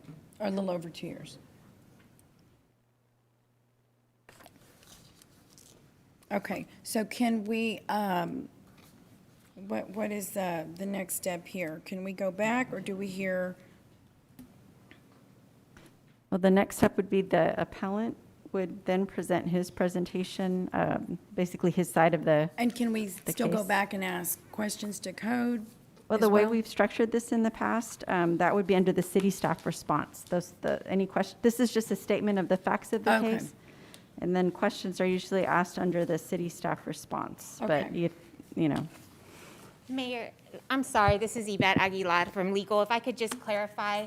So the council is sitting in a position, quasi-judicial, so in an appeal of this type, since it's based on error, when you would be in a courtroom for a court case, normally there would be briefs submitted, and then because it's based on error and not de novo, there's not a brand-new trial, so it's not a brand-new presentation of the information, and I believe that's why there was a time limit instituted. So basically, the city staff is coming forward to give you just an overview of the case, and then Mr. Hamed has already submitted in writing, which is required, what his reasons for the appeal are, and so then that's why he has a time limit to come up and just briefly kind of go over or stress those points.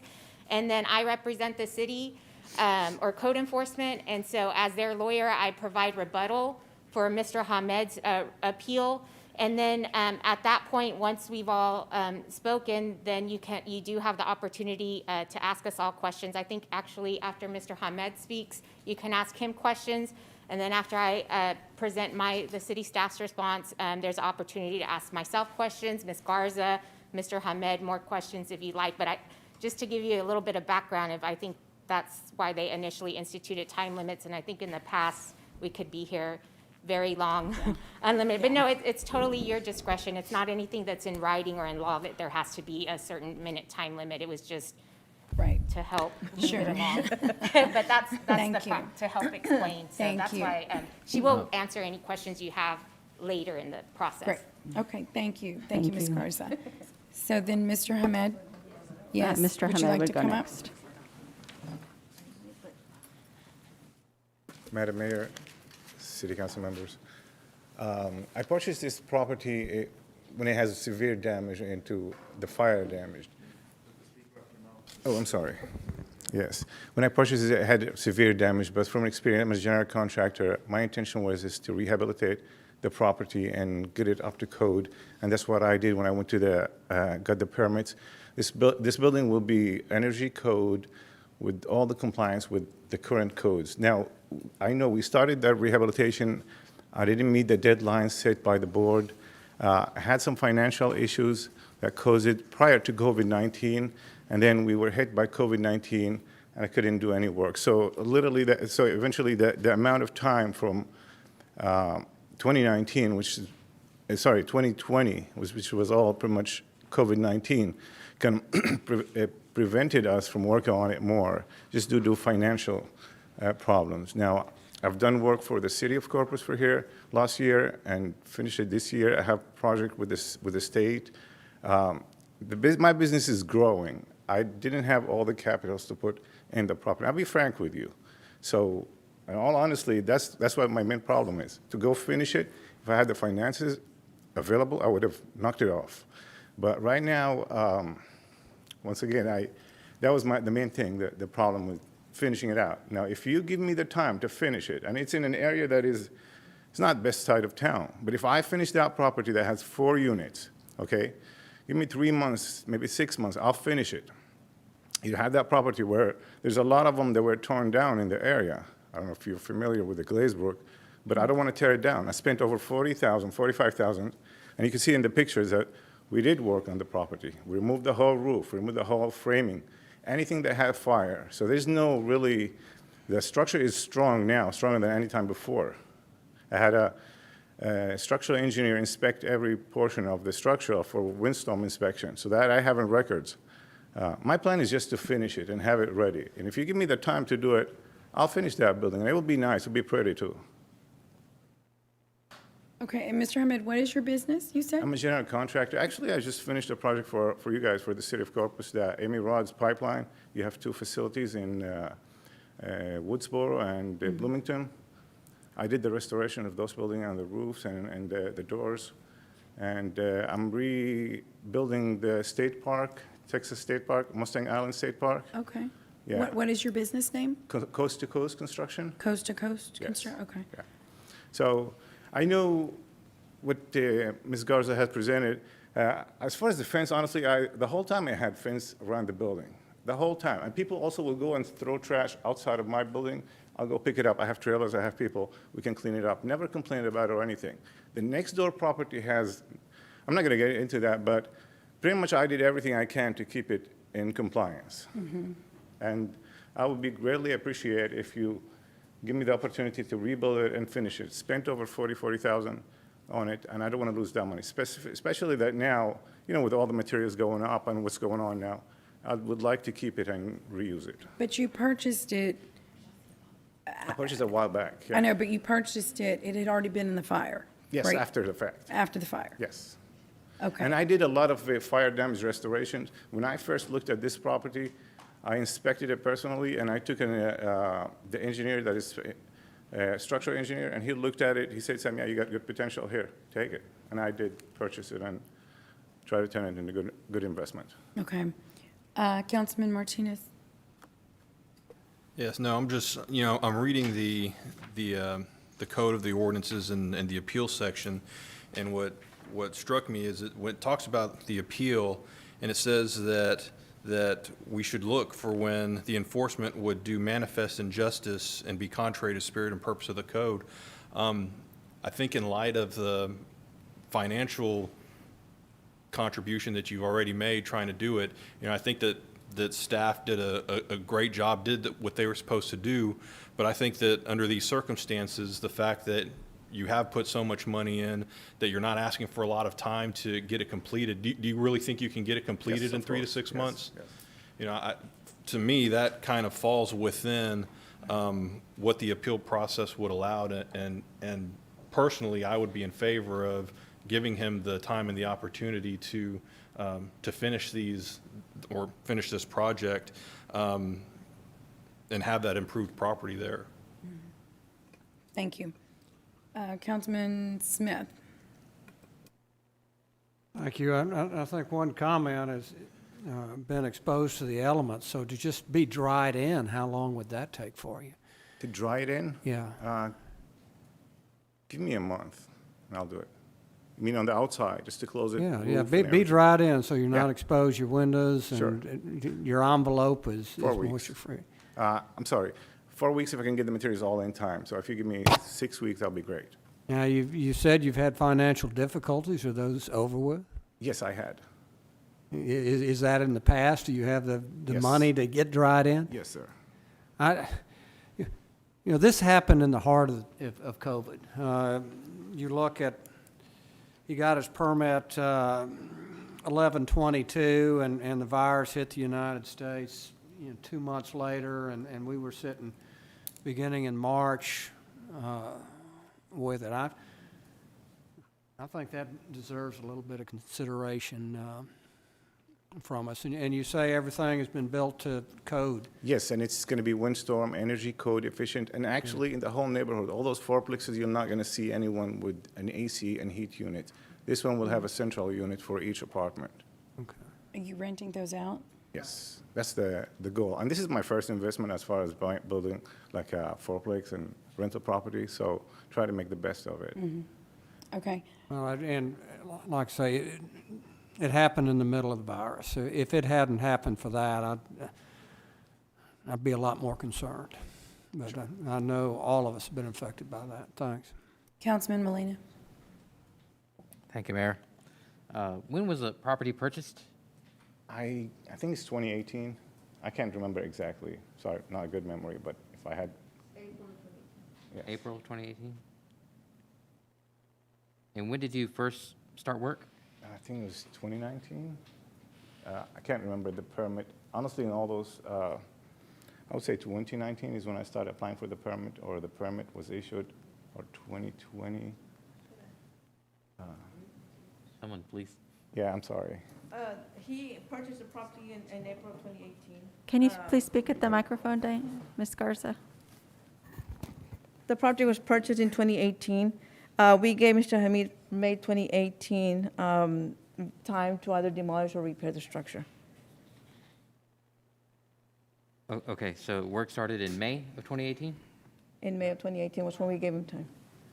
No, the permit was issued way after I purchased it, because it took a process. It was a process, because I had to turn in architectural plans and energy code compliance plan. Yeah, I'm sure you're familiar with those. So all those has to be turned in. A whole package was turned into the planning development services. I think Andrew, I worked with Andrew, the gentleman that was sitting here. Yeah. Yeah, he remembered it. Actually, we talked outside. He said, yeah, I remember this property. So I worked with him. We got it all approved and moved forward into executing the project. Councilman Molina, to answer your question, I'd really like to bring everybody's attention to this property history. It tells you the exact dates that everything's happened, so it shows you that according to NCAD, the property was purchased on April 20th, 2018. All the inspection dates are there. Work did not begin on this property. You can see there's several inspection dates where there was no work started. Work began on this property without a permit in November of 2019. Would my questions have been answered with your rebuttal? Yes. Okay. No, we had issued a first permit to fix the roof. That was the first one.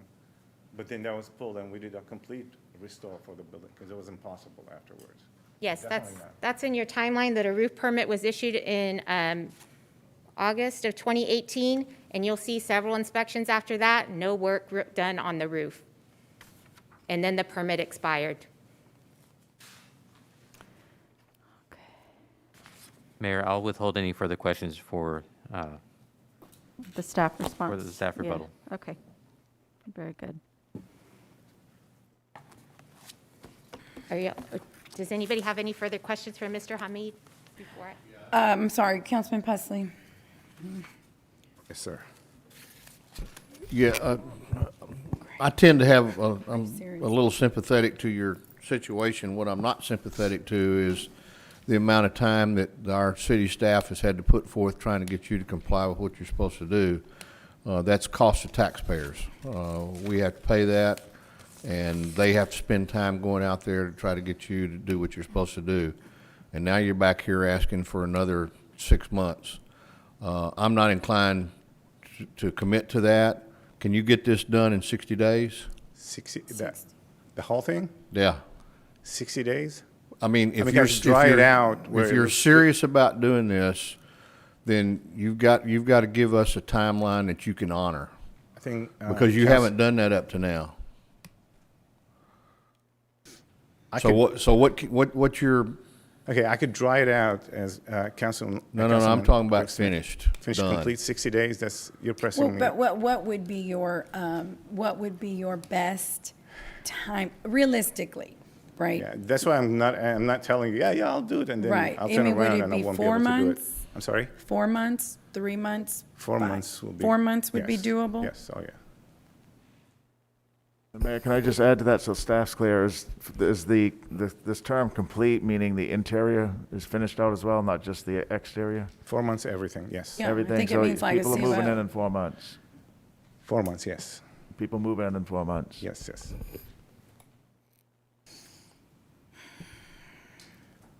Okay. I think that's all the questions we have right now. All right, thank you. Mr. Ahmed.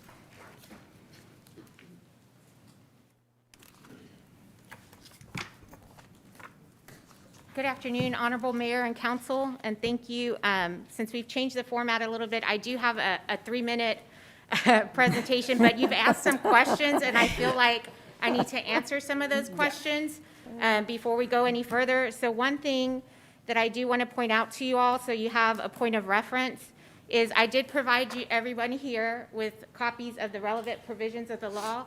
So I would like you to keep in mind that part of the reason that the Building Standards Board has made some of their decisions is because we have to act in accordance with state law.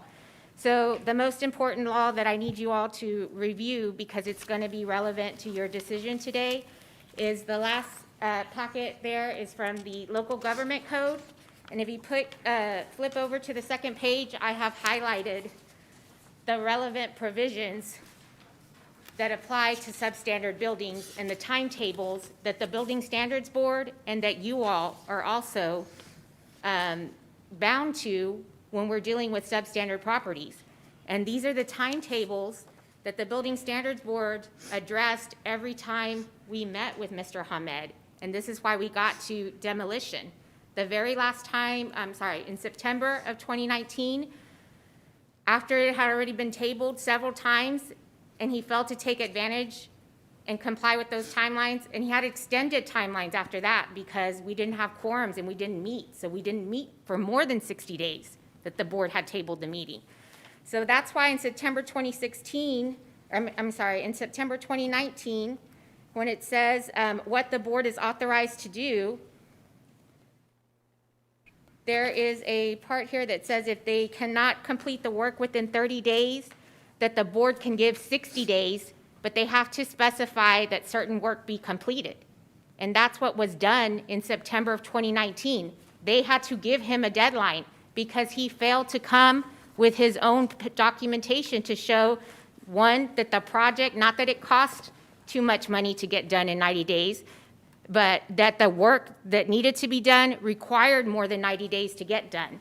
So he failed to come with that detailed timeline, and that's a requirement under the state law in order for him to get 90 days or more to repair the building.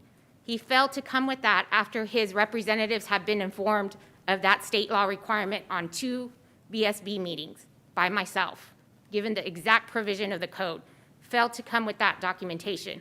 So the board, trying to work with him and get this project going, did the only thing that they could do, which was give him 60 days and give him specific timelines and repairs that needed to be made.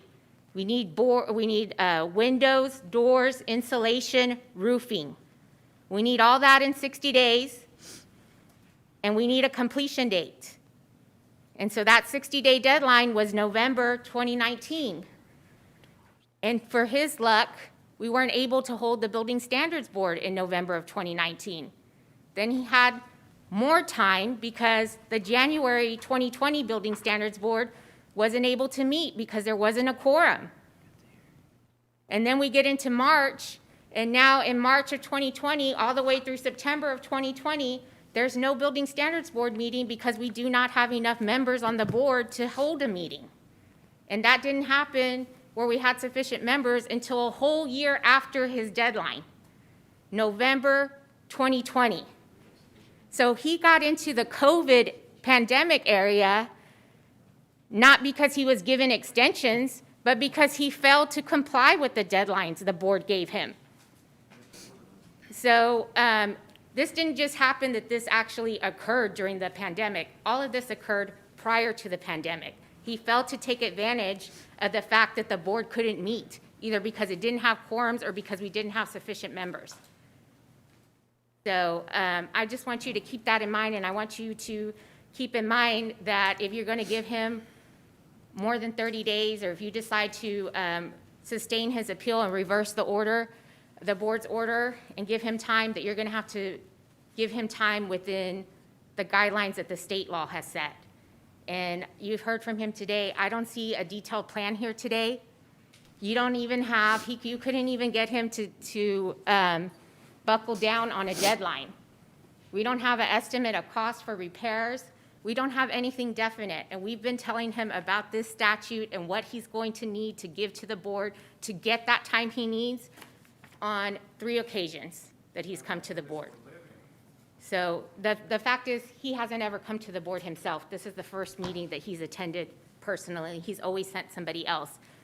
But the board, in good faith, has always given that representative the exact information they would need to help him get the property in compliance and bring the board what they would need in order to grant him the time that he would want.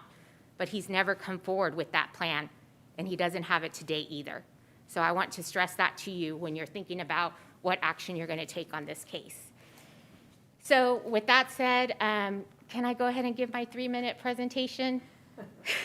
I did come in on the weekend and work on this PowerPoint. Thank you. Okay, can you play the presentation, please? And you should just be able to hit play. I kind of try to time these so I wouldn't have to take time to say next slide. Okay. You have the arduous task of determining whether to uphold, reverse, or modify the order of the Building Standards Board as it relates to the structures located at 626 Glazebrook Street. I provided you with the relevant laws to guide you in making that decision. What is the basis for the appeal? Pursuant to Section 13-24 of the Code of Ordinances, the decision must be erroneous or would cause an undue hardship. Who has the burden of proof? The appellant has the burden to prove the board's decision was erroneous or would cause an undue hardship. Hey, Gabe? Okay. Further, the error must be specifically alleged in the appeal. So has the appellant alleged and shown the board's decision is erroneous? I urge you to review the property history and the photos you have been provided. The deadline the board gave for specified repairs was November 21st, 2019. Look at the photos taken from November 2019 through November 2020 and see the remnants of fire damage for yourself. Take note that the fence was just being installed on September 13th, 2019, almost a month after the order deadline. Further, photos taken in October 2020 show the fence was not secure and no signs prohibiting entry were posted at the property, and the property was still unsecure in November 9th, 2020. The fact that Mr. Hamed did not present photos to the board was his own error, not the board's error. Has the appellant alleged and shown that the board's decision would cause undue hardship? Undue hardship is not defined in the code or in state law. Texas case law has identified circumstances that do not constitute undue hardship. And those are that the property cannot be used for its highest and best use, financial or economic hardship, self-created hardship, or the development objectives of the property owner are or will be frustrated. Has the appellant alleged and shown that enforcement of the board's order or any provision of the code would be manifestly unjust and contrary to the spirit and the purpose of the code? The appellant has not raised this issue of manifest injustice. Therefore, this issue is not before you. So the appellant has not alleged and shown the board's decision is erroneous. He has not alleged and shown that the board's decision would cause an undue hardship, and he has not alleged and shown that enforcement of the board's order or any provision of the code would be manifestly unjust. The history of this property tells a story. It tells a story of unkept promises, inaction, disregard for deadlines, work without permits, and failure to take advantage of extensions. Over the course of 2.5 years, the appellant has never established a detailed plan of action for this property, never provided an estimate of cost for repairs, or given a length of time it would take to complete the project. We cannot keep relying on the word of someone who has consistently failed to keep his word. He hasn't met his burden today, and Mayor and Council, I ask you to uphold the board's order to demolish. One other thing I'd like to mention, since he brought up about keeping the property in compliance, I do think that it's important for you all to know that there was a criminal case filed in municipal court for litter and solid waste on this property. And that date of offense was August the 16th, 2019. I negotiated a deferred disposition with Mr. Hamed, where on February the 5th, 2020, he had to get no new violations, pay court cost of $181, a special expense fee of $200, reduced from $1,000, keep the property in compliance, allow random inspections, and contact code enforcement to conduct a compliance inspection. Everything was due by May the 5th, 2020. He failed to meet all of those deadlines as well, all of them. Didn't pay the court costs, didn't pay the special expense fee, didn't turn in a compliance form. His case was revoked on September the 14th, 2020, and the judge increased the fine to $350 plus the $181 court costs. So we've had him on court orders regarding the same property. There's no compliance. There's board orders to get this property into compliance. There's no compliance. That's why I'm telling you, the property history tells the story. If you think that the action, if you give him time to get this property in compliance today, that there's going to be a change in his actions, I disagree with that, because the history shows there's a disregard for order. There's a disregard for the law. Thank you. Just real quick, on the fence, the picture that they showed for the fence and the property not being fenced, that's an old picture, maybe 2018, or even prior to me buying the property. When I saw the slide. No, Also, ma'am. On the penalties for the littering, or there was trash being thrown onto my property, Mayor, he's not in the, speaking into the microphone. Yeah. Does he need to pay? Yeah, there's no, the way our process is normally set up, there's not a rebuttal after the staff's response. Yeah. Okay, so now, both sides, we've heard both sides. Yes, do you have any questions for Ms. Aguilar? I think we do. Yes. I think we do. Councilman Smith? Yes, sir. Councilman Molina? Thank you, Mayor. There's a lot of information here. I was looking at this case timeline, and you have 5 Building Standard Board hearings. Is that correct?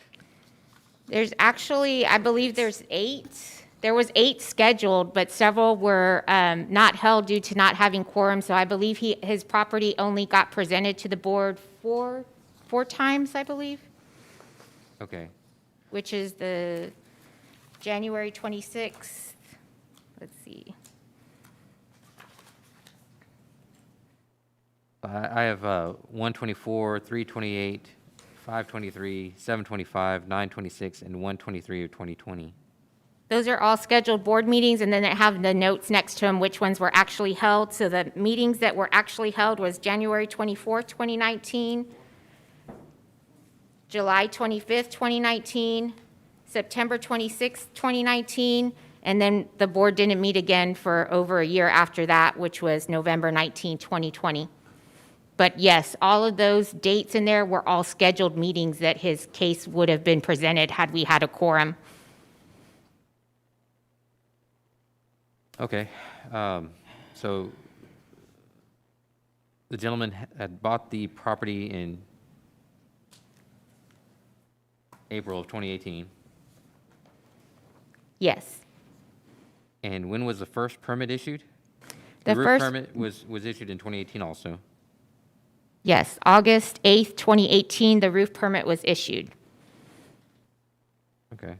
Was there any work done prior to that permit being issued? No. No. Because we found out that it's not possible to work on it that way. Pretty much got into it. Can I, you mind if I talk for a second? Ms. Martha, what's the, But this is, so questions to the appellant are during the appellant section. So our questions right now are directed to. Yes. to Ms. and- Aguilar? Okay. Yes. Who was asking the question? Are we? Making some statements, but at this time, the portion of this meeting right now Right. where there's questions for Ms. Aguilar. So Okay. he asked for time at the mic. It's Ms. Aguilar's time, staff's Okay. time. Okay, so the roof permit was issued in August of 2018, and that permit expired. Yes, that permit expired February 4th, 2019. And no work had been completed on the roof during all of that time period. Okay. And then the appellant or applicant, he filed for another permit. Yes, he This did. time it was a commercial building permit. Yes, because it's a fourplex, it's considered commercial, it needed, instead of residential, so it needed a commercial permit. But he only applied for that after Development Services issued a stop work order. So there was work done on the building, a stop work order was issued on November 11th, 2019. By that time, he already had a deadline given from the board back in September to have the windows, doors, roofing and insulation completed. So he should have had a permit way before then, but he didn't get the permit until November 22nd, 2019, which would have, had we had a BSB meeting, that would have been the day after the BSB meeting, but that BSB meeting was canceled. Okay, so in between the roof permit expiring and the new permit, work was done Yes, without a permit. without a permit. Okay, and that November 2019 permit, did that expire? Yes. That permit expired February 22nd, 2020. And what was the reason that expired? He never completed the work, so he would have to complete the work and call Development Services out for the final inspection, and that didn't happen. The permit is only for a certain amount of time, so it expired. So in order to do any more work, he would have to apply for a new permit. Okay, and the reason given why no work was completed, or the work was started but not completed, There, let me see. was there any reason given? That was in May. So we didn't hold a board meeting again until November 19, 2020. He wasn't present, his brother was present. And at that time, the reason given for no work was COVID-19. But COVID-19 didn't really start till March of 2020.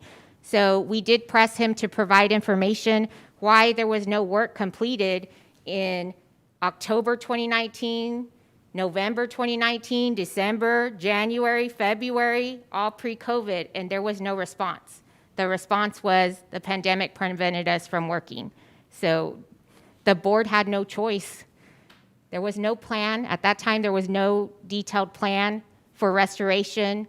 How long was it going to take you to get it finished? Kind of like today, they can't give you a timeline, can't give you any definite details. So at that point, the board's hands are kind of tied when you look at what state law allows you to do.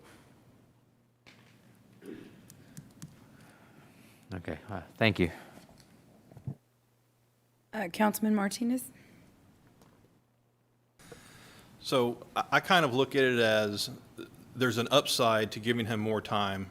You know, if we give him 4 months and in 4 months he has a completed unit, then we have a building on a property that we can tax, that, you know, it helps with housing. What's the downside of giving him the additional time? The downside is, one, I don't think any of us have mentioned that this property is right behind Ray High School. So the property is right next to, I don't know if any of you remember that we had a Gordon Street property. So this is a prime location where students like to skip school and go hide out in these vacant buildings. The fire that was last there in 2018 was started by students. If you look at the photographs that were from November, you can see there's graffiti inside the building. So if you really look at the spirit and the purpose of the code, and I'm talking about the International Property Maintenance Code, is to avoid stuff like this that is an attractive nuisance, that can attract, you know, vagrants, illegal activity, and that's what this building has been. If you look at it, there's not been any real major changes. I mean, it's been gutted, he's put some money into it. Yes, that might be a financial hardship to him, but it's a self-created hardship. He got permits that he paid for on his own, and he didn't do the work within the time allotted by the permits. And then he put himself in a bind by not complying with the board's order, where then he put himself into the time period of the COVID pandemic. And so I think the downside is, one, we set a precedent that you can just ignore the law and ignore board orders And you can have this property that's unsafe. I mean, if you look at what the board was very concerned about the proximity to Ray High School because we've had a property this close to the school and we had an issue with vagrants and kids getting into the property and doing stuff like starting fires and criminal activity in the building. So that is the reason why the board asked him to make sure he secured it and kept it secure and posted signs. And that fence, the board wanted it to go up. I think the deadline they gave him was 21 days, which would have been August the 15th. He was just starting the fence on September the 13th. So he didn't secure the building. You can see the pictures where the fence is still not secure in October 2020. Like I said, you see the pictures, there's graffiti inside the building. So it's a safe haven for criminal activity.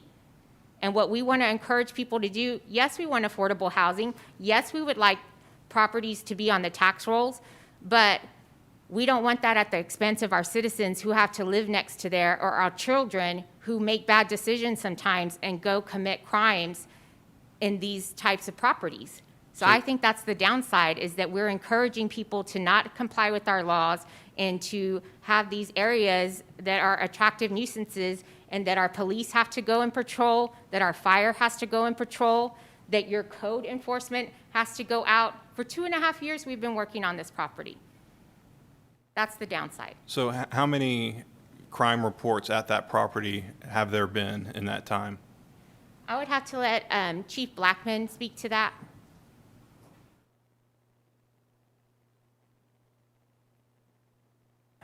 Man, this thing's killing me.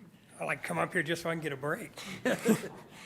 So, Councilman Martinez, I didn't pull the stats, and so right off the top of my head, I can't tell you how many, but I can tell you that, you know, I'm very compassionate about these structures like this. I was instrumental, as Yvette and everybody, about bringing down the Gordon apartments over there. After this same scenario from the citizens over in the Lindale area, I think they expect more from code enforcement and us on this.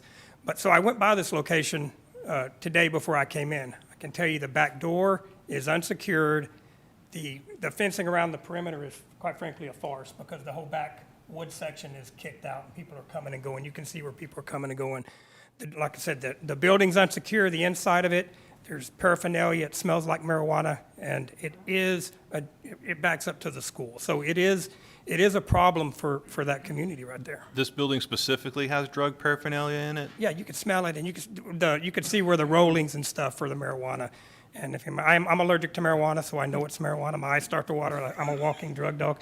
And how do you know you're allergic to But yes, it is a problem. So I don't know whether it's to secure it better or not. But I can tell you firsthand. I went by there today to look at that, to see if it was, and it is a problem for the police department. It is by the school, and if I was to bet, it's probably juveniles coming in and out of it.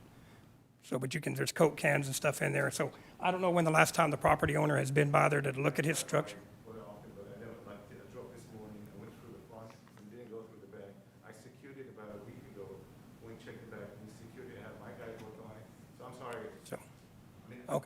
Yeah. So, Mr. Hammett, I know, but we can't reply. Yeah. Anyway, so past reports, I can't tell you, but I can tell you I went by there today personally, and that's what I observed. Okay, thank you. Thank you, Chief Blackman. Are you done? Yeah. Councilman Pusley. Yes. So I'm looking at your yellow highlighted area in this last paragraph on page 2. It says a municipality may not allow the owner, lien holder, or mortgage more than 90 days to repair, remove, demolish the building, or fully perform all work required to comply, unless the owner, lien holder, or mortgagee can submit detailed plans and time schedule for the work. So unless we can get him to comply with those last two statements, 1 and 2, by law, we can't extend it more than 90 days. Yes, sir, that's correct. Okay. Yeah, I just,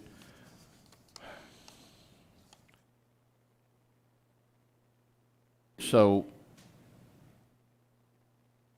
we would have to get him to submit detailed plan and time schedule for completing this project 100%. and then we could decide at that point in time whether to grant him that time extension. So if he came back to our next regularly scheduled council meeting and said, here's my plan to complete this, it's going to take me 4 months and I'll be completely through, then we would hold him to that plan and we could grant him that 4 months to complete it. Well, I think the first hurdle he would have to jump over is, one, he would have to establish that the board committed an error in their order before you can get here. So you'd have to find that the board committed an error first in ordering that the building be demolished. Yeah, and see, I read through the documents. The thing I'm troubled by is the board ruled against the staff several times and granted him extension after extension after extension after extension, and he failed to comply with any of those. And the fact that the board couldn't meet for however many months worked to his favor, and he didn't take advantage of that, so. I don't agree that you have to have error, though, the way I read the statute. Well, it's error or an undue hardship, and I don't think he's alleged and shown either one. He hasn't specifically alleged any undue hardship. And, I mean, the hardship, if you want to think that the COVID pandemic is a hardship, again, that's a self-created hardship because he needed to get that building substantially repaired by November of 2019. So he put himself in the time frame of the COVID-19 pandemic. So he created that hardship by failing to comply with the board's order. Had he complied with the board's order, we wouldn't even be talking about COVID-19 right now.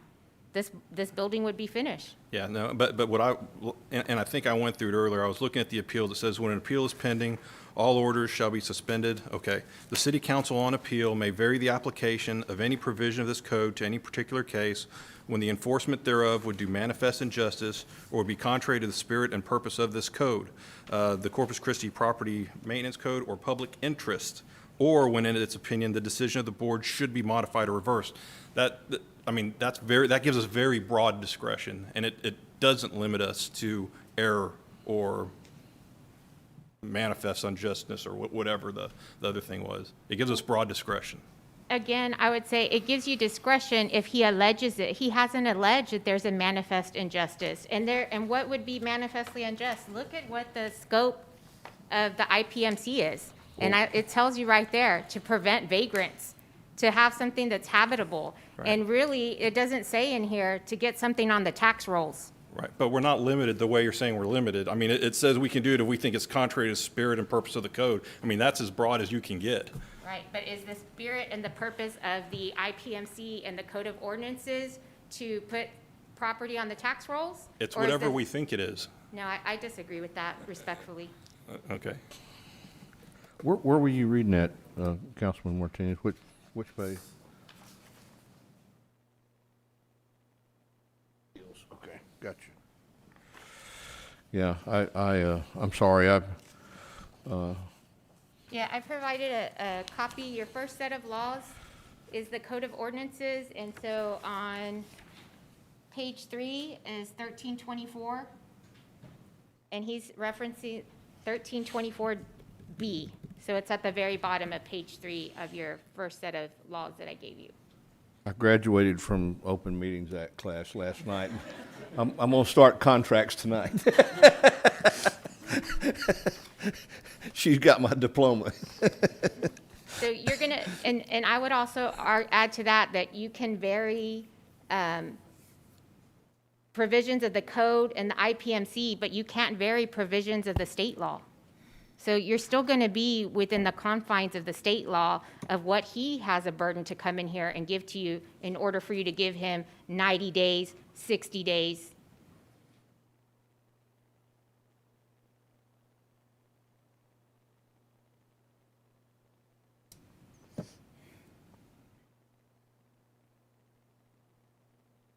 So are there any more questions for Ms. Aguilar? We do have Councilman Molina. Thank you, Mayor. I just have one more comment. COVID was given as a reason as to why, one of the reasons why this project hasn't been completed. And construction workers were deemed as essential, so there's no reason why the owner couldn't have a crew out there doing work. So I don't really see that as unless he meant COVID as a financial, had a financial impact on him for not being able to complete the project. I don't see any reason why he couldn't have a crew out there continuing work while this was going on. But I just want to make that comment, and I think I'm going to support city staff on this one. Okay, thank you. Councilman Pusley? Or did you already? Okay. Mayor, may I make comments? Yes, sir. Go right ahead. Thank you. I just want to comment, despite the idealistic approach that the developer or the property owner exhibited in the beginning, I mean, he hasn't moved forward with it, and in doing so, he's endangered the population of that neighborhood, the children of that neighborhood. He's basically, the neglect has created a haven for possible drug activity. It's just not very responsible, and there's been ample times to be able to remedy the situation. And I understand that we want to be sympathetic to the individual that he's expended $40,000, but I have to agree with Ms. Aguilar that the problems are self-inducing. And the challenge is that, God forbid, some child goes in there because they're able to get in, and, God forbid, there's been no damage or no one hurt, or a child, getting an overdose. There's reasons why we have laws to protect our community from havens such as that, from an individual that obviously is looking to make a profit. He's lost money on it, but at what cost? And it's our responsibility to uphold those rules, so that way we have to protect the interests of that neighborhood and the citizens that are in that neighborhood and the children of that neighborhood and the children of that school. So for that, I'm also going to support staff recommendation.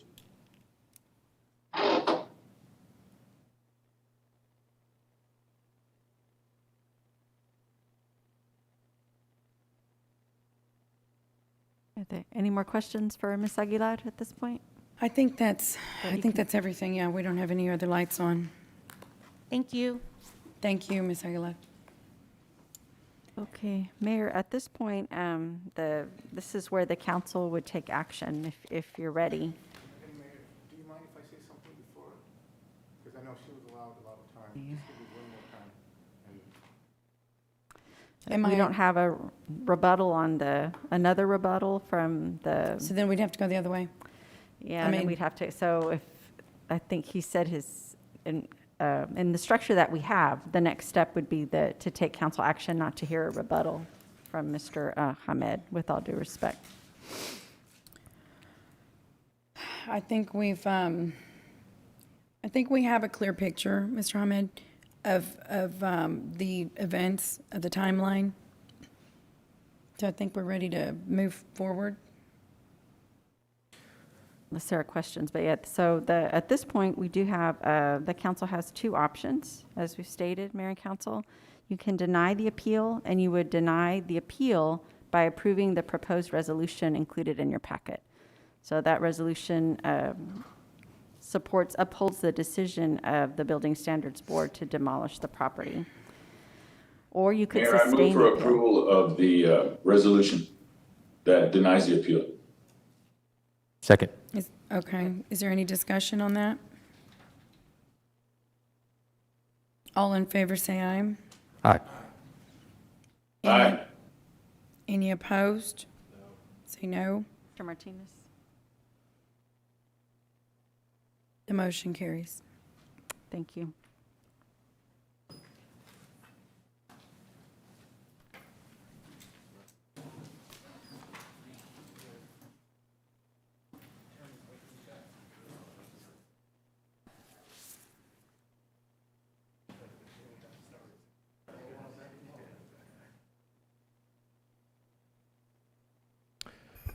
Okay, Okay. just down to 2 executive sessions. Yes. So we've got 2 executive session items that are going to go fast. Items number 26 and 27 regarding item number 26 is regarding the City of Ingleside litigation. We will go into executive session on that item per Texas Government Code Section 551.071. And then item number 27 pursuant to Texas Government Code 551.071. Okay. And Texas Disciplinary Rules of Professional Conduct, Rule 1.05, to consult with attorneys concerning government actions related to coronavirus. And we will be right back.